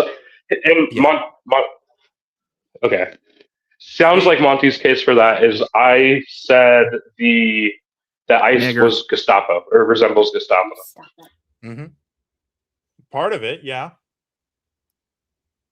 That's Okay. part of the totality of your actions and your statements. And how is that supporting an insurrection? Because it leads to the violent rhetoric that you're echoing, because you didn't say it, Tim Walz said it, is prompting people. I said it before Tim Walz. Okay, cool. Tim Walz said it as well, and you're echoing the words that are leading to insurrectionist behavior. Set, can you pull up the thing I just sent you in the StreamYard? The definition of insurrection. Remember when you asked me if January 6th was an insurrection? I said yes. This is the definition that I was going off of. A violent uprising against authority or government. Has there been a violent uprising against ICE? Yes or no? I don't take that definition of insurrection. Okay. Go to law. Go to the law dictionary. Hold on. You Can you go asked me the other last time. Yeah. Set. I'll send you the definition I go by. Okay. Okay. You literally asked me if that was okay the last time we were talking about an insurrection when it dealt with January 1st and or January 6th, and you were completely okay with it then. So what's changed? No, I didn't. That was literally. We didn't even have the stream. We have the stream. Yes. All right, hold on now. Let's see here. Now, an insurrection is a violent uprising, revolt, or rebellion by a group of citizens against a government's authority, its laws, and its established institutions. Is that a good definition? It's the same definition, but yeah, it's just more wordy. Yeah. No, real quick. I got the government's definition on insurrection in the StreamYard chat. Let's go by that. That way there's no argument or debate, because SID is not better or superior than the U.S. government and what their definition is. So let's throw it up on screen just to get a baseline. Okay, no problem. Wait, what the guy? You just kicked the phone. Oh, whoops. All right. Oh, sorry. I throw it up on stream. So throw it up on StreamYard. Gotcha. I see it right there. 18 USC 2383. Yep. That's the legal definition. Ain't no way to work around it, debate about it. That's from the government. All right. Can I read it? Please. I can see it. All right, perfect. Whoever incites, sets on foot, assists, or engages in any rebellion or insurrection against the authority of the United States or the laws thereof, or gives aid or comfort thereto, shall be fined, blah, blah, blah, blah, blah. This isn't a definition. This is the charge for insurrection. This doesn't define insurrection. I go by the Graeber definition, that is an assemblage of people. Okay. With the intention to go against or impede in a violent or forceful way federal or state law. So it has to be an assemblage of people. One person cannot be. Dude, don't laugh. I never said that. Funny. I'm Dude, sorry. Monty, stop trying to ram your way to the end of the debate when we haven't even started yet. Okay, I never said that none of these were or weren't insurrections. In fact, some of them are, by the definition I go by. Okay. So your claim is not that they are. Your claim is that I support them. That's something you have not proven, and you can't prove. When have you done anything to denounce it, except for right now when it's convenient for you in this debate? What do you mean? When's the last time you have said anything? If I told you, you wouldn't believe me. If I told you, you wouldn't believe me. In other conversations when I've had these conversations. And everything you've said in my presence is going to support. Yeah, dude, I'm not just gonna virtue signal every single time I speak and be like, guys, some of these I really don't support, guys, especially when it's never the topic of conversation. Like, it's always the topic of violence. When have I ever been asked if I support specific situations or not? Up until now. Good God, set. He doesn't Wait, agree I with mean- the definition that I put up, and then he literally brings up the same definition just with more words. It wasn't the same definition. I mean, the one I said was important because yours made it sound like one individual could engage in insurrection. Impossible. Can't be. No, it's in a group. It has to be an assemblage. Yeah, it has to be an assemblage of people. Okay. So so then this would be the argument here is like, yo, do you support the assembling of these protesters to stop ICE law enforcement or to stop their immigration? Did you think Renee Good was in the right when she was parked across the street? Well, yes or no? No. Okay. Did you think? But I don't think it was a good shoot. Okay, cool. Did you think Alex Peretti was in the good when he walked up to ICE officers and tried to impede their investigation? They actually approached him. No, he didn't. We have video that shows the opposite. But no, they did. They approached him. They walked towards him. Even Bovino said that.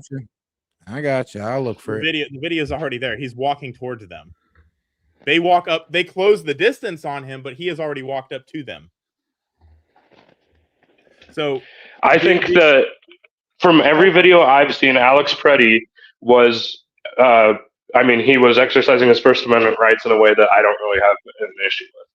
If I see video where he's punching a cop or kicking a cop or physically impeding a cop.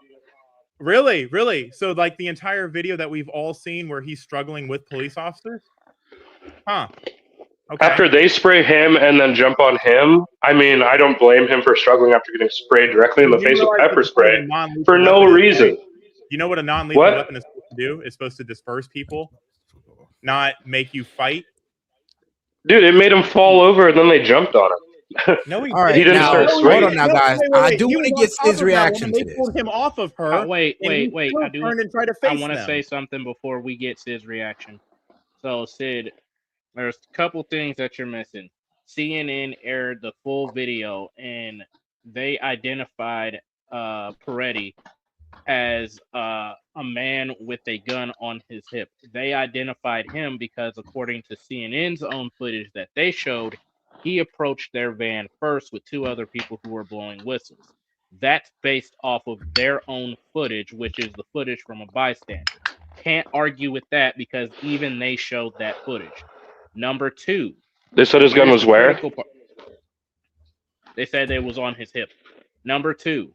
His gun was on the small of his back. On the 6 o'clock, they said, right? On the back. Number two. This is real important. They actually shoved both of them first and told them to get out of here. They started shoving them, and when they didn't leave, when they were obviously got shoved and the lady fell over, which I did kind of disagree. That was wrong. You got to give her time to get up and leave. Then they pepper Which he was trying to help her up. In Do you agree with that? Irrelevant.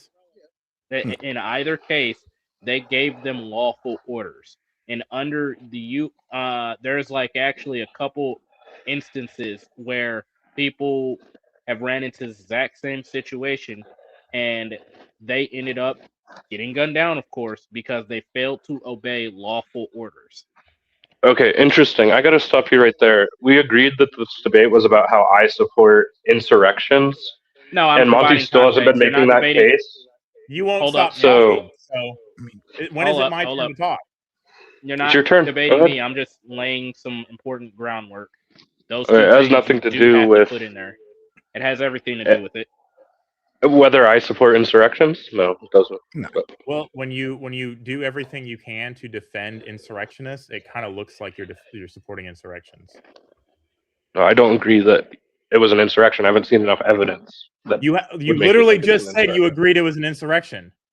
No. There are What Alex Peretti was doing? No, I did not. so interfering violently is not an insurrection. I don't think he was interfering violently. Okay, so I haven't seen video that shows him interfering violently. So why is it that he has to be wrestled to the ground if he's not? I don't know. I don't think he. I don't think he did. You don't think he was wrestled to the ground? I don't think he had to be. I don't think he would have engaged. Oh. So when they if tell they you didn't- to get if back, they didn't- when they told him to get back, he shouldn't have listened to that, right? Because he doesn't have to. I don't think that should have resulted in them piling on him or spraying him, then piling on him when he was trying to help that woman up. I don't think that is necessary. Why was he? Why can you not admit that you should follow lawful commands? Why is that so hard for you to admit? Is it because you support the You should, insurrection? but I don't think that. I don't think. Okay. I don't think if you don't Why follow them didn't he? immediately Why are like you that, that defending him? If we've established that he should have Monty. listened, why are you still Calm down. defending? No, I'm not gonna. I'm gonna nail you to this. I'm not. I'm completely okay. composed. Well, you have to let why me answer then. You can't make your question 10 minutes long. I've been able to talk for 30 seconds. So okay. Well, all you're talking is asking me questions. All right, I answer. All right, guys. Just answer the question. Because I'm anchoring Okay. you to something because you like to make statements that you go back on and say you never said. I don't think that one. I don't think that him not immediately following their orders and helping that woman up rose to the level where they needed to use force to the extent where they spray him in the face. Then like 8 guys jump on him. I think that was totally unnecessary and excessive. And I don't think that happens in most cases where people do a similar thing that he did. And I mean, have you ever interacted with law enforcement or seen people out on the street that are drunk that maybe don't immediately follow? I've interacted with law enforcement armed, and I haven't died. Okay, a lot of people have. Yeah, maybe because I don't try to fight them or not listen. A lot of people have done. A lot of people have done 50 times more than Alex Preddy ever did, and didn't die either. Cool, good for them. That doesn't mean that this isn't a justified shoot. Now you're twisting it. You're saying it's an insurrection, and I'm saying I don't know what. I am saying you are supporting insurrectionists. I am labeling Alex Preddy along with every other one of the social justice warriors as insurrectionists because I don't think everyone. I don't think every one of them is. That we've already established. Can I get my point out, or are you just going to interrupt me? They fit the definition that we have established. We went with one definition. You didn't like that one. We went with another one from the federal government. You didn't like that one. You read off your direct definition. Everybody laughed at you, including my wife across the room, and S.E.T. And so now we've established what you think an insurrection is. We point out to you how he is resisting, he is fighting, he is being violent for a political reason to defy law enforcement, to defy the authority. That is an insurrection. He is an insurrectionist, a part of a larger group that has been doing this for weeks now. Yeah, and where I'm disagreeing is that he is being violent to impede federal law from being enforced. I haven't seen that. Okay, well then your eyes are blind. You're still supporting him. Resisting arrest isn't an insurrection.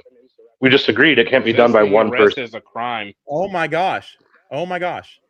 The resisting arrest is the violent act while the group of people are performing an insurrection. That's what makes it an insurrection, is when people in that group become violent to impede law enforcement. I haven't seen people in that group being violent. I haven't seen that.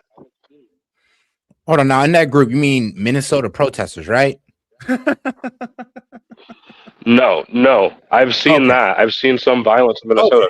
But okay, so we agree. Me and Monty agreed that January 6th was an insurrection. Will you agree with me that not everyone there committed insurrection? No, they're part of the larger group. They are insurrectionists. So every single person there committed insurrection. Every single person there was using force to stop a public or stop a federal government hearing. Every single person there that went into the Capitol. I'm not talking about the large people that were outside. That went into the Capitol. I'm saying ask the question and let me answer it, or don't ask a question.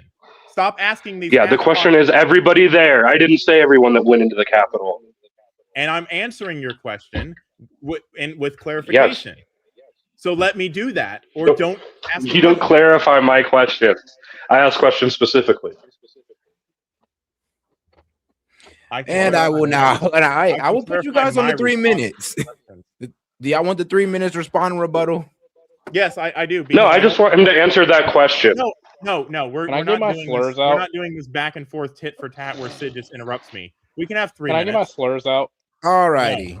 No. I don't think I have 3 minutes to rant about this. Make a statement and stick to it. You can end your time. Oh no, yeah. No, dude, my question.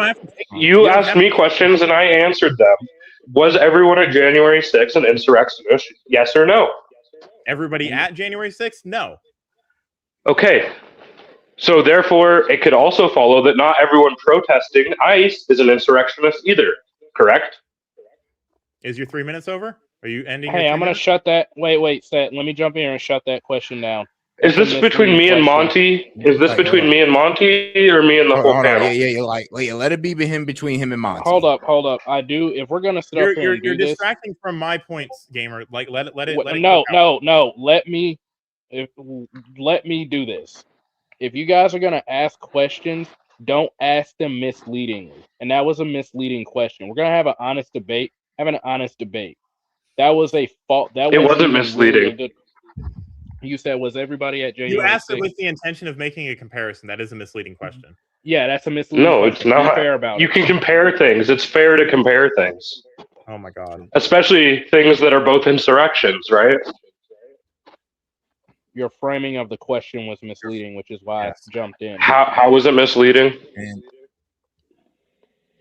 Seth, you following what I'm saying, right? Who, me? To be honest, I thought he just was honestly asking a comparison question. I think it was a fair question to ask, to be honest. He's like, all right, well. He's asking a leading question, which is misleading. No, it's getting you to a point. That's true, because you can't really make the argument you want to make if you say not everyone at January 6th was an insurrectionist, but everyone engaging in these protests is an insurrectionist. I didn't say I said that's a problem for you. You won't let me finish anything. You want to make your point by asking questions so that I'll say things so you can hook them. That is not how you debate. Well, okay, take it away, Coach. First of all, when you ask, is everybody at January 6th an insurrectionist? No, everybody at January 6th is not an insurrectionist because a vast majority of them did not go into the Capitol.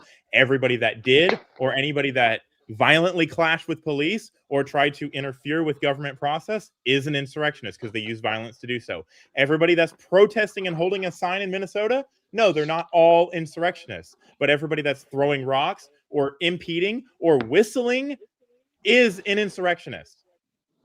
Anybody that is violating law because they don't like the outcome of an election and want to do everything they can to delegitimize the power that ICE has by calling them the Nazis, calling them the Gestapo, inciting violence against them, those are insurrectionists. Wait, so you can be an insurrectionist just by using words? Where is that in the definition? Inciting. Do you know what inciting is? How is that? Yeah, do you know how do you meet the legal definition of incitement? I don't know. I can provide it if you want. Definition of incitement, so we can nail this down. Wait, were you claiming that without knowing? No, I'm not claiming it without knowing. I'm not going to say things. So could you tell me? You dispute them and then you get proven wrong and then you say that's not what I said. So I want it brought up. All right. I'm not going to say anything. Can you bring up the definition of incitement? So you want to contend, Monty, that if I call ICE Gestapo, let me finish, sir. Let me finish. You want to say that I am engaging in incitement. It's not First Amendment protected speech. If I call ICE Gestapo, is that really your claim? Did I say any of those things? Yeah, you used that as your examples. You said calling them Nazis, calling them Gestapo. You included that as I used that as one example in a broad, sweeping thing, defending. And then I tried to hone in on it. let me hone in. Are you gonna fucking interrupt me again? Yep. Go ahead. All right, guys. All right. So, okay, if that's the case, I'm sorry. Well, I'm not going to interrupt you on purpose. I think there is a delay. But yeah, I think there is too. delay in your But all brain, right, guys. So what I'm maybe. going to do here is now I want you guys to ask, full questions, so you guys can have at least a 1 to 2 minute response. I doubt you guys are going to need that long. I sent in. But I do want you guys to have StreamYard. that back and forth.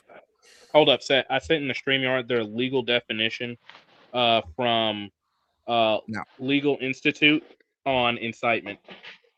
So, and criminal law be to incite means to instigate or persuade another to commit a crime, like saying, "Oh, stop! Go resist them! Go stop them!" That's persuading another to commit a crime because it's illegal. Now, I'm pretty sure we're giving up on the whole does Sid support insurrection? So I know we're giving up on that. No. I'm still maintaining that he's supporting insurrectionists. He won't let me around the corner. Okay, do you wanna do our like back and forth and our first we're opening gonna do the statements? back and forth on that one right now. Now, Sid, I'm gonna go ahead and put you in the background. Monty, go ahead. You got a good 2 to 3 minutes. Explain to us why Sid supports insurrection.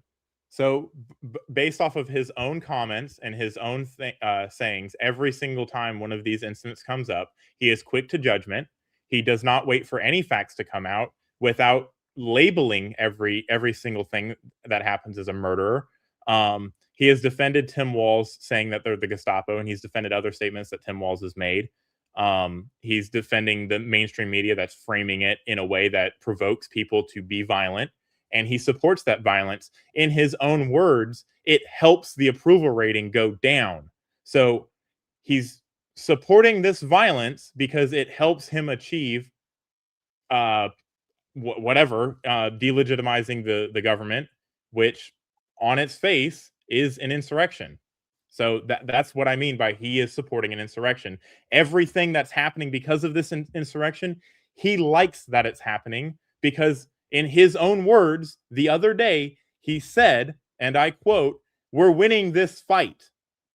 We're winning." The approval rating for Trump, his best issue is going into the tank. So now he's using public support on top of the insurrection. Just because the insurrection is successful doesn't mean it's not an insurrection.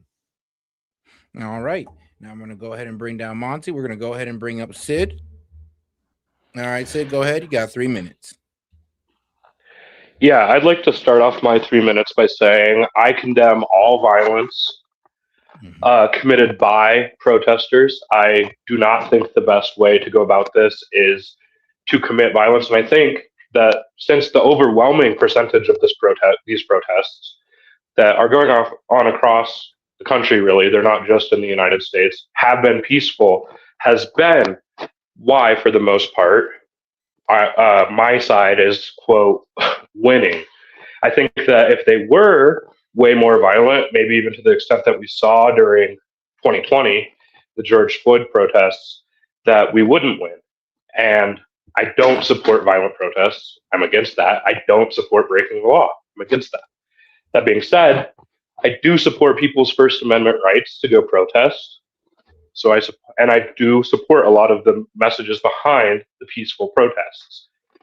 Maybe I need to make that clear every time I talk about these, that every violent act that you guys have seen and have in your head isn't something I automatically support because I don't agree with you guys about ICE. Okay. And to address Monty's points there, he didn't actually say anything or provide any evidence of me supporting violence or insurrectionists or anything like that. He just made assertions and said that I descriptively said, it was a descriptive statement telling you guys that in a broader point about how ICE is losing credibility with the American people. That is true. I wasn't saying, oh, since all this violence is going on, that's why ICE is losing credibility. The protesters are manipulating it and causing problems for ICE, and so I want the violence to keep up. I never said anything like that, and other people that were there that day can tell me if I'm lying right now about that. All right. You got 50 seconds left. You want to take that, or you good? No, I'm fine. All right. Appreciate that, Sid. Let's bring it back up, Monty. All right, Monty. So he likes to paint himself in this light now that he's under the gun about it, but every single thing he said in that opening statement contradicts everything he's said in previous statements, such as maybe, I don't know, a couple weeks ago when he said he hopes my family gets orphaned because I disagree with him on something. Every single time you nail him down to a point, he pivots. And he does this little song and dance where it's like, oh, I didn't exactly say that. No, but the insinuations, I can make assertions based off of insinuations. When you insinuate that ICE is being violent and being crude and doing all these things, and then go and say they're acting like the Gestapo and use rhetoric like that, there's only a logical conclusion to come to. If you really think somebody's a Nazi, maybe you shouldn't be peaceful. That's the broader assertion that's made, or insinuation that's made every time that kind of a comment is said, because you can say plenty of other things that doesn't look right. That, you can disagree on policy all day long, but the second you start labeling people and throwing ad hominems at people to discredit them so that it makes it easier for you to commit violence against them, or more justified for you to commit violence against them, that's when I say you are supporting insurrectionists. You are supporting violence. And the vast majority of these protests are not peaceful. Just the simple fact of impeding traffic is not peaceful. The simple fact of trying to alert other people to ISIS movements to dox them is not peaceful. The fact that you're blocking people with their cars is not peaceful. So the vast majority of protests are peaceful. We're not talking about the vast majority of protests. We're here talking about Alex Peretti, somebody who interfered with a law enforcement action, and you're doing everything you can to defend that man. We're talking about Renee Good, who did everything she can and sat in her car and beep bop booped, laughing and joking as she's protecting pedophiles from ICE. So that is obstruction. That is violence. That is not peaceful protesting. And everything he's done, every time the situations come up for him to rebuke any violence, he has chosen to insinuate and say maybe it's justified, maybe it's okay, because where's the Alex Joneses that say we need to get in the streets and blah blah blah blah blah and we need to arm ourselves. All of that rhetoric in its totality shows a broader picture other than Sid coming up here and saying, oh, I denounce the violence. No, he's happy the violence is going on. Why? Because, like I said, it furthers his movement to delegitimize a legitimate president who was elected with an overwhelming majority of the country's support on a mandate to do exactly what he's doing. And time. All right, now. All right, I'm going to go ahead and bring down Monty, and I'm going to go ahead and bring up our man Sid for a second here. All right, Sid, go ahead. Do you have any response to that one? Yeah, 1 second. Hold it. I'm gonna go out for Sid and ask you to let him reclaim some of this time back that I'm stealing from him. Yeah, go ahead. You're good. Just as another moderator. So after Sid makes his response, I would like to hear from both sides of the aisle, so Sid and Monty, how you guys think the situation could have been handled. So after Sid gives this response, that's the next thing I would like to hear from both sides. All right. Well, I have a lot of things to respond to from Monty, but he characterized me as someone that said I wished his children were orphaned because I disagreed with him. Apparently, a lot of people in this community have forgotten what happened that night. I have apologized for it multiple times now, but what happened was Monty was making jokes about how Renee Good's children had been orphaned and gleefully laughing about it. And in anger, to hold up a mirror to him, I said, I hope that happens to you. I obviously don't. I regret saying it. That being said, we can drop it now. I think it's laughable, really, Monty's statements about how saying things are Gestapo or things are like Nazis rises to the level of incitement or causing people to go commit violence against people. I mean, I remember in 2020, 2021, all these people that were against the mandates, the vaccine mandates, the mask mandates, using the exact same language, if not more heated. And I was principled back then. I never said that was incitement. I never said that was, inspiring violence against anyone in government that was doing these mandates, because it's obviously not. And if we asked Monty and he was going to be honest with you, he would agree that it's obviously not. This is an argument about how I supposedly support insurrectionists. And because I don't think that what Preddy was doing rose to the standards of what you need to meet insurrection, that I support an insurrectionist or any insurrection. I've never, ever said, oh, maybe the violence is a good thing. Maybe the violence is necessary. When we were talking about Alex Jones, I was saying, isn't it funny that this guy warned us all about militarized police in the streets, facial recognition, FEMA camps, all this stuff. And now he's literally saying, trust the government. I was pointing out that's just kind of funny. I wasn't saying, oh, Alex Jones was actually right the whole time, and I'm actually the new Alex Jones, and I think that we do need to get in the streets. And, if I did, all of this stuff is recorded, and I have a lot of time tonight, and I could wait for Monty to go and get all the clips he needs of me supporting violence. Or he can appeal to S.E.T. S.E.T might agree with him. But I think S.E.T's an honest broker, and if he has any memory different than mine about what I said, what I've supported, what I haven't supported, I think it'd be worth hearing because he was there for all these conversations. All right. Well, I will give you this one, my friend. You did come in and apologize, and I have not heard you support any form of violence. So I will give you that. But all right, let's go ahead and bring down Sid, and let's go ahead and bring up my man Monty. So why is it that after Charlie Kirk shooting, everybody on the right was told to bring the temperature down, but now it's not beholden to anybody on the left to bring the temperature down in this case, after the constant barrage of violent rhetoric that Sid has not done anything to condemn.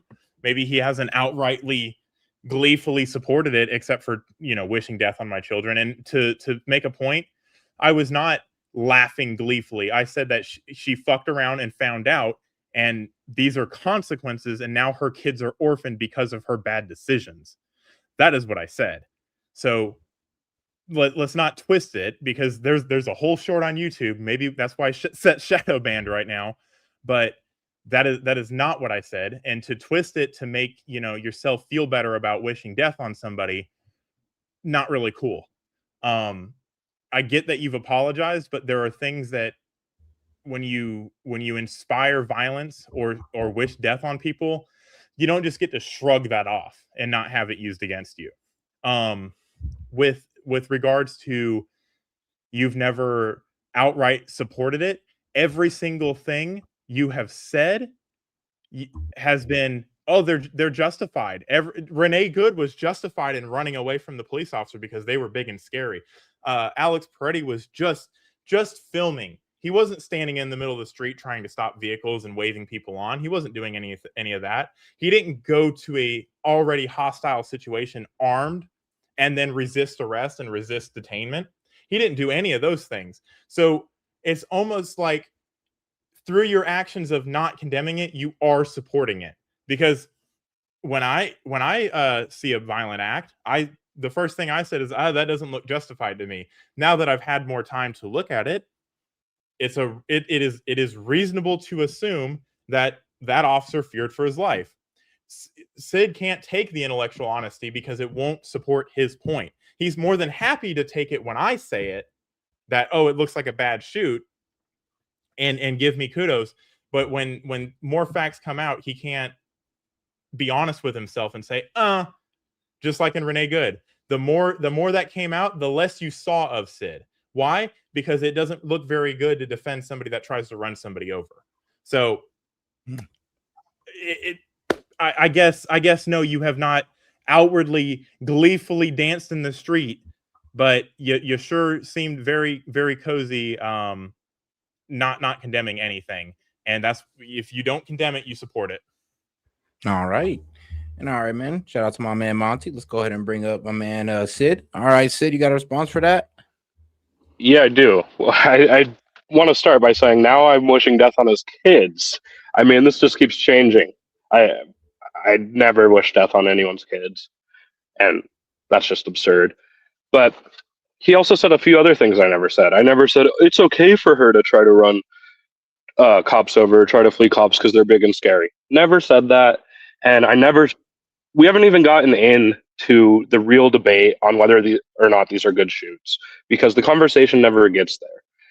And I will say this right now, even if I come to the determination that Freddie or Good were actively engaging in an insurrection, I still hold that these were not good shoots and these were not valid uses of force. We could get into that, but that is a separate debate. Monty is here with the positive claim that I support insurrections. He has not represented me in good faith one time at all. He has not gone back and taken any time or asked for any time to get my exact words. He's paraphrased. He said that me expressing myself, my First Amendment right to describe ICE as Gestapo, or compare them to Nazis, or say that I'm fine with what Tim Walz said, or I'm fine with some of the rhetoric I've heard, is rising to the level of supporting insurrection, despite me saying that I don't support the violent riots or insurrections. And he could win this by, getting the things that we have recorded, that we have video of, and just showing it to my face. And he's not doing that. Instead, he's relying on paraphrasing. I know his wife's there. She could be his debate partner and go through the transcript and find me saying, oh, Renee was in the right because the cops are big and scary. And the last thing I want to contest, you didn't just say, oh, she made a bad choice and now her kids are orphaned because of it. You did make some jokes about it. We both got reprimanded that night. And I think I remember S.E.T saying that a lot of people felt what I said when I said it in the moment, because you did seem kind of gleeful about it. You did seem kind of happy about it. Did the Charlie Kirk thing. That was an individual, non-state actor gunman that every prominent Democrat and person on the left condemned. And I myself condemned it. And the right was saying, oh, you took out the debater. A lot of people on the right were saying, you took out the good one. You took out the moderate. Now get ready for the radical. And they were being very violent with their language about how they were going to start interacting with the left, the general left. And it was absurd, because you know what? Charlie Kirk's killer got found and brought to justice. It wasn't a killing executed by the state, where they don't even want to give out the name of the person that did it and just assign him to a different state, and nobody knows who he is or where he is. And time. All right. Okay, so now that we are done with all of the hold on, gaming. He said I don't want to keep harping. No. I don't. He said a whole lot of things to say a whole lot of nothing, and basically admitted that he said it, and it's on me to prove that he said it, because I don't have the clips right in front of me, and I don't have access to him saying that he wished death on me and hoped my kids were an orphan, or that he has supported he calls them protests.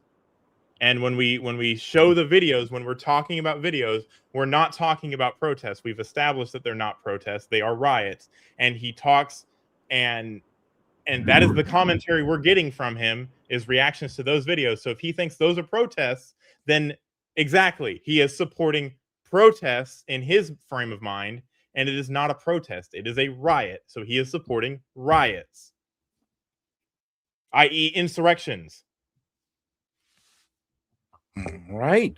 Let me go All ahead right. and To get to this next point, I would like to hear both of you all's opinions on how the situation could have gone if the ICE officers had a bit more physical information, meaning information like what they could see with their eyes, if the situation was different, how do you think the ICE officers should have handled it? But all right, though. Now, I don't know. Go ahead.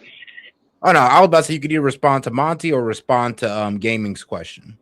Well, all respect to gaming, I don't know how that's relevant to the specific debate we're having. Just because, and I don't really want to debate about the debate, but it's about whether or not I support insurrection or not, and that doesn't seem relevant. But all right, go ahead and respond to Monty. Yeah, to go to what Monty said, I'm not admitting that, oh yeah, I did support it, you just have to have the clips. I'm refuting that I've ever supported or made any of the claims he's making, and saying that he could catch me in a lie right now by grabbing them or having a direct quote from me. I appealed to S.E.T once about what I said or didn't say, and he kindly, confirmed that I was accurately describing what happened. I don't think that Monty has accurately described what happened, and I'm also not claiming I never said that terrible thing about hoping the same thing that happened Renee Good happened to you. You came up the time before your last time and said, I said that I hoped your kids died, which never did, never would do. And I shouldn't have done the other thing either. But we need to stop talking about that because that's irrelevant. That doesn't go into how I support insurrection or not. So, yeah, I think the onus is on you to come up with me supporting an insurrection. You chose the parameters of the debate. You didn't have to choose such a hard debate where you have to get inside my head and you don't even have clips. You don't even have Discord logs. You don't have anything. You're coming here with nothing. That's pretty much it, man. I don't even know how much more there is to say. All right, I'll give you that one. I'll go ahead and let Monty explain that one then. All right, Monty, go ahead. I don't think S.E.T just slammed the door on anything you've ever said, personally, but it's kind of ill-fated of you to expect someone to go through a 6.5, 7 hour, 8 hour, 12-hour live stream just to clip out what you're doing in a 3-minute response window. And it's disingenuous. I can't do that while preparing and listening to the garbage you're saying. I have come with plenty of things. I have stated plenty of things. You can refute any of the things that I have said by doing the same thing you're asking me to do, if it's that easy to do. Everybody in the chat has heard you say these things. If we run a poll right now, everybody in the chat is going to hear my side of what happened and be like, yeah, that's more likely what happened. If it's not for the fact that anytime we have a conversation, it's just you and me screaming at each other. So when you do get a breath of air, you say the most radical and ridiculous fucking offhanded things. So it's really hard to nail down every single thing you say and serve it to you on a silver platter. If you'd like me to embarrass you that way, trust me, I'm petty. I will spend all night long and go look through all S.E.T's clips if that's what you really, really want. But everybody has a short memory span, and Sid's gonna say he never said any of those things in this debate because that's what he always does. He moves the goalposts. He throws red herrings into arguments. He goes with whataboutisms, and he generally supports anything that will do. And I can go find this clip. Nothing can be done in the positive for this administration. It can the only evidence Sid will look at is evidence that is damning. There is no redemption for the Trump time. All right. Shout out to my man Monty. Let's go ahead and bring up my man Sid. All right, Sid. I'll give you an extra 20 seconds on that one. Yeah, go ahead. Yeah, I heard a lot of bitching, quite frankly, about the debate topic Monty picked. You don't have to go sit through the thing. I mean, YouTube has transcripts, man. You're saying I said these things. Type in those words. See if I said those things. Simple as. I don't know what else I have to do. I don't have much more to say. I don't need all this extra time. All right, then. Hey, man, I'd love to hear it. All right, Sid. Well, Sid is pretty solidified in his position right there. I mean, go ahead, Monty. What's up? Oh no, Sid's already he's already done. Oh Sid yeah, was already. I mean, it's really hard to defend it when the evidence is there. So of course he's done.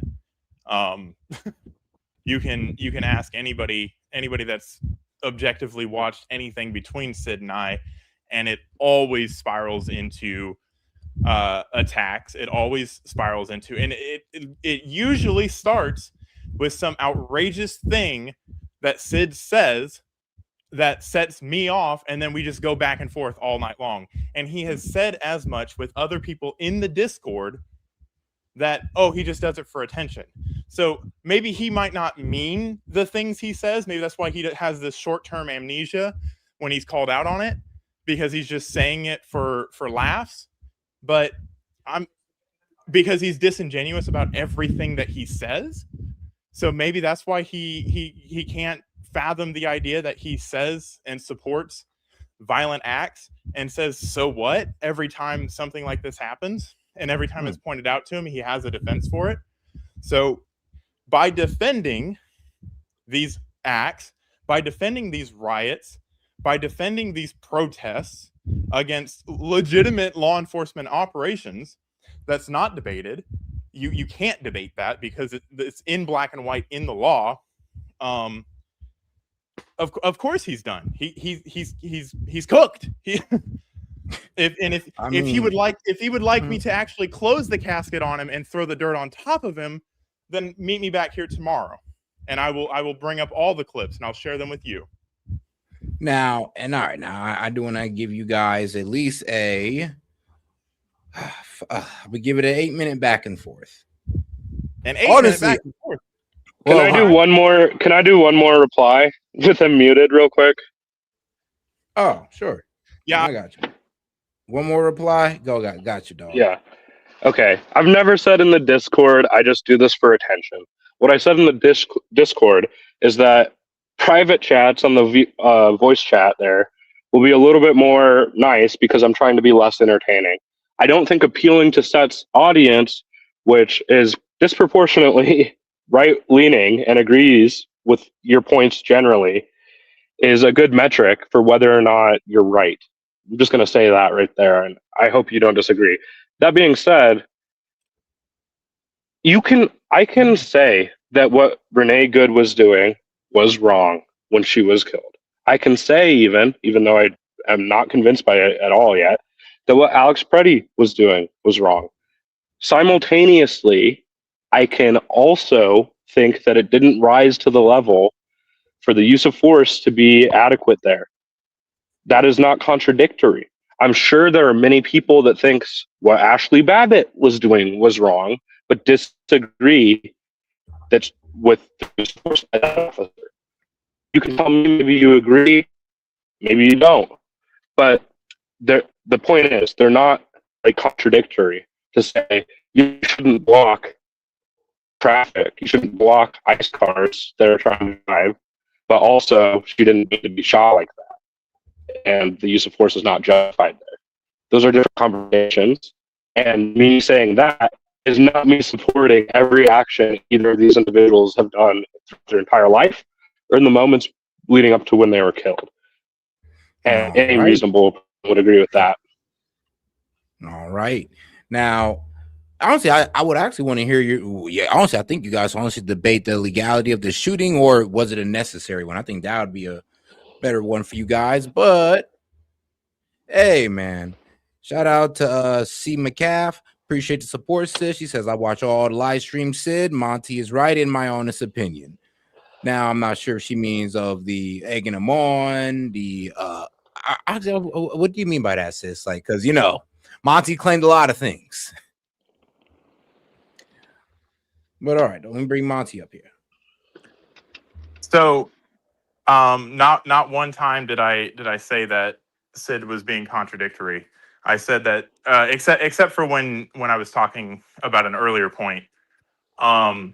When you say Renee Good shouldn't have done what she did, there is this notion that things are a dynamic situation and that No, for blocking the road, she does not deserve to get shot. That's not why she got shot. For blocking the road, Alex Peretti also did not deserve to get shot. For interfering, Alex Peretti did not deserve to get shot either. However, when you introduce a deadly weapon into a confrontation, that rises to the level of deadly force.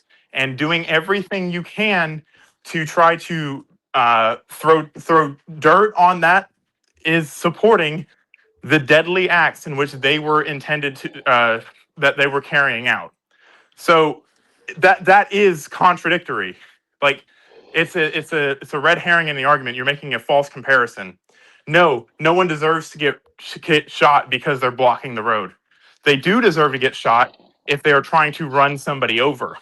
They do Well, deserve to get shot. you're assuming a point I haven't made. I never said for blocking the road. That was what you responded to me with, though. So that is No. the point you made. I never said. I said I don't think either of them were good shots. I don't, and I didn't say, oh, what is blocking the road capital punishment? I didn't say either of those things. Actually, yes, you did. You said she doesn't deserve to get shot because she's blocking the road. What she did was wrong. She doesn't deserve to get shot for it, though.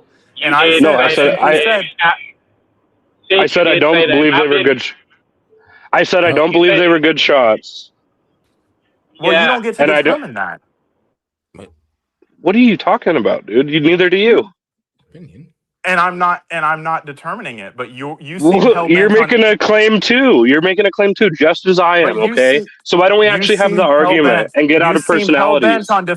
You seem hell-bent on defending the fact that this is murder or a state-sponsored execution, as I think what you said on Renee Good. Yeah, I've never been able to actually make the argument. Okay. Yeah, really? Because it always devolves into personalities. It always devolves into personalities. But what are we making the argument on? Well, I guess now we're arguing. I don't know, Monty. Do you move off the claim that I support insurrectionists? No, I've well established that. And if you'd like if you'd like all of the clips of everything that I've said tonight, I will go and do exactly what you said. And you better be here tomorrow and answer to them. Man, I will. I will. So, should we close the door on this argument and maybe give our final thoughts and have the panel give their thoughts on who made the better argument? Then we could move on to the justification for these shootings. Oh, buddy, if you want to get into that one, I was trying to give you an easy one. But if you want to get into the justification of shootings, I'm going to have you wrapped in circles. But go ahead. Well, I think that we could close out on this one and have the other people that are here give their thoughts on the debate we just had. All right. All right. Can we run a poll? Does Sid support insurrectionists based off of the claims that he's made in the past? Remember, I'm gonna go ahead and give the well. You want to give your honest assessment first, or me? My honest assessment is that Sid makes inflammatory remarks. Sid says things that maybe he doesn't mean. Maybe it's just all for shock value and for entertainment. If that's the case, then I will concede that maybe he doesn't support insurrectionists. However, going off of his own words, every time we've had a conversation, the conversation always, yes, you're right, it does devolve into personalities, but it before it gets there, it is justification for the horrific things that are happening. All right, now, Gaming, what you think? Going based off of substance and substance Sid's got to be able to respond to that because I believe I spoke first. So anytime I speak after Sid, he has to have the last word. No, we're not doing that. We're closing it out. And I'm going based off of substance alone. Set. Yo. Can you hear me? Yeah, I can hear you. Yeah, I can hear you. Can you? No, you're well. All right, I think something happened with Monty's mic. I can hear Set, but I can't hear Gaming. I'm gonna have to back out and come back in. All right, gotcha. The usual. So I personally think, not even personally think, I'm just going based off of how I debated before. And one of the key things that we look for is substance. Now, the one thing that I was trying to do was, by that question of what would you have done differently, it was actually a lifeline to try to get some substance in there. But when you said this, not the question, this, that, and the other, I didn't contest it because I wanted, well, if you're hell bent on digging your own grave, then I'm just going to let. All right, I guess his mic is going. Damn, everybody mic going out. Like, damn. All right. Well, I'll go ahead and give my honest assessment of it. Now, Now I'm gonna go ahead and give my honest assessment of it here. And honestly, I'm be real with you. I don't think that the argument was made that S.E.T actually supports insurrection. I'll be honest with you. Now, do I can sit here and say, does S.E.T support these people's right to protest? For sure. But I in that whole, out of all what S.E.T was saying, I did not pick up where S.E.T supports insurrection. Right. Of course you don't. Of course you don't pick it up right now because he's in a debate about that topic. He's not gonna say I support insurrection. No, Monty. I think about it. I even opened up with the precursor of the pre-questions of, all right, well, do you want this to be stopped? Do you want the ICE enforcement to be stopped? And he was like honestly, he didn't say yes. He thinks that it can be done in a better way, and he doesn't support the way it's being done. But he did not say that, I want this to be stopped, and I support the way the protesters are doing it. I think that would be the only way to clip them down as, okay, you support insurrection. And also, this was a debate about all of the things I've said over a course of multiple conversations. It's not like S.E.T or gaming doesn't remember those. Remember how maybe they don't remember every specific word because nobody can, but it's not like his memory just begins and ends right here. You know what I mean? And you didn't really make a compelling point, Monty. Like, cool. I think you have feelings. What are you going to have to say when I bring up the clips of you saying everything I said you said? Well, I will look really foolish, right? Okay. So leave that as it is. Run the poll because this was a debate between you and me in front of an audience. See who agrees with who. It's not a biased poll. You came to this channel to debate me. Yeah, dude. Not to debate you, but we did debate. And also, people love to hate me in this channel and in the Discord. It just is what it is. I wonder because you guys all have different political beliefs than me. I mean, it makes sense. No. All right, let me implicate. We hate people with different political beliefs, guys. No, I don't hate nobody. Okay. Oh, let me defend myself because again, I'm up here to talk my shit, and I'm gonna talk my shit. First of all, S.E.T, I don't fucking know you. You don't really know me like that, and you've only heard me speak on a handful of occasions whenever you're fucking on. And so far, we haven't even gotten into any real debate. Now, if you would like to debate me on some several fucking topics, I go based off the definition. And I don't play the fuck-ass bullshit. I don't like that definition. It is what it is. It's in black and fucking white. Argue with the people who made the definition. Don't argue with me. Second, I go based off of fucking facts and what I can see. And so far, ask Monty, ask S.E.T, ask Tove, ask people in the chat. Every time, both of these shootings, I've been 2 for 2. 2 for 2 for calling shit out. Shit that most people won't see. So much so, I'm pretty sure CNN fucking scout S.E.T clip. I said that as a joke, but I'm also serious. Because I don't know what you're talking about, man. Like, this debate wasn't even about the shooting. If you were paying attention, you'd know what he was talking about. If you don't know what he's talking about, it's because you weren't paying attention. The debate wasn't even about the shootings, man. Like, I'm getting the debate is about the protests in general and the fact that you support what you call protests, and I call them insurrections.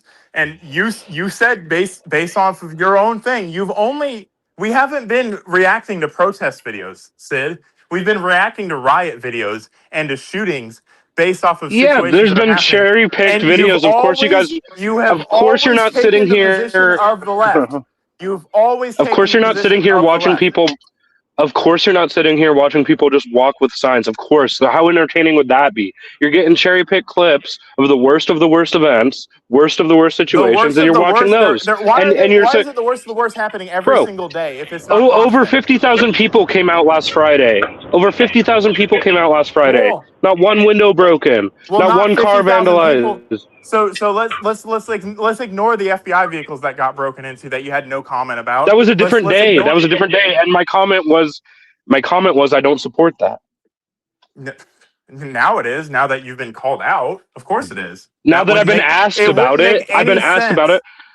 In the moment, I wasn't sitting there saying, "Oh yeah, this is based. I hope I don't have to get into a debate where I have to say I didn't say this." And you're not going to be able to find that. I mean, you could look all night long for it, bro. Okay, bud. Yeah. Okay. All right. I don't. Hold up. As I was saying, the poll isn't fucking biased. Okay. I got into it with S.E.T. I've got into it with Monty. I get into it with you. Hell, I even disagree with Toad.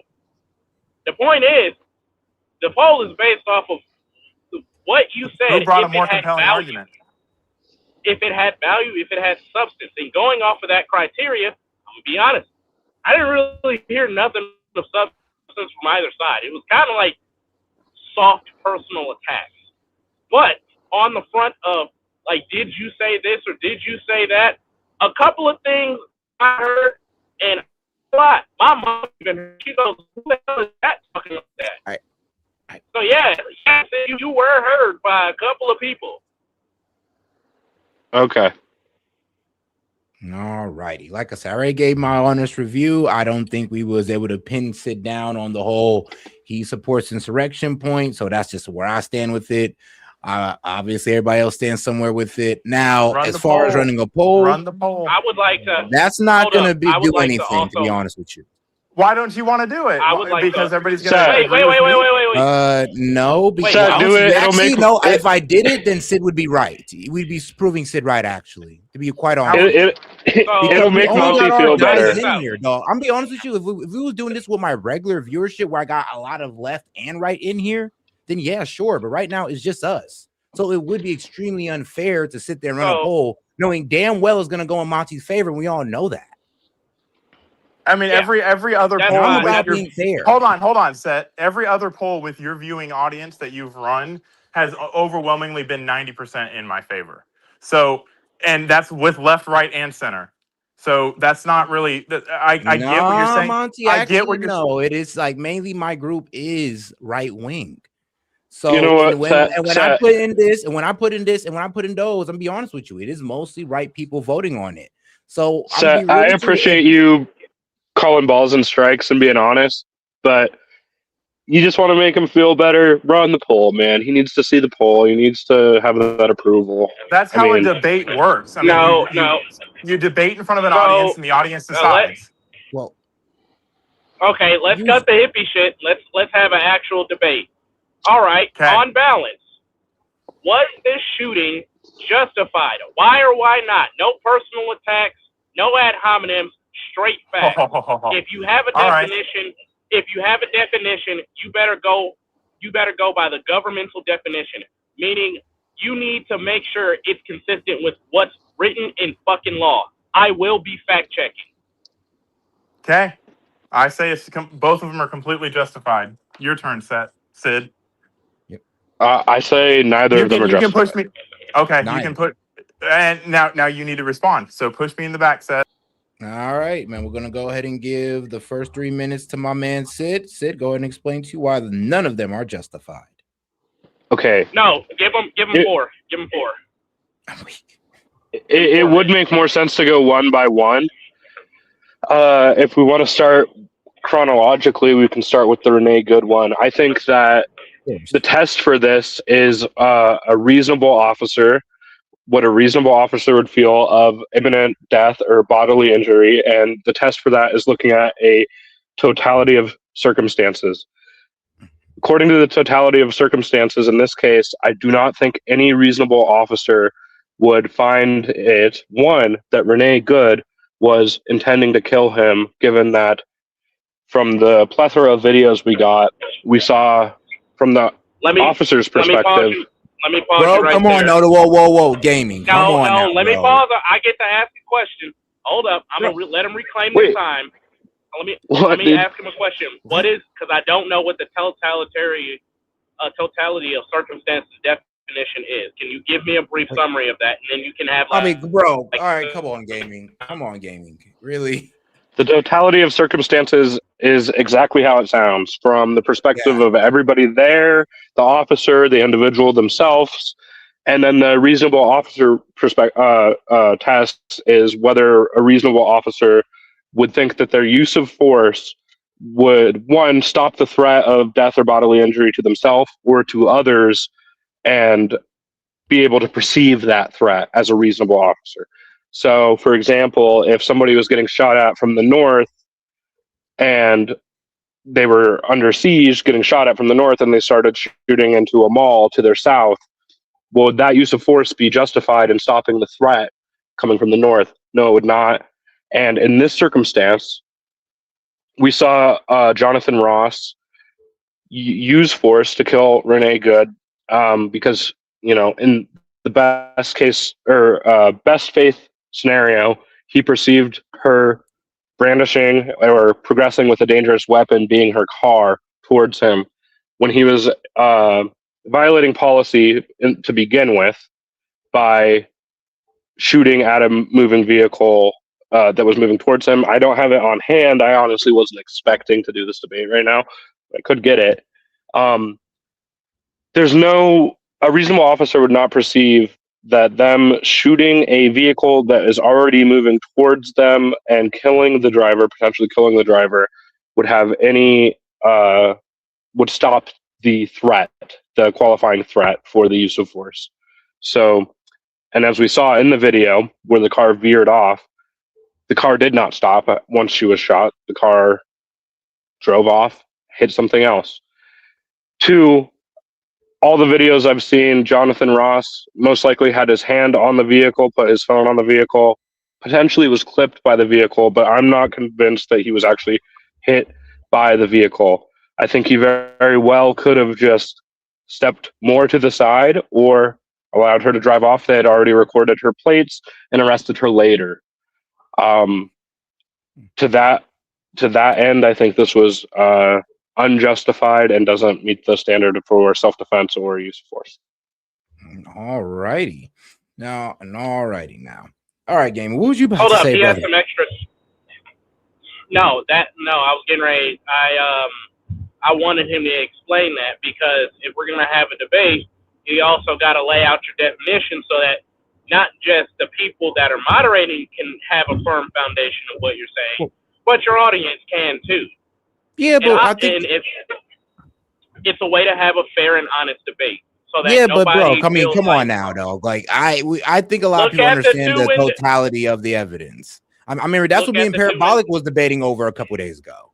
So you know. yeah, but look at everybody is not us. So for the viewers at home, this and people do view your stuff after it goes live. So I also want to point that out. So you are doing good on like after live view, post live views. So just so it's out there and on record, both sides can present their cases the way that they want to and have definition and actually sound intelligible by what they're saying instead of just saying, you know, these buzzwords that may throw off people. You feel what I'm saying? Yeah, I feel what you're saying, but let's not try to interrupt them because I want to throw them off their point. That's all. Okay, and then the next thing is make sure to give Sid his time back. All right. He had his time. He had like 4 minutes. Yeah. Now go ahead, Monty. Go ahead and respond to Sid. So first of all, Sid is not a reasonable officer. He's not a police officer. He's never claimed to be a police officer. So the whole reasonable police officer or another reasonable officer argument that he's trying to make from his own experience does not really. He kind of hung his hat on that no reasonable officer would do it. In fact, they're right after this shooting, there was another video of a car driving at a police officer who shot, and it was determined to be a good shoot. And there have been several police officers, including the detective that broke this down, that said that it was a good shoot. So reasonable officer, it only really takes a couple of reasonable officers to say, yeah, people all across the country kind of agree that have any sort of understanding of the law. And the Department of Justice's use of force policy that Sid is quoting is 16-200, 1.16-200. And he is describing a policy that says that you cannot shoot into moving, fleeing vehicles unless the vehicle is coming at you. And the vehicle was coming at him. He did not place himself in front of the vehicle. She placed the vehicle in line with him when she backed up and set her tires in his path. We have established that several times on this channel alone. So with that being said, he doesn't have to ninja flip off the hood of the car to try to avoid the collision. He doesn't just die because he violated policy. Even if we can concede that point that he violated policy, which I'm not willing to concede, but even if we did, he doesn't have to just die because someone is trying to run him over and he violated policy. He walked around the vehicle several times. So his indication was she's just going to sit here and be an asshole and obstruct law enforcement. Not she's going to take this a step further. No reasonable officer would have believed that. Otherwise, he wouldn't have walked in front of the car. I don't think Jonathan Ross decided, you know what, I'm going to step in front of a moving vehicle today so I can shoot somebody. Which is what the claim that S.E.T has made, that this is murder before. That's what that would require, and it doesn't. And it doesn't meet any of those legal definitions. It doesn't meet the definition of murder. It doesn't meet the definition of excessive force. The only definition that it meets is the one of self-defense. There's 4 aspects to self-defense. 1, you're protecting yourself. 2, you're protecting somebody else. 3, you're having a felony committed upon you. Or 4, you're having a felony committed in your home. Those are the 4 things in which any one of those could be met to justify lethal force. And you have 3 of them that are met. Assault with a deadly weapon is a felony. She did that. Whether you want to acknowledge that she might have been trying to drive away, she committed assault with a deadly weapon, because it's not about what you intend to do, it's about what you actually do. His partner was in imminent threat of death or serious bodily injury because his arm was still in the car when she decided to drive away. So condition 2 of lethal force is met. Condition 3, himself. It was met when he said, or when she decided that she was going to aim her vehicle at him while he's standing there. You don't just get to drive away and say, fuck the pedestrians that are in the road, because you don't, like, we've had several arguments about whether protesters should be run over, and they shouldn't have been in the road. That doesn't mean you just run them over. So 1, 2, and 3 of the lethal force continuum have been met. She has motive, means, and opportunity to run him over. She tried to, and he shot her. The fact that she didn't initially, immediately, the vehicle didn't just spawn out of existence is irrelevant. Why? Because she eventually stopped when she hit a pole. She wouldn't have stopped. And time. All right. Shout out to Monty for that one. Now, Sid, we're going to go ahead and bring you up for your 4 minutes. Okay, so real quick, I want to talk about what we're not talking about. We're not talking about what a jury is going to find. We're not talking about, basically, we're not talking about what a jury is going to find. We're talking about what we think of this, I could very well concede that a jury might find this not to be murder. It is my opinion that this is murder. Murder is an unjustified killing with malice aforethought. Malice can be established in a split second. Doesn't require premeditation for a day, anything like that. And for this to be a justified use of force, you have to look at the totality of circumstances. That includes all 3 shots, 2 of which were taken through the side window after he had stepped aside. Those would be looked at in a court case. Those, even if I grant the first shot, are harder to establish justification for. Because what I said the first time, this doesn't stop the qualifying threat. The vehicle, and no reasonable officer would believe this, has no reason to stop moving if you shoot the driver. It has no reason to protect him or his fellow officer if the driver is shot, because their foot is on the gas. They can now not take their foot off the gas. They cannot press the brakes. They cannot stop the car. They cannot turn it off. That is why the policy exists. The policy wasn't created out of thin air. And another aspect of the totality of circumstances, as we can see, and as I said in my first statement, from Jonathan Ross's point of view, we can see Renee Good turning away from him. Yes, to flee. Wrong thing to do. She shouldn't have done it. But they had her license plate already. They had taken it down. What gaming wanted us to do in the first debate is say what the officer could have done instead. And in this case, it's very clear and very simple. And we could move on after this. Well, yeah, after this, after Monty makes his statement, we can move on to the Preddy one. Mm-hmm. But what could have been done is Jonathan Ross could have stepped to the side. She could have driven home or right down the street to park to let her wife get back in the car, or allowed themselves to be detained, or driven home and allowed themselves to get arrested the next day. All right. Shout out Sid on that one. All right, now let's go ahead and bring in Monty for his response. So first point, he liked to hang his hat on the quick succession argument, and I think he either is completely oblivious to what courts have allowed, and adrenaline and heat of the moment and stopping the threat are all factors. So typically courts have held that if you follow up with multiple shots, it's either they all are or none of them are. So all of them are justified or none of them are justified. So that's the first point. And I've already established that through the three methods of use of force, that all of the initial deadly threat and use of force was authorized. So all of them are. So none of this trying to wrench at heartstrings. Oh, 2 shots were fired through the window. Yeah, it's deadly force. You make sure the person's dead. That's what the word means. And then secondly, it doesn't. None of what he's saying makes any sense in any rational thinking person's. You don't let fleeing felony suspects just leave. You don't. You do what you can to stop them.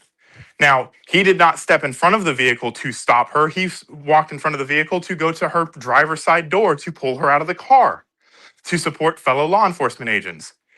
And when she did that, or when he did that, she decided to drive away. He's in the way of her driving away. That doesn't mean you just run somebody over. I don't care how hard you turn the wheel. She still hit him. And you can see in the video that he pauses for a second because he doesn't realize, or he realizes something's about to happen and tries to move out of the way.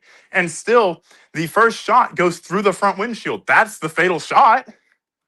That's the one that hits her in the head. So he's just arguing on semantics right now because he moved the goalpost to, I don't think a jury might acquit him, but it's murder in my head, and malice can be determined in a second. None of that matters. We're not asking what Sid thinks. We're asking, was this shoot justified or unjustified? Sid said it was unjustified. That was the premise of the conversation, and he's losing the debate now now he wants to move the goalposts. I'm not going to let him do it. All right. Shout out to my man Monty. Let's go ahead and bring up my man Sid. All right. Go ahead, Sid. Yeah, what Monty was saying about if one shot's justified, all of them are justified. I mean, it's just facially ridiculous. Even going to the Preddy one, let's say the first shot was justified. Let's say they all mag dumped in him and then all reloaded and started mag dumping in him more. Would any court, would any jury find that reasonable? No. And according to Barnes v. Felix, we do have to look at every application of use of force, which means every shot, not necessarily every bullet. He is right. Heat of the moment, that type of stuff. But if the qualifying threat is eliminated by the first shot, the second shot, the third shot, or you stepping out of the way simultaneously with that, then those shots come into question. These things are analyzed and have been analyzed at the Supreme Court, and it's just absurd to say one shot's justified, anything after that is justified. That is not true. That is not true whatsoever. And he didn't prove that, and he's not going to disprove it when he gets his turn again. I think we've run the course on this, and we're not making any ground on it. We can stay on this one, or we can move to Preddy. I'll let him decide when he speaks again. All right. All right, then. All right. So Sid is wait, up to Monty. Wait. Intermediate. Since Sid actually performed a good clash, I'm gonna ask that Monty at some point, it doesn't have to be immediately now, but at some point he bring up some type of evidence to support his accusation, because Sid made a valid point. He didn't have any proof to prove that one shot. Well, I mean, any real proof that if one shot's valid, all of them's valid? Yeah, that's a fair argument. Yeah, I'm gonna give it to you. That is all right. Then let's go ahead and bring down Sid and give it to Monty. So first of all, I did not say that you can mag dump somebody, reload and mag dump. So the barrier to that test, forgot what the case was, but I believe it's a stand your ground case. You do not get to mag dump and then it's a reasonable force to stop the threat. The threat being a motoring vehicle barreling down a slick road towards protesters now. So that threat hasn't been eliminated. He fires 3 times and then stops shooting. He has 17 rounds in that gun. He didn't even mag dump. He shot 3 times in quick succession. And so the fine motor skills that require you to shoot versus did I hit them? Did I not hit them? Have I stopped the threat? Have I not stopped the threat? As soon as the vehicle is pulling away from him, yeah, he fires 2 more shots into the vehicle and then stops. So obviously, I wasn't speaking on if one shot's they're all good. I'm speaking in a totality of the circumstances. She is now driving away. He's not continuing to throw rounds through her back window. So we're talking about reasonableness. It's reasonable to come to the conclusion that either 1, you got the threat, or 2, they no longer meet the force triangle. And once they don't meet that, he stops shooting. So what is it that I haven't proven? That is a matter of interpretation and subjectiveness. So the subjectiveness shows that he did not use excessive force. He shot 3 times. Maybe the first shot missed. Maybe the second shot missed. Maybe the third shot missed. We don't actually know. But so the laws specifically require so you cannot have follow-up shots when you have a fleeing suspect, when the attacker has surrendered or the threat has ceased. So when the suspect became a fleeing suspect, he stopped shooting. The attacker never surrendered, and the threat was never ceased until she hit the wall. So the legal standard to stop the threat is the continued threat. The justification for firing ends when the threat is neutralized. If an attacker is knocked down, drops their weapon, and ceases to advance, further shots may be viewed as excessive. That didn't happen. She kept her foot on the gas. Adrenaline and effectiveness in high-stress situations, attackers may not immediately stop, even after being struck, if under the influence of substances or wearing protective gear. Therefore, multiple shots are often necessary to achieve a, quote, stop. And there's no magic number. There's no legal limit on the number of shots, only that each shot must be reasonable under the circumstances. And reasonable is a subjective term. So I reserve the right to say that the shots that he took and the lack thereof the shots that he took were a reasonable amount of shots, well placed enough to stop the threat. The threat being her plowing through the crowd that had formed around her. So we're not talking about the threat of the officer anymore. Now we're talking about the threat to the public, because this is a fleeing suspect that has already hit an officer. So reasonable, she started going off to the side and hit the pole. Oh, I don't need to shoot her anymore. She's either deceased or she's incapacitated. And now she's crashed her car. So he didn't run up to her window and start dumping mags into her some more to stop her. So that is what I would call reasonable. The threat was neutralized. All right, shoot, 5 seconds to spare. And all right, shout out my man Monty. All right, let's bring up Sid because apparently Monty still wants it on this topic. So go ahead, Sid. Okay. I realized I didn't address a point he made in an earlier argument about other officers and LEOs talking about this use of force and agreeing that it was valid.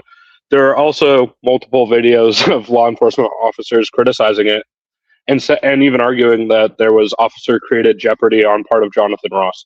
That being said, Monty made some claims there that have not been established and that I do not agree to.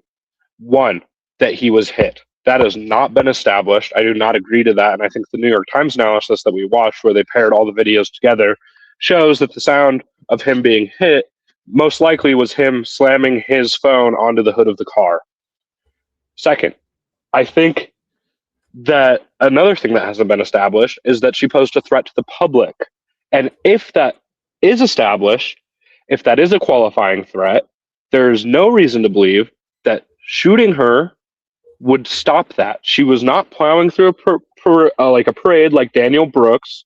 She was not doing that. She was leaving the situation. There's no indication that she was going to plow through a crowd or that she was going to run people over and start driving recklessly, and no reasonable officer would believe that. She backed up and started turning her wheels away to drive away, not in any radical way, not in any rash manner.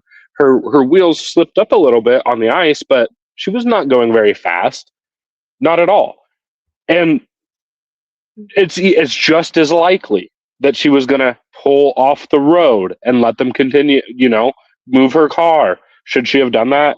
We could get into that. No, she shouldn't have. She should have turned her car off and got out. That's what she should have done. But what should Jonathan Ross have done? I've already made this case. He should have stepped to the side if he felt he needed to. I don't think he needed to. At most, he got clipped. I don't think that's been established, though. And then went and either arrested them later, charged her later, or waited to see what she would do next. You can't say that he thought that there was a qualifying threat to the public to the extent that he has to shoot her, which doesn't remove the qualifying threat. In fact, it creates like a torpedo, a 4,000-pound torpedo that is driving off without any control. And he had no reason to believe it would drive off and hit a pole. Luckily, it did. She could have slumped over and turned the wheel towards him more. That's why a reasonable officer would not believe this would eliminate the qualifying threat.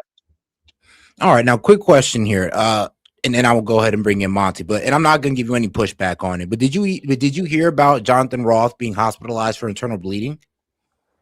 I think that is bullshit. Just to be quite honest, I think that is a cover up.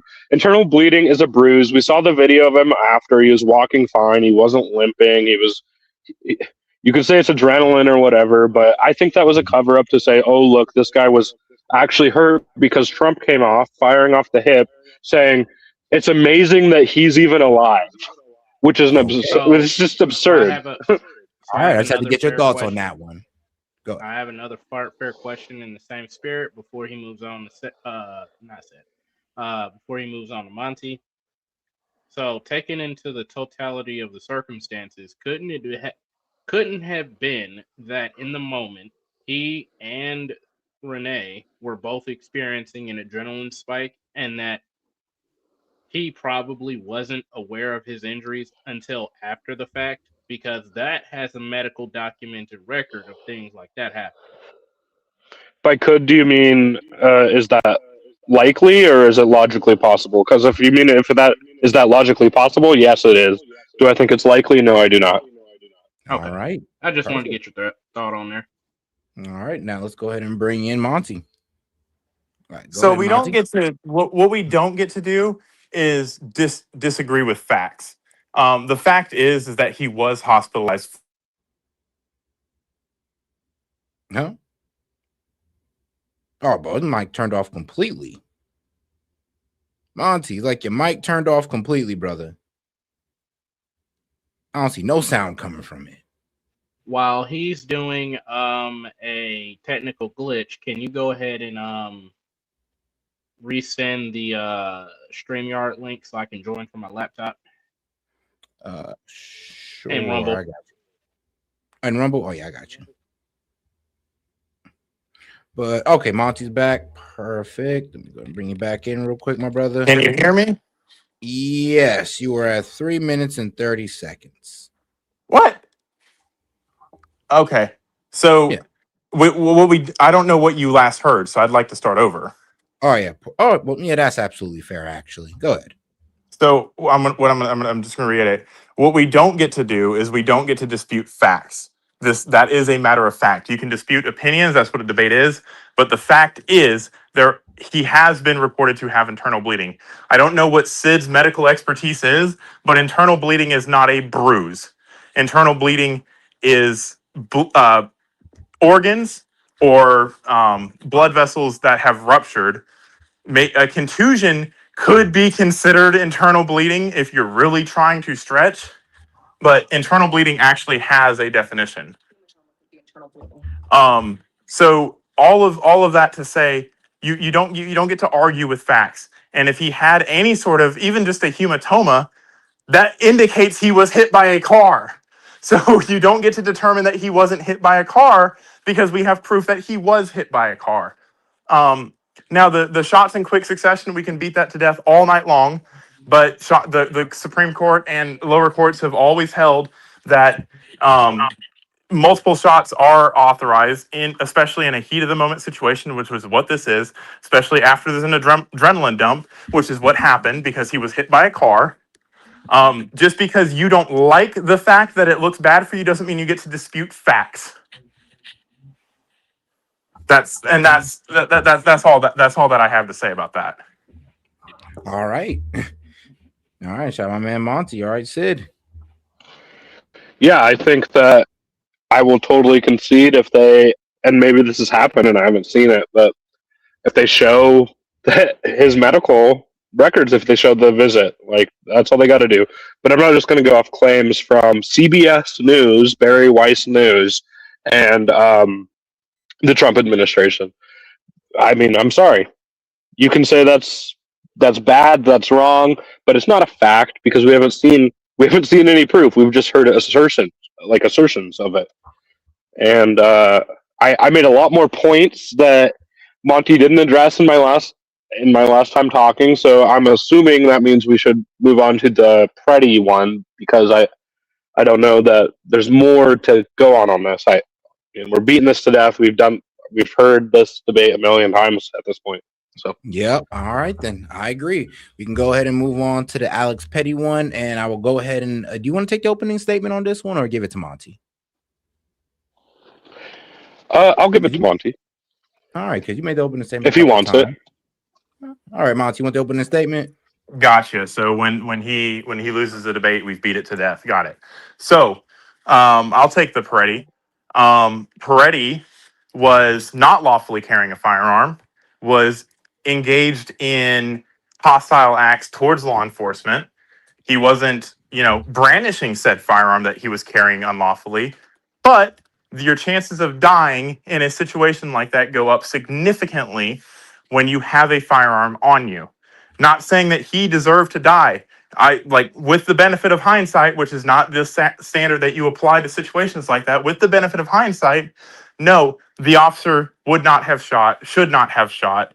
But that's not the world we live in. You live in the officer's perspective based on the totality of the situation. The totality of the situation is you have a violent person that is resisting law enforcement, that has obstructed law enforcement. When attacks on law enforcement are up 1,300%, when you have people like Sid that will say everything that happens is murder, yes, that is the totality of the situation. The totality of the situation doesn't mean you get to just cherry pick all the facts and say, oh, he didn't have the gun, so let's base all of our assertions on that fact. That's not how it works. You have to look at everything. You have to look at the officer's, try to understand the officer's state of mind. Is it reasonable to say my fellow officer has yelled gun, and now there's a gun in the situation, I'm going to shoot because I just heard a round go off? that is completely reasonable, and it has been held that it's been reasonable in prior cases. All righty. And shout out to my man Monty, leaving at least 2 minutes on there. All right, we're going to go ahead and bring up Sid for the response. Yeah. So I'll actually make one last point on the good situation. It's not totally substantive, but something I hope we all can agree on is that there should be full, independent investigations into both of these two things. Today it came out that there was body cam footage that the CBP officers have. They were wearing body cams. And I think we should all demand that be released to the public because it'll give us much more insight into what happened. If we can agree on that, that is the main point I would like to drive home in this debate. This impromptu debate, by the way.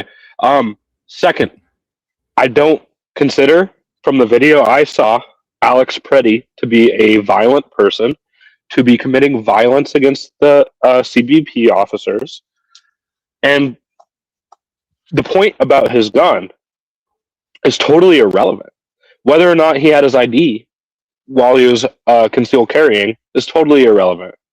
But to briefly touch on that, from what I've seen, that's like a misdemeanor that carries like a $25 fine with it. And the right in general is totally fine, has been historically totally fine with people bringing firearms to protests. There are countless examples. Oh, yeah. What I saw in those videos was Alex Preddy being there with his phone out, recording. There was video of him directing traffic before, and then there was video of law enforcement coming towards him and the two people surrounding him. Law enforcement pushed one of those women down, and he went to help them up. At that point, they were both pepper sprayed, and he keeled over. When he keeled over, he was then jumped on by the officers around him. They started hitting him and pushed him to the ground. There's a still image. I know Bovino, who, rest in peace, lost his position today, disputes this analysis of still image analyzing this. But you can see the officer that fired and his line of sight, seeing his fellow officer remove the gun from the holster on his back. You can see it. I can send it in the Discord when it's not my turn. I'll send it to Set, and he can bring that up. Then, all right, go ahead. While Alex Preddy had both his hands on the ground, one holding his phone, they started unloading shots into him. I think it was around 11 shots. Maybe I'm wrong on the exact number. I'm frankly sick of watching the video. It disgusts me. But in other videos, you see ICE agents clapping along to the shots. Maybe it's adrenaline. Maybe. But at what point did they have fear of imminent death or injury? Alex never went for his gun. He never grabbed his gun. It's irrelevant that he didn't have his ID. It's irrelevant that he had 2 magazines. Monty seems to be almost a Second Amendment absolutist. I've heard him say there should be no gun laws. For him to invoke that in this situation is just bad faith, and he is playing team sports, the very thing he accuses me of doing constantly. All righty, with 18 seconds to spare. All right, now I'm going to go ahead and bring in Monty in, and on a quick fact-checking note from the Renee Good. So yes, bruising is a form of visible internal bleeding where the blood vessels break beneath the skin, causing blood to leak into surrounding tissues without breaking the skin. So yeah, I mean, if we're talking, if he got bruised, I mean, I guess we can't call that a form of internal bleeding, and this is according to the Google search that I did. Real quick, Set, last 18 seconds. I'm going to send you something on Discord. That's my last 18 seconds. All right, perfect. All right, now let's go ahead and bring in my man Monty. Before he responds, I'm sorry. Give him his time back. I was trying to say something. I'm also looking into on a fact checking note. I am also looking into Sid's claim on it just being a bruise. He So said let me clarify what I said. A contusion is a bruise. Ecchymosis is a bruise, and it is a sign of internal bleeding. So that's why I said it. Maybe if you want to be completely disingenuous and say that he has internal bleeding, you could say a bruise is internal bleeding, but that's not the colloquialism known to everybody. Yeah, exactly. In the rule of medicine, nobody would call that internal bleeding. We're looking for actual sources of bleeding from usually an organ. Yeah, and so what From I'm going blunt to, trauma. So I'm on the Department of Homeland Security's website, and they had actually addressed this, and they did say that when they got him back to the hospital, he did in fact have signs of internal bleeding, though light. So this is from the DHS website. So for the record, you treat all internal bleeding as serious until proven otherwise. Just for clarification, like that'll move you up a step in the Washington trauma system, at least if you have bruising to the box or like seatbelt signs or anything like that. I hope I'm not running my time right now, but I'm just trying to clarify a point of fact that is. Oh no, you're good. I'm about to start your time now. So the first point I want to make is Sid made a claim. I don't know if it's true or not because I didn't have enough time to look it up. But not identifying yourself is sure, it's a misdemeanor. But assaulting a law enforcement officer while you're armed carries a $40,000 fine and 30 years in prison for one. So it's not this, minor jaywalking charge. For two, resisting an officer while armed is a $10,000 fine in Minnesota, and it's a felony potentially reaching 20 years in prison. Why? Because we consider these things to be dangerous and violent. Why? So when I say dangerously and violently resisting and impeding, that's what I mean. Because both of those charges concurrently carry a 50-year sentence and a $50,000 fine. Because we don't want the public doing that. And why? Because it puts the public and the person that's doing it and the officers around them in risk of life or limb. What are we talking about? The use of deadly force. When is deadly force authorized? When the risk of life or limb is put into question. Now, it has been carried that the officer does not have to see the gun, and we can sit here and say, "Oh, Sid saw it clear as day." Sid wasn't there. Sid has this benefit of what do we call it? Hindsight. And can go back and freeze frame and be a freeze frame social justice warrior. That doesn't mean that this was an execution.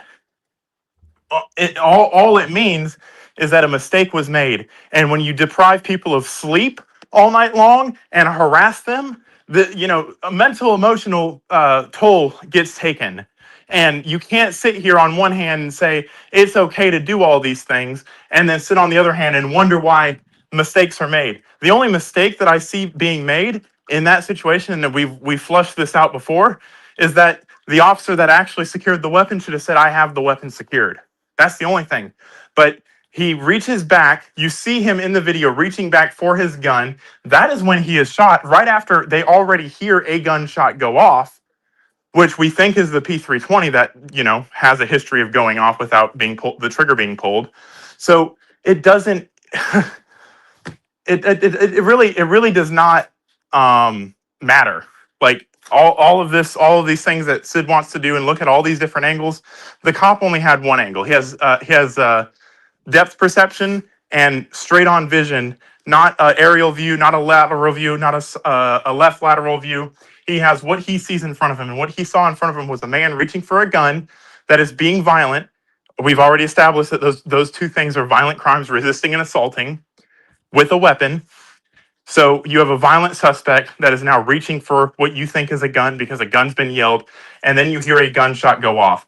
That, in its totality, the totality of the circumstances, including ICE officers being attacked at an alarming rate, gives reasonableness to the use of force. End of story. And I'm done debating it. All righty. All right, Monty. Okay, so let me get some clarifying points in here. I am on the official Minnesota State Legislature right now. 2025 Minnesota statutes. Gonna read them off. I'm gonna skip one of them because it's about like people in the DMV and stuff like that. But I'm gonna read out the penalties. So this is Minnesota State Legislature 609.50, obstruction of legal process, arrest, or firefighting.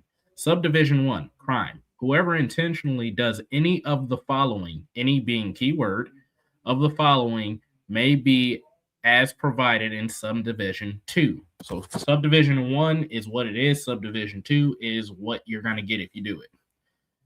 Subdivision 1, obstruction. Subdivision 1 obstructs, hinders, or prevents the lawful execution of any legal process, civil or criminal, or apprehension of another on a charge or conviction of a criminal offense. This keyword being any. That's 1. Number 2, obstructs, resists, or interferes with peace officer while the officer is engaged in the performance of official duties. 3, interferes or obstructs firefighter while the firefighter is engaged in performance of official duties.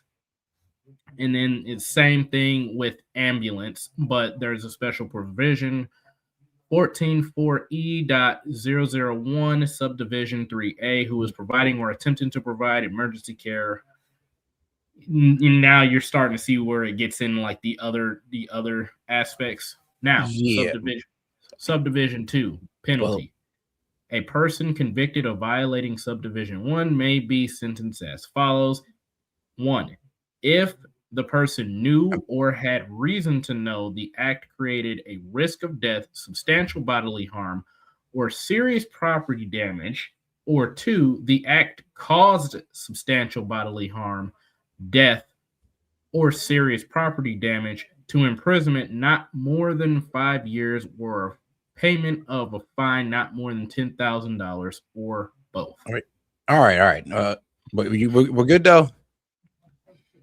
Yeah, so that was the clarification. So yes, by Minnesota legislature standards, the ICE law enforcement, and that's just a state one. The actual federal one carries a multi-year sentence with a $25,000 fine, and they do stack. And all right, and Sid, you're free to go. Okay, Monty said he is done debating this. So what I would like to say is that if Monty was part of the administration, he would be demoted. He would be fired at this point. He is taking a maximalist view on use of force here. He is taking a maximalist view that Greg Bovino took, that Kristi Noem took. Greg Bovino has now been sent back to El Centro, where he's the head of that command center, what he was doing under the Biden administration. There's been internal reports from DHS agents themselves that they are unsatisfied with the claims made about the situation by Kristi Noem. The claims that this was a domestic terrorist that went there to do maximum damage. Here's what didn't happen. He did not brandish his weapon. Query whether they even knew he had the weapon until they engaged him. He was not being overly aggressive. He was not assaulting law enforcement. He put himself in between a law enforcement officer and the woman they had just pushed down, who was not clearly under arrest, who was not being detained, who was being pushed back and fell over. He was helping her up, and his last words, you could say this is pulling on heartstrings, but his last words were, "Are you okay?" He was then engaged. He did not engage these officers. And yeah, I challenge any of you guys to act perfectly after just being sprayed directly with pepper spray. That fucking hurts. I've been sprayed with bear spray on accident, albeit, but yeah, you don't really act in a rational way. And especially when you're getting punched in the face, you're getting tackled by 7 guys, and if S.E.T pulled up the the still that I sent him, the officer that ended up firing did see. You would say that reasonable officer saw his gun being removed. He was not reaching for it. He was not saying, I'm going to shoot you. He was not threatening these people. And after he was prone on the ground, he was shot repeatedly by these individuals. This is not a good shoot. Most people don't think it's a good shoot, and heads have rolled in the administration because even Donald Trump does not agree with this. Last thing, I want everybody to answer. Should there or should there not be independent investigations and hopefully court cases about both of these incidents so we can get all of the facts? If you're not scared of the facts and you're assured of your opinion, you should say yes, of course. Not just they're investigating themselves, but full independent investigations. Can everyone get on board with that? Yes or no? And if the answer is no, I submit that you are not so sure about your stance. I gotta admit, that's a pretty good way to put it. Yeah, I'll give it to you. Yeah, I would rather an independent, non-biased side, so we're not getting a biased perspective, so both parties can be satisfied. Because if it's the FBI's doing it, the Dems won't be satisfied. If Minnesota does it, the Republicans won't be satisfied. So you're right. For both parties to be satisfied, it got to be a fully independent, unbiased investigation. So I give it to you. Yeah. Good to hear. Damon? All right. Well, I guess Game might be away for a little bit. I do think there should be an unbiased investigation. However, at the same time, I do think that this investigation should also, there should be a secondary investigation. Actually, let me stop. I just remembered something. Hold on, before we move on, because I just kind of got kept in the background. So what is the definition of an independent investigation? Border Patrol did the shooting. The FBI is investigating it. Border Patrol is not investigating themselves. The FBI, the premier law enforcement agency in the world, is investigating this. An unbiased, unfucking adulterated source. So a prosecutor doesn't investigate. A prosecutor prosecutes. No. You need an investigation into the case for a prosecutor to press charges. So, so that's what's happening. The FBI is investigating the premier law enforcement agency in the world. I think FBI, you could appoint a special counsel or a prosecutor. You could even have a special counsel that is federal. I would accept that, depending on who it is. Let the investigation happen first. You're literally sitting here acting like an investigation isn't happening, and you're trying to frame it, even to S.E.T's credit, literally said, "Oh yeah, I guess you're right about that." The FBI is not ICE. The FBI is not the Border Patrol. No, but Monty, you might be missing my point there. I'm talking about for both parties to be satisfied with the results of the investigation. It doesn't. They're not going to. It does. Hold on. Because if it goes with the FBI, the Dems are just going to say, "Oh, that's just Trump," and they're going to feel like, yes, federal agents are investigating who is qualified under the same? Who is qualified? Now, who is qualified to investigate it? Then if we can make some special counsel of Republican and Democrats, this would be the best way to go about it to make sure that we're talking about an investigation, gathering evidence, not fucking asking questions. We're talking about. I think there should be. I think that the federal government has every right to investigate it alongside the state. What's happening. Alongside the state. You should have. Yeah. It's not the state's jurisdiction. That's not how this works. Just because you want it is. It happened in the state. It happened in the state, man.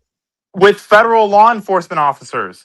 Where does that quick Google search that? Quick Google search. When a federal law enforcement officer is involved in a shooting, who investigates it? There's public interest in this enough for there to be dual investigations. You don't get to argue with facts. I'd like S.E.T to look that up. Oh, okay. All right, but what were you about to finish saying, though? You can go ahead and finish saying what you were saying. I was saying there's public interest in this enough for there to be dual investigations into it. I think the state has every right to investigate something that happened on their soil to one of their citizens. They're not a sovereign country. And or for a special counsel to be allowed to all of the evidence, which, by the way, the feds had to be put under court mandate not to destroy evidence because they were. Cool. All right. So, hey, so wait. No, Google search. No. This is a big. No. Stop Monty, no. I wanted him to talk. Shit. I've been quiet listening to y'all. I'm going to go ahead and actually try to help you with a legal definition, because that is exactly what Sid, he made a claim. I'm going to answer it for him. All assaults on kidnapping of and murders of federal officers will be investigated exclusively by the FBI. This wasn't a kidnapping of or murder of a federal officer. There's more. How about you shush up and let somebody? You can't. That's why I want to engage this, because I have it pulled up in front of me. The FBI does not, at the request of the Treasury, investigate assault on or kidnapping of. It has a list of things that they don't do. This is cited in the criminal manual of.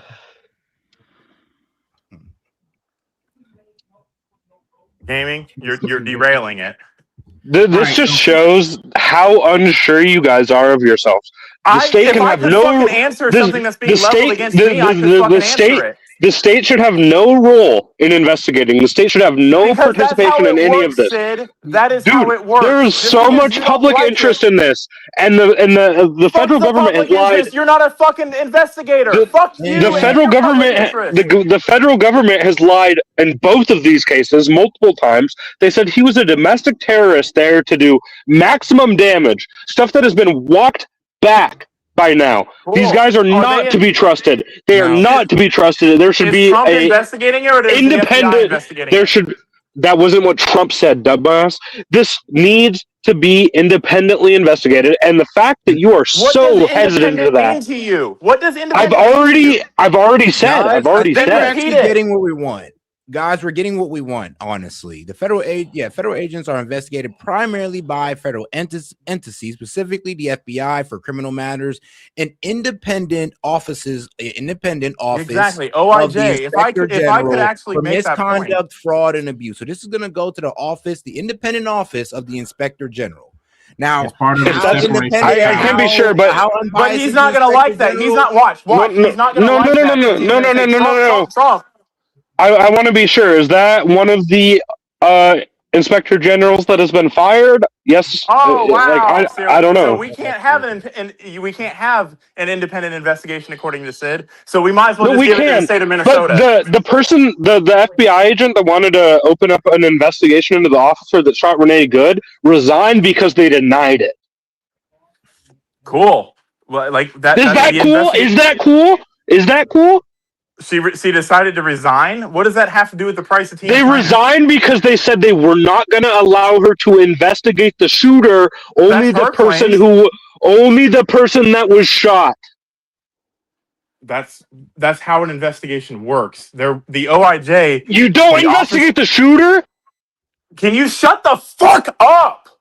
No, dude. You are fucking full of such bullshit, dude. You are such a fucking bootlicker. You literally cannot stop talking and fucking close your mouth and open your ears for anybody to say anything. So, of course, you are so fucking lost in the sauce at the top of fucking Mount Stupid. Like, shut the fuck up. Even the feds that you're saying should investigate are resigning because they're not allowed to investigate. God. Oh, my God. You really can't stop talking. Is it like dude? You were done talking. You were done talking. I'm not. I literally have not. Okay. Sorry, I forgot. Monty needs 20 fucking minutes to make a point. Go ahead. I haven't fucking had more than 5 seconds uninterrupted. So no, it's not been 20 minutes. So shut the fuck up if you want to hear something. Otherwise, get off the fucking call if you can't be nice. So, as I was saying, you're fighting again. As I was saying, without being interrupted by gaming, without being interrupted by S.E.T, the Office of Inspector General and the FBI are the people who investigate officer-involved shootings. And any situation, the DEA, the ATF, the fucking the FBI, they have their own internal affairs, if you will, that investigate it. Just because Sid doesn't like that does not mean we fucking move heaven and earth to fucking give Sid a venue of his choosing, because it doesn't suit him. When he says impartial, he means Minnesota, and they're clearly not biased at all. Mute this fucker so I can actually respond. God. No. Well, don't call me a fucker. If you cannot argue in good faith without losing your fucking mind. You literally just laughed off the FBI agent that tried to open an investigation into the Renee Good because you're shooting not being respectful and was in the denied conversation. and was denied, and so resulting in her resigning and multiple people resigning, by the way, because they're not opening impartial investigations into this. Set can fact check this. Gaming can fact check this. They're not, so it's resulted in multiple agents resigning. Feds, by the way, which I'm totally on board with. Yes, I am totally fine with the federal government investigating this. What I think is also reasonable, and anyone sure of themselves in this case, and what they're, be okay with, is an investigation by the state. Where the same state that convicted Derek Chauvin of a drug overdose. Dude, Derek Chauvin, they're not impartial. They're not impartial at all, buddy. Dude, he murdered George Floyd. He did. I don't know if you watched Floyd that had a trial, drug overdose, but my guy.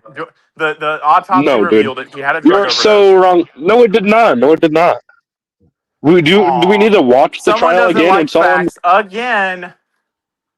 We could watch. We could start our own channel and we can go over this fucking whole court case if you want. It's not going to go good for you. So get off this channel then if you can't talk respectfully. Now I know you'd love that. I know you'd love that, dude. Because you're infuriating, dude. You don't fucking argue with any genuine points.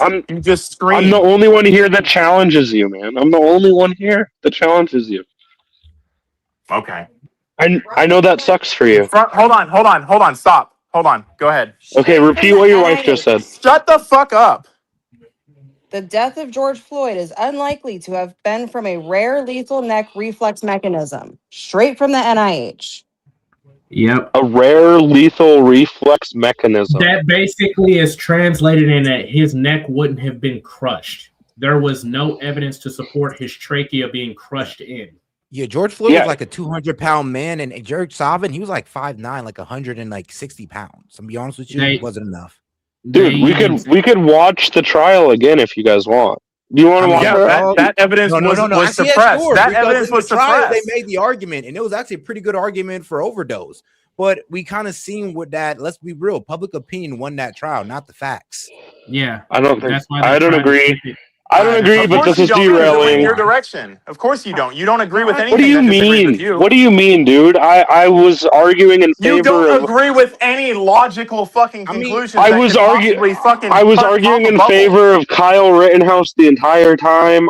That's not my direction, is it? Talking about we're not even talking about Kyle Rittenhouse. I'm saying again, dude. I'm saying that in instances where you would think it's not in my direction, whatever you think that means, I followed the facts. I supported Kyle Rittenhouse. So I supported that as a valid self. Why aren't you following these facts then? What do you mean? That was just fucking read to you from the NIH's website. They're pretty, the National Institute of Health, pretty unbiased organization that said that it's not highly unlikely that it happened, and it more supports that a drug overdose happened. But the man sitting in prison, the man is sitting in prison right now because people like you that already fucking made their mind up sat on his jury. Okay, he should appeal it. There's no way to have an impartial jury in the state of Minnesota. He should appeal it then. He realistically can't though. He can't. No, he can. You can appeal it. There's too much. What's stopping him from appealing it? You guys could, dude. You could set up a fucking GoFundMe right now. Your own question. You could set up a Go if you're gonna say it's. Can you mute this fucker so someone else can talk? If you're gonna say it's financial, you guys could set up a GoFundMe right now and have him have $1 million in the bank. You can't set up a GoFundMe for legal defenses. You cannot set up a GoFundMe for legal defenses. So try again. You could set up a GoFundMe for something else, and then it could be used for that. I mean, that's called fraud. That's called fraud. We know Democrats are really good at fraud, but we don't do that. It's called a loophole. You could say it's for his family. It's called fraud. You learned that in the Leering Center, didn't you, bud? No, you could say it's for his family, and they could spend it however they want, and they wouldn't get charged. No, that's not how it works. That is fraud. Yeah, you could. Yeah, you could. Obtaining property by false pretense. That is fraud. It's not false pretense. It's for his family. Oh my God! Not for his legal defenses. So if it goes to his family, they could use it for that. They could use it for whatever they want. Why are we arguing this fucking point? Why are we arguing this point? Because you lost the argument, and now you want to fucking cling on to anything and fluster on everything? I haven't lost the argument. I haven't lost any argument. You've lost every argument. Let's go back to the original one. I'm fine with either of them. I'm fine with the Pruddy one, the good one, the one where I support insurrectionists that you got BTFO'd on. Whatever you want, bud. The fuck are you talking about? And you see what's happening, Set? He can't win an argument, so he reverts to name calling. Well, I'm real. I was in here and doing a deep dive on the Inspector General, which Inspector General will be presiding over the case, because there is a Pacific one in Connecticut. In Connecticut, the Office of Inspector General is specifically tasked with investigating police shootings. And this guy up here, which I got up here, is Set. Fun fact about that particular Inspector General: they also head up complaints for 4-star admirals and 4-star generals over the military. And I will tell you this right now, just in case there's any fear of bias. Inspector generals, when they come in, there's a reason why commands straighten up. There's a reason why people start being buddy-buddy. Because they go through everything with a fine-tooth comb. When I say everything, they look at if there was a wrongful death and somebody calls the Inspector General, they look at date, time, metadata, geolocation. If there was a weapon involved, they look at... It's a very, very big... Yeah. Oh, they go deep dive. They can tell how old the blood is based on... Hey, Seth, when this happened, I want to get off of the fucking minutia for a second. Mm-hmm. When this happened, what did I say was likely? Did I say it was unjustified and probably a wrongful death, but not a homicide? Yeah. Is that not a reasonable take on the situation, considering the totality of hindsight, not the shooting itself? Yeah, it's a reasonable take. So why do you think it's unjustified? Why is it? That's what justified or unjustified means. We're talking about use of force versus a justified killing. I got a question. Do you think it's a justified killing? No, I don't think it's justified, but the use of force is. Do you not understand the difference? Wait, before anybody responds, Set, there's a guy in your chat or a bot just trying to get you to spend money and do some other crap. It happens all the time. Just ignore it. Yeah. Can I remove it? Oh, I do have yeah, go ahead. I don't know how to end the statement. I like Inspector Generals. I'm not casting doubt onto them. What I was saying was, is this one of the ones that was fired? Because when Trump got in, he fired 14 Obviously, he wasn't generals. fired because he's in the fucking position, my guy. Well, no, I'm not sure that this... What the fuck, my dude? Pay attention. Keep up. You done? God. Well, I wasn't sure if this was one that was fired or not. So that was my original question. Then Sid's not going to trust it. In other words, no. Elliot D. Prescott, yeah, he's going to be the one looking over this, since it's the Inspector Generals in Connecticut that handled these cases. So yes, Elliot D. Prescott, he's going to be the one doing this. His political affiliation does seem to be Republican, from what I can see, since he was appointed by, or he got high remarks from a Republican. So it does. I mean, but he's that an means Sid's inspector not going to general. trust it. No, it doesn't. No, It doesn't. It doesn't mean I'm not gonna be. Okay. Shut the fuck up, Monty. The goalposts are going to move again as soon as he says it's not. Hold on, It's a give him a justified chance. shooting. Give him a chance. Dude, you are It so happens every pathetic. time I read Sid like a Sid, book, you and he are- doesn't like it. That's what it Oh my is. God, you are Sid, so Say pathetic. what you gotta say, bro. Say what you gotta say. No, I don't think if he's a Republican, then that makes him unqualified. My question wasn't to cast out into inspector generals. I like inspector generals. I don't think they should be fired with no reason, which is why I said, was this one that was fired? If he wasn't, fine. If he was, fine. How would he That be in the being job said- if he was fired, Sid? Well, he could be a replacement for the person that was fired. Oh, But, so if he okay. was, then you're going to try to cast out on that, right? No, not Then necessarily. what's the point of the question if not to be disingenuous? To see if this was... I didn't even know if this was going to So go you're to an trying to be inspector general or disingenuous. not. Yeah, You get didn't it. either. Buddy. You didn't know either. You didn't But know if you it was going wanted to go to to an know so you inspector could make an general opinion either. before he even did a fucking thing. No, I wanted to know so I could know. Yeah, why do you need to know? Why do you care? Why do I care if it's going to be investigated by an inspector general? I mean, shouldn't we No, all? why do you care if it's been a recent hire as an inspector general? Why does that matter? If not to cast out and be disingenuous. Because you said you made a statement. Well, no, you made a statement. You I- made a statement. Now you're walking it back. I wanted to point out that it was like 14 inspector generals that were unjustly fired by Trump when he first took office. What does that have to do with this? What does that have to do with this? Nothing. I was wondering. Right? I was wondering if it was one of them. What's Why? your deal, bro? Because you're being disingenuous. That is my deal. How? I'm tired of you being because I think he's just being curious. No, Seth, come on, really? Yeah, I mean, he honestly asked a question. I He mean, I a- don't know. what I is- don't take everything Sid does for like as I don't know an offense or he's just trying to be duplicitous with everything. I'm be honest with you. That's just not how I like see Sid. You're giving him way too much fucking credit. He's shown time and time again that's what he does. Why is that? Can you tell me why that's Does he? relevant, Seth?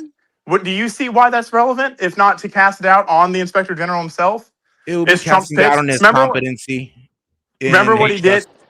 Yeah, and that's my point. But my point is, if anybody in the federal government does this, Sid's not going to be happy because the goalposts are going to move. It's not true. I don't think Sid said that. That's me saying that. That's We'll me see, though. saying that. Because I get what you're saying, but we'll see because the inspector general, the ones in Connecticut, are going to be the ones taking this up. And if Sid has a problem with it, I mean, he can sit there and try to point out that he's a Republican and all that, but he'll just be proving us right. Well, proving you right. So here's what I'll do. I'll look at the facts of their investigation, and that's what I'll go off. And try to armchair quarterback it like he does everything. I think shoot, I honestly can't blame you for wanting to look through it and make it and see for yourself and come to your own opinions. But I'm gonna be real with you, Sid. You're gonna be putting yourself right in a crazy position if you kind of say, "Oh, I'm not trusting what the inspector general said," and this is supposed to be the most independent investigation we can get for police shooting. Well, no, if we have access to their investigation, we can look through it. Oh, now there's qualifiers on it. First, it was they need to do an investigation. Now Sid wants to be the judge of it. You just want to take the government's word without knowing what they found? Is that what you want to do? That's what you want to do with Minnesota. No, I would want to see everything that Minnesota You found already too. did it with George Floyd. You literally just did it with George Floyd. No, that wasn't Minnesota. That was a jury. The state of Minnesota prosecuted Derek Chauvin for the murder of George Floyd. Yeah, and a jury found him guilty. Based off of a trial that was fucking a kangaroo court and done in public opinion. This is okay. In order to be convicted of something, you have to have an impartial jury of your peers, not, oh, we're gonna fucking sensationalize this for 3 months, then pick a jury. That's called a contaminated jury. They've already come into that with preconceived notions. You don't know And that. ignored, they were not allowed. They were not allowed. Have you ever had jury duty? No, I've never had jury duty. So you don't know how they go through the picking a jury? Buddy, have you ever heard of jury nullification? Do you know how they go through picking a jury? Yes, they ask you a whole bunch of questions that you can lie about. And I've all right. tried. I will say this. I've tried to lie to a jury. I got jury and victimized people that What I knew the hell personally. is happening with your sound? Going all over the place. Me? Yeah, your Is sound it me? like real crappy. Yeah. Yes. Is it better now? Yes, yeah, it is. now it is. But whew, boy. All right. Something I was trying to go through a while ago. I want to do like a final wrap up on the good and pretty debate that we had, where everyone says their thoughts. Is that something we could do and just wrap that up, tie it up? The chat wants Tove up here, by the way. Summon Tove. All right. Now what was I? Oh, well, first off, now Sid, you're gonna get what you want with the Attorney General because eventually the records will be open once the case is closed, of course. And shout out to my man Zoloff. Don't worry, bro. I seen you. I was just running a lot in the background. He says, "Hey, Sid, I see the ass kisser. Sid is back. TDS incarnate. This guy has to twist himself into knots to cope. Good to see things never change." Well, It's almost like he has a reputation for fucking moving the goalposts and coming up with crazy contorted arguments. Wait, and wait, was there something going on Rumble that I'm? Well, I don't know. all right. We got like 14 viewers on Rumble right now. So hey, man, people Shout on out Rumble loving Rumble. y'all conversation. Like I'll tell you that right now, they liking it. But all right then. But all right. So it does. I mean, my only point, my only gripe with Sid is that when he's pinned down to an argument, he keeps things intentionally vague so that he can later come back and say, "Oh, I never said that." So I want Sid to accept whatever the Inspector General says, or can you commit to accepting what the Inspector General says? And fine, in the I investigation. will repeat what I said. I will look at the investigation and see if it Got you. holds up. So you won't accept anything. Got it. Well, no, that's not true, Monty. You're leaving yourself an out so that you can later on say, "Oh, but this and this and this and this and this." I want you. Why would will I? you I accept? want to. Will you accept the Inspector General's report on the matter? Yes or no? Yes or no? It's a very simple question. It depends on the facts of the report. Oh, if they don't align with what you think, you won't? No. Okay. Imagine so will imagine you accept the report, yes or no? Monty, I'm not Yes going to give or you a yes or no here, dude. You're not gonna I know you can't bully give me me a into yes or no that. because you want to weasel your way out of the statement. Okay, I'm not letting dude, you do that. Will you are accept the report, so yes or no? frustrating to talk to. I mean, same to you, bud. All right, now I do think it's a fair response for this man to say, "All right, I'm going to read through it before I accept it." I mean, I think that's what we should all do. Who crowned Sid? Who crowned Sid king of all opinions? Well, I'm be well. It is the king. Is the king of his own opinions. I mean, I think we would all want to take that, investigate. But this is a matter. He said he wants an independent investigation, and said that we should all want it. And now we're saying we're going to get it. And now he's saying there might be a situation where I don't accept the independent investigation. I guarantee you, I can show you which way it'll go. What's contradictory there? You said you wanted an independent investigation, which should mean you'll accept the independent investigation. Yeah. But now that we found out as a Republican, you have that ambiguity. You're filibustering and you're screaming because you don't want to let me talk. I'm not screaming. I haven't screamed one time. I'm sitting here talking in I'm a loud voice because I have to talk over your dumb ass. Very loud. Okay, Monty. Hold on. Go ahead. Sid, what is the point of demanding an independent investigation if you're not going to accept whatever the outcome of it is? I never said I was not going to accept it. So are you or are you not? You guys won't even let me finish, dude. You guys won't even let me talk. It's a yes or It's no. fucking pathetic, dude. You gotta have your fucking wife. Yes or no question. That's not a yes or no question. I'll be real with you. It's not. Like you couldn't. I wouldn't even give you a yes or no on that because I would have to say, well, no, if I read it and I don't like what I'm reading, and yes, all right, cool. If I'm reading it and everything looks up to date or everything looks like it's being followed by the code, then sure. So I'm be real with you. It's not a yes or no. Yeah, here's a great example. Here's what other federal officials came and said immediately. And if the investigation was reporting something like this, I would cast doubt on it. Let's say they say that Alex Preddy came there to inflict maximum damage on law enforcement and was an assassin, like other government officials have said. I would cast doubt on that. Let's say they don't release the findings of the investigation and they just say it was a valid use of force with nothing else. I would cast doubt on that. But if there is a comprehensive investigation that shows that whatever it shows, and it's comprehensive and they lay out everything they did, yeah, I will accept that, even if it's against what I'm saying right now. Will you, Monty? Is there any scenario where you might cast doubt on an investigation? And by the way, I wouldn't just believe anything the Biden administration said either. So okay, I was just about to ask you. I'm like, bro, so if it went to the state, and would you investigate that as well? Yeah, I'd want to see a comprehensive layout of everything they investigated and their findings, their witness statements, recordings, videos, all that stuff. I think that's totally valid. I don't see what the problem with that is. At least you're consistent. I'll give you that. I get that. He's consistent when it suits him. I mean, Seth, do you agree? Do you disagree? Did anything I say there, was any of that unreasonable? As a reporter, basically, I have to agree with you because that's just how I do things. It's like I wouldn't trust it unless I read through it myself. I'll be real with you. So right. So what's the point in? Why would you just blindly trust the government? I would read it off to see You're the one that like what evidence they had, how they get to that conclusion, and all that good stuff. Yeah, I would read it for that. Exactly. What's the point in having an inspector general if you're gonna armchair quarterback what they fucking report? Well, they released the reports for this purpose exactly. Exactly. So, yeah, I guess. No, whatever they say, I'm gonna accept, but I'm just gonna read it for how they came to it.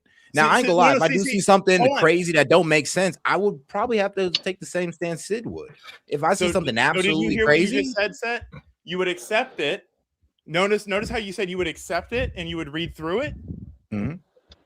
Sid, yeah, unless I see something like absolutely crazy though.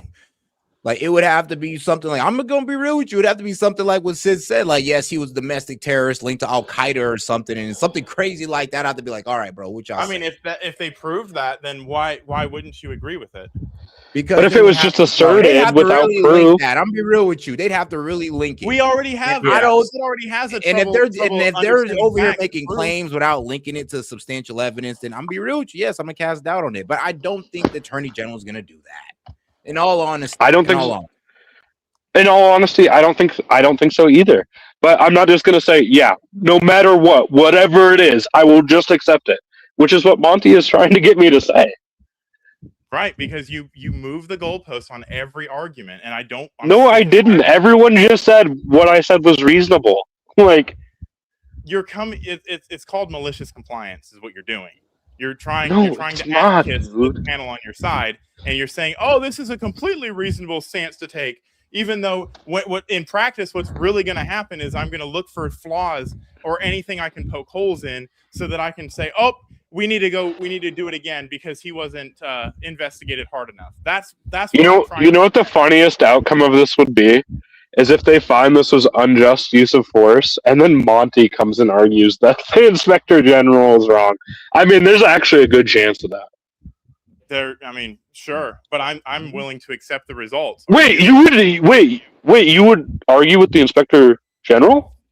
No, I said I'm willing to accept the results. Did you not fucking hear me? Oh. Or are you fucking too fucking God damn, I didn't. dude. I didn't.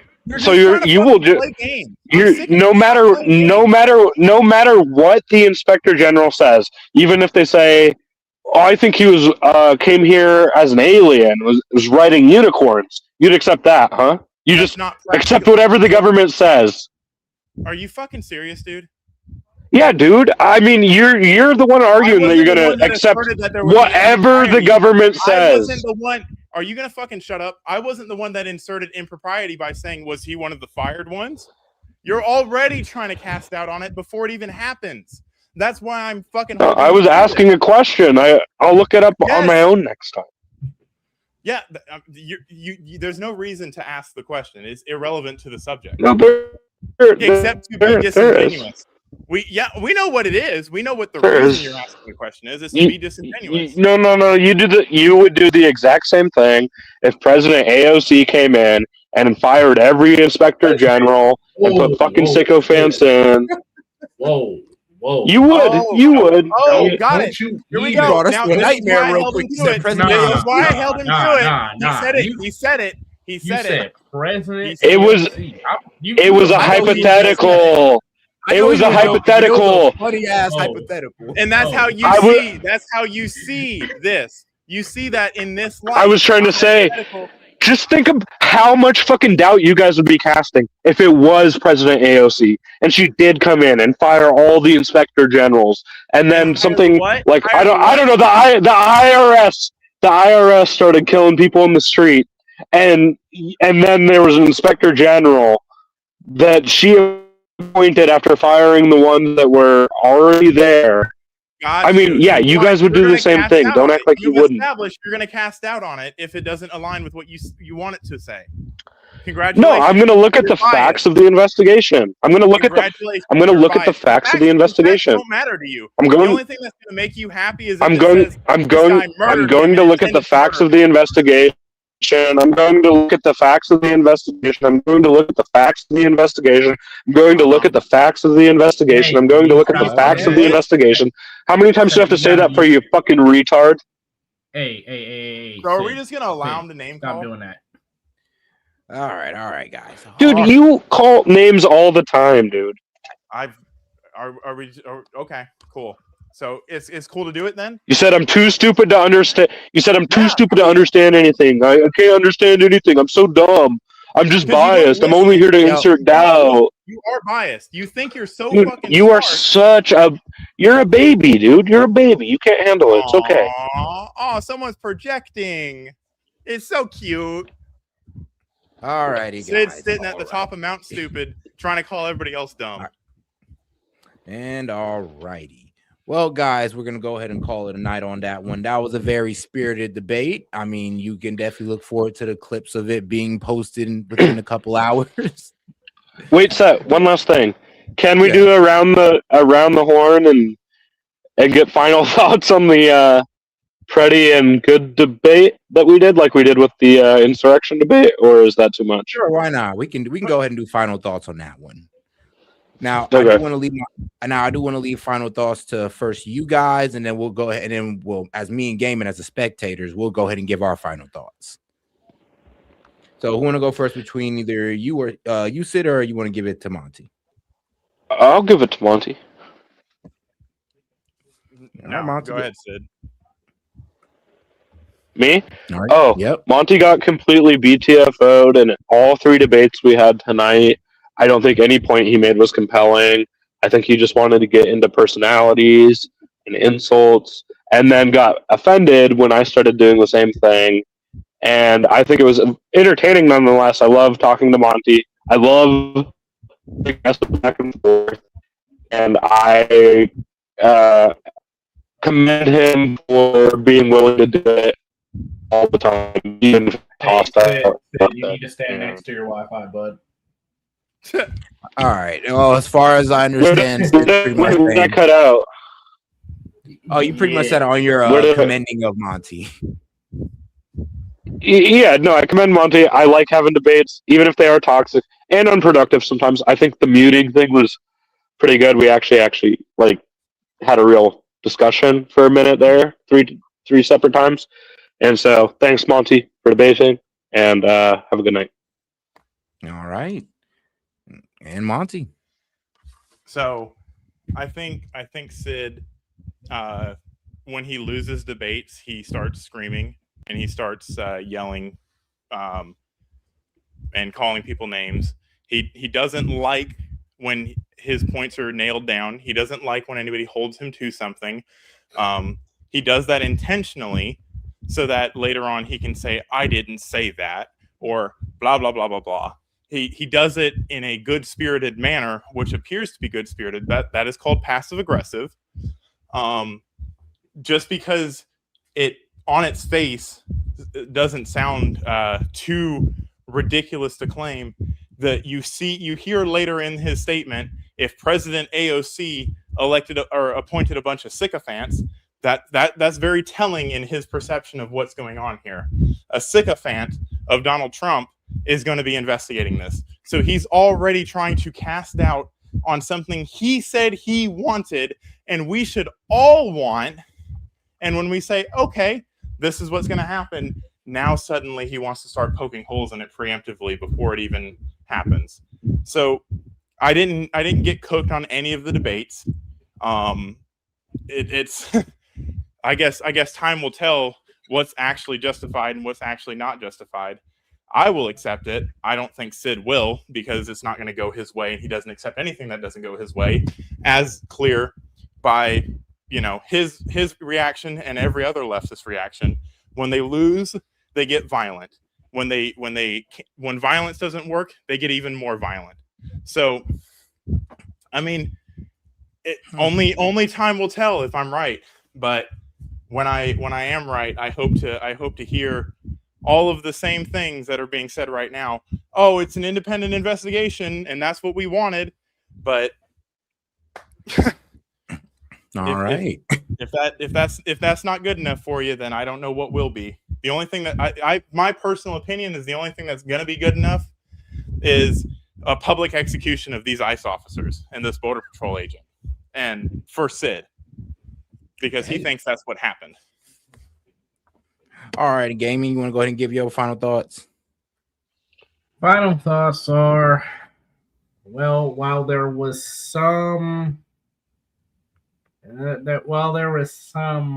structure, it kind of disintegrated at the end. Going forward in debates, how I like to always debate is purely off legal definition, fact, and stated objectives. No name calling, no none of that. We're gentlemen. We represent ourselves as well as our significant others and those around them. So even though we joke and may have coarse language from time to time, if we're having a debate and we want to be taken seriously and not just a voice disappeared into the background noise, we ought to carry ourselves with the utmost dignity and respect, especially when we're having a good spirited debate. There was not much of substance, to be honest, on either side. It was mostly personal perspective opinions. I'll leave that there. In terms of the Paredes situation, I'm still unsure, looking at all the facts and the data that we looked at today. I'm still unsure. It could go either way for me. Like, yeah, it can be ruled as justified because they heard a pop, but at the same time, the weapon was off of him. I do want to point out that CNN better run me my dang money, because they scout 100%, not 100% of S.E.T's video. I called it Sunday. All right, guys. I'll go ahead and I'll give my personal opinion on this debate. To be quite honest, I think honestly, I like both of you. I like both of y'all. So honestly, my eyes, both of y'all came up here. Y'all also said y'all points out pretty well. I know both of you guys disagreed, but I honestly think you guys tackled each other's points pretty well. There were a couple points, of course, where I disagreed with both of you guys on, but in all honesty, I think if we do with the 3-minute reply and rebuttal and all this good stuff, you guys can have a real structured debate. People understand both sides. And I believe it's a little bit more entertaining. I mean, because trust me, you guys still go at each other regardless of the 3 minutes. So we still get the action with the structure. So I'm going to say it was a pretty fun debate. You guys definitely laid out your points. You guys are both well-spoken men, and I appreciate you guys coming up on the platform and sharing your opinions with everybody. So I also want to say one more thing. If CNN or any other news outlet suddenly draws attention to the bullet casing that I pointed out, I'm going to say this. If CNN try to look for Sid as a correspondent, Sid, I'm your manager, bro. Sid is a correspondent. I'm telling you, Sid is a correspondent for CNN. Like, bro, I'm telling you, he's getting paid. That's why it's so funny to him, because he's getting paid to do this shit. I'd never work for CNN, dude. I don't work for these corporate guys. I can understand. That's what a shill would say. You think they'd want a guy going out and getting angry and saying the stuff I've said? No. What's that stuff? What's the stuff that you've said? I thought you didn't I say said no. I said it. I admitted it. No. I got you. You're good. You're good. All right, guys, we're gonna go ahead and close it out on this one, guys. I appreciate you guys for coming up. This is Set with Set Media. Appreciate the support, guys. Hop in the Discord later. Yeah, I'm down. You always say you're I'm tired. Yeah, you're just gonna go to sleep again, bruh. No, I still got research to do. Screw you guys. Yeah, you're going to sleep. You're researching your dreams. Thanks for having me up. Eyelids. All right, guys. Peace out, man. Bye.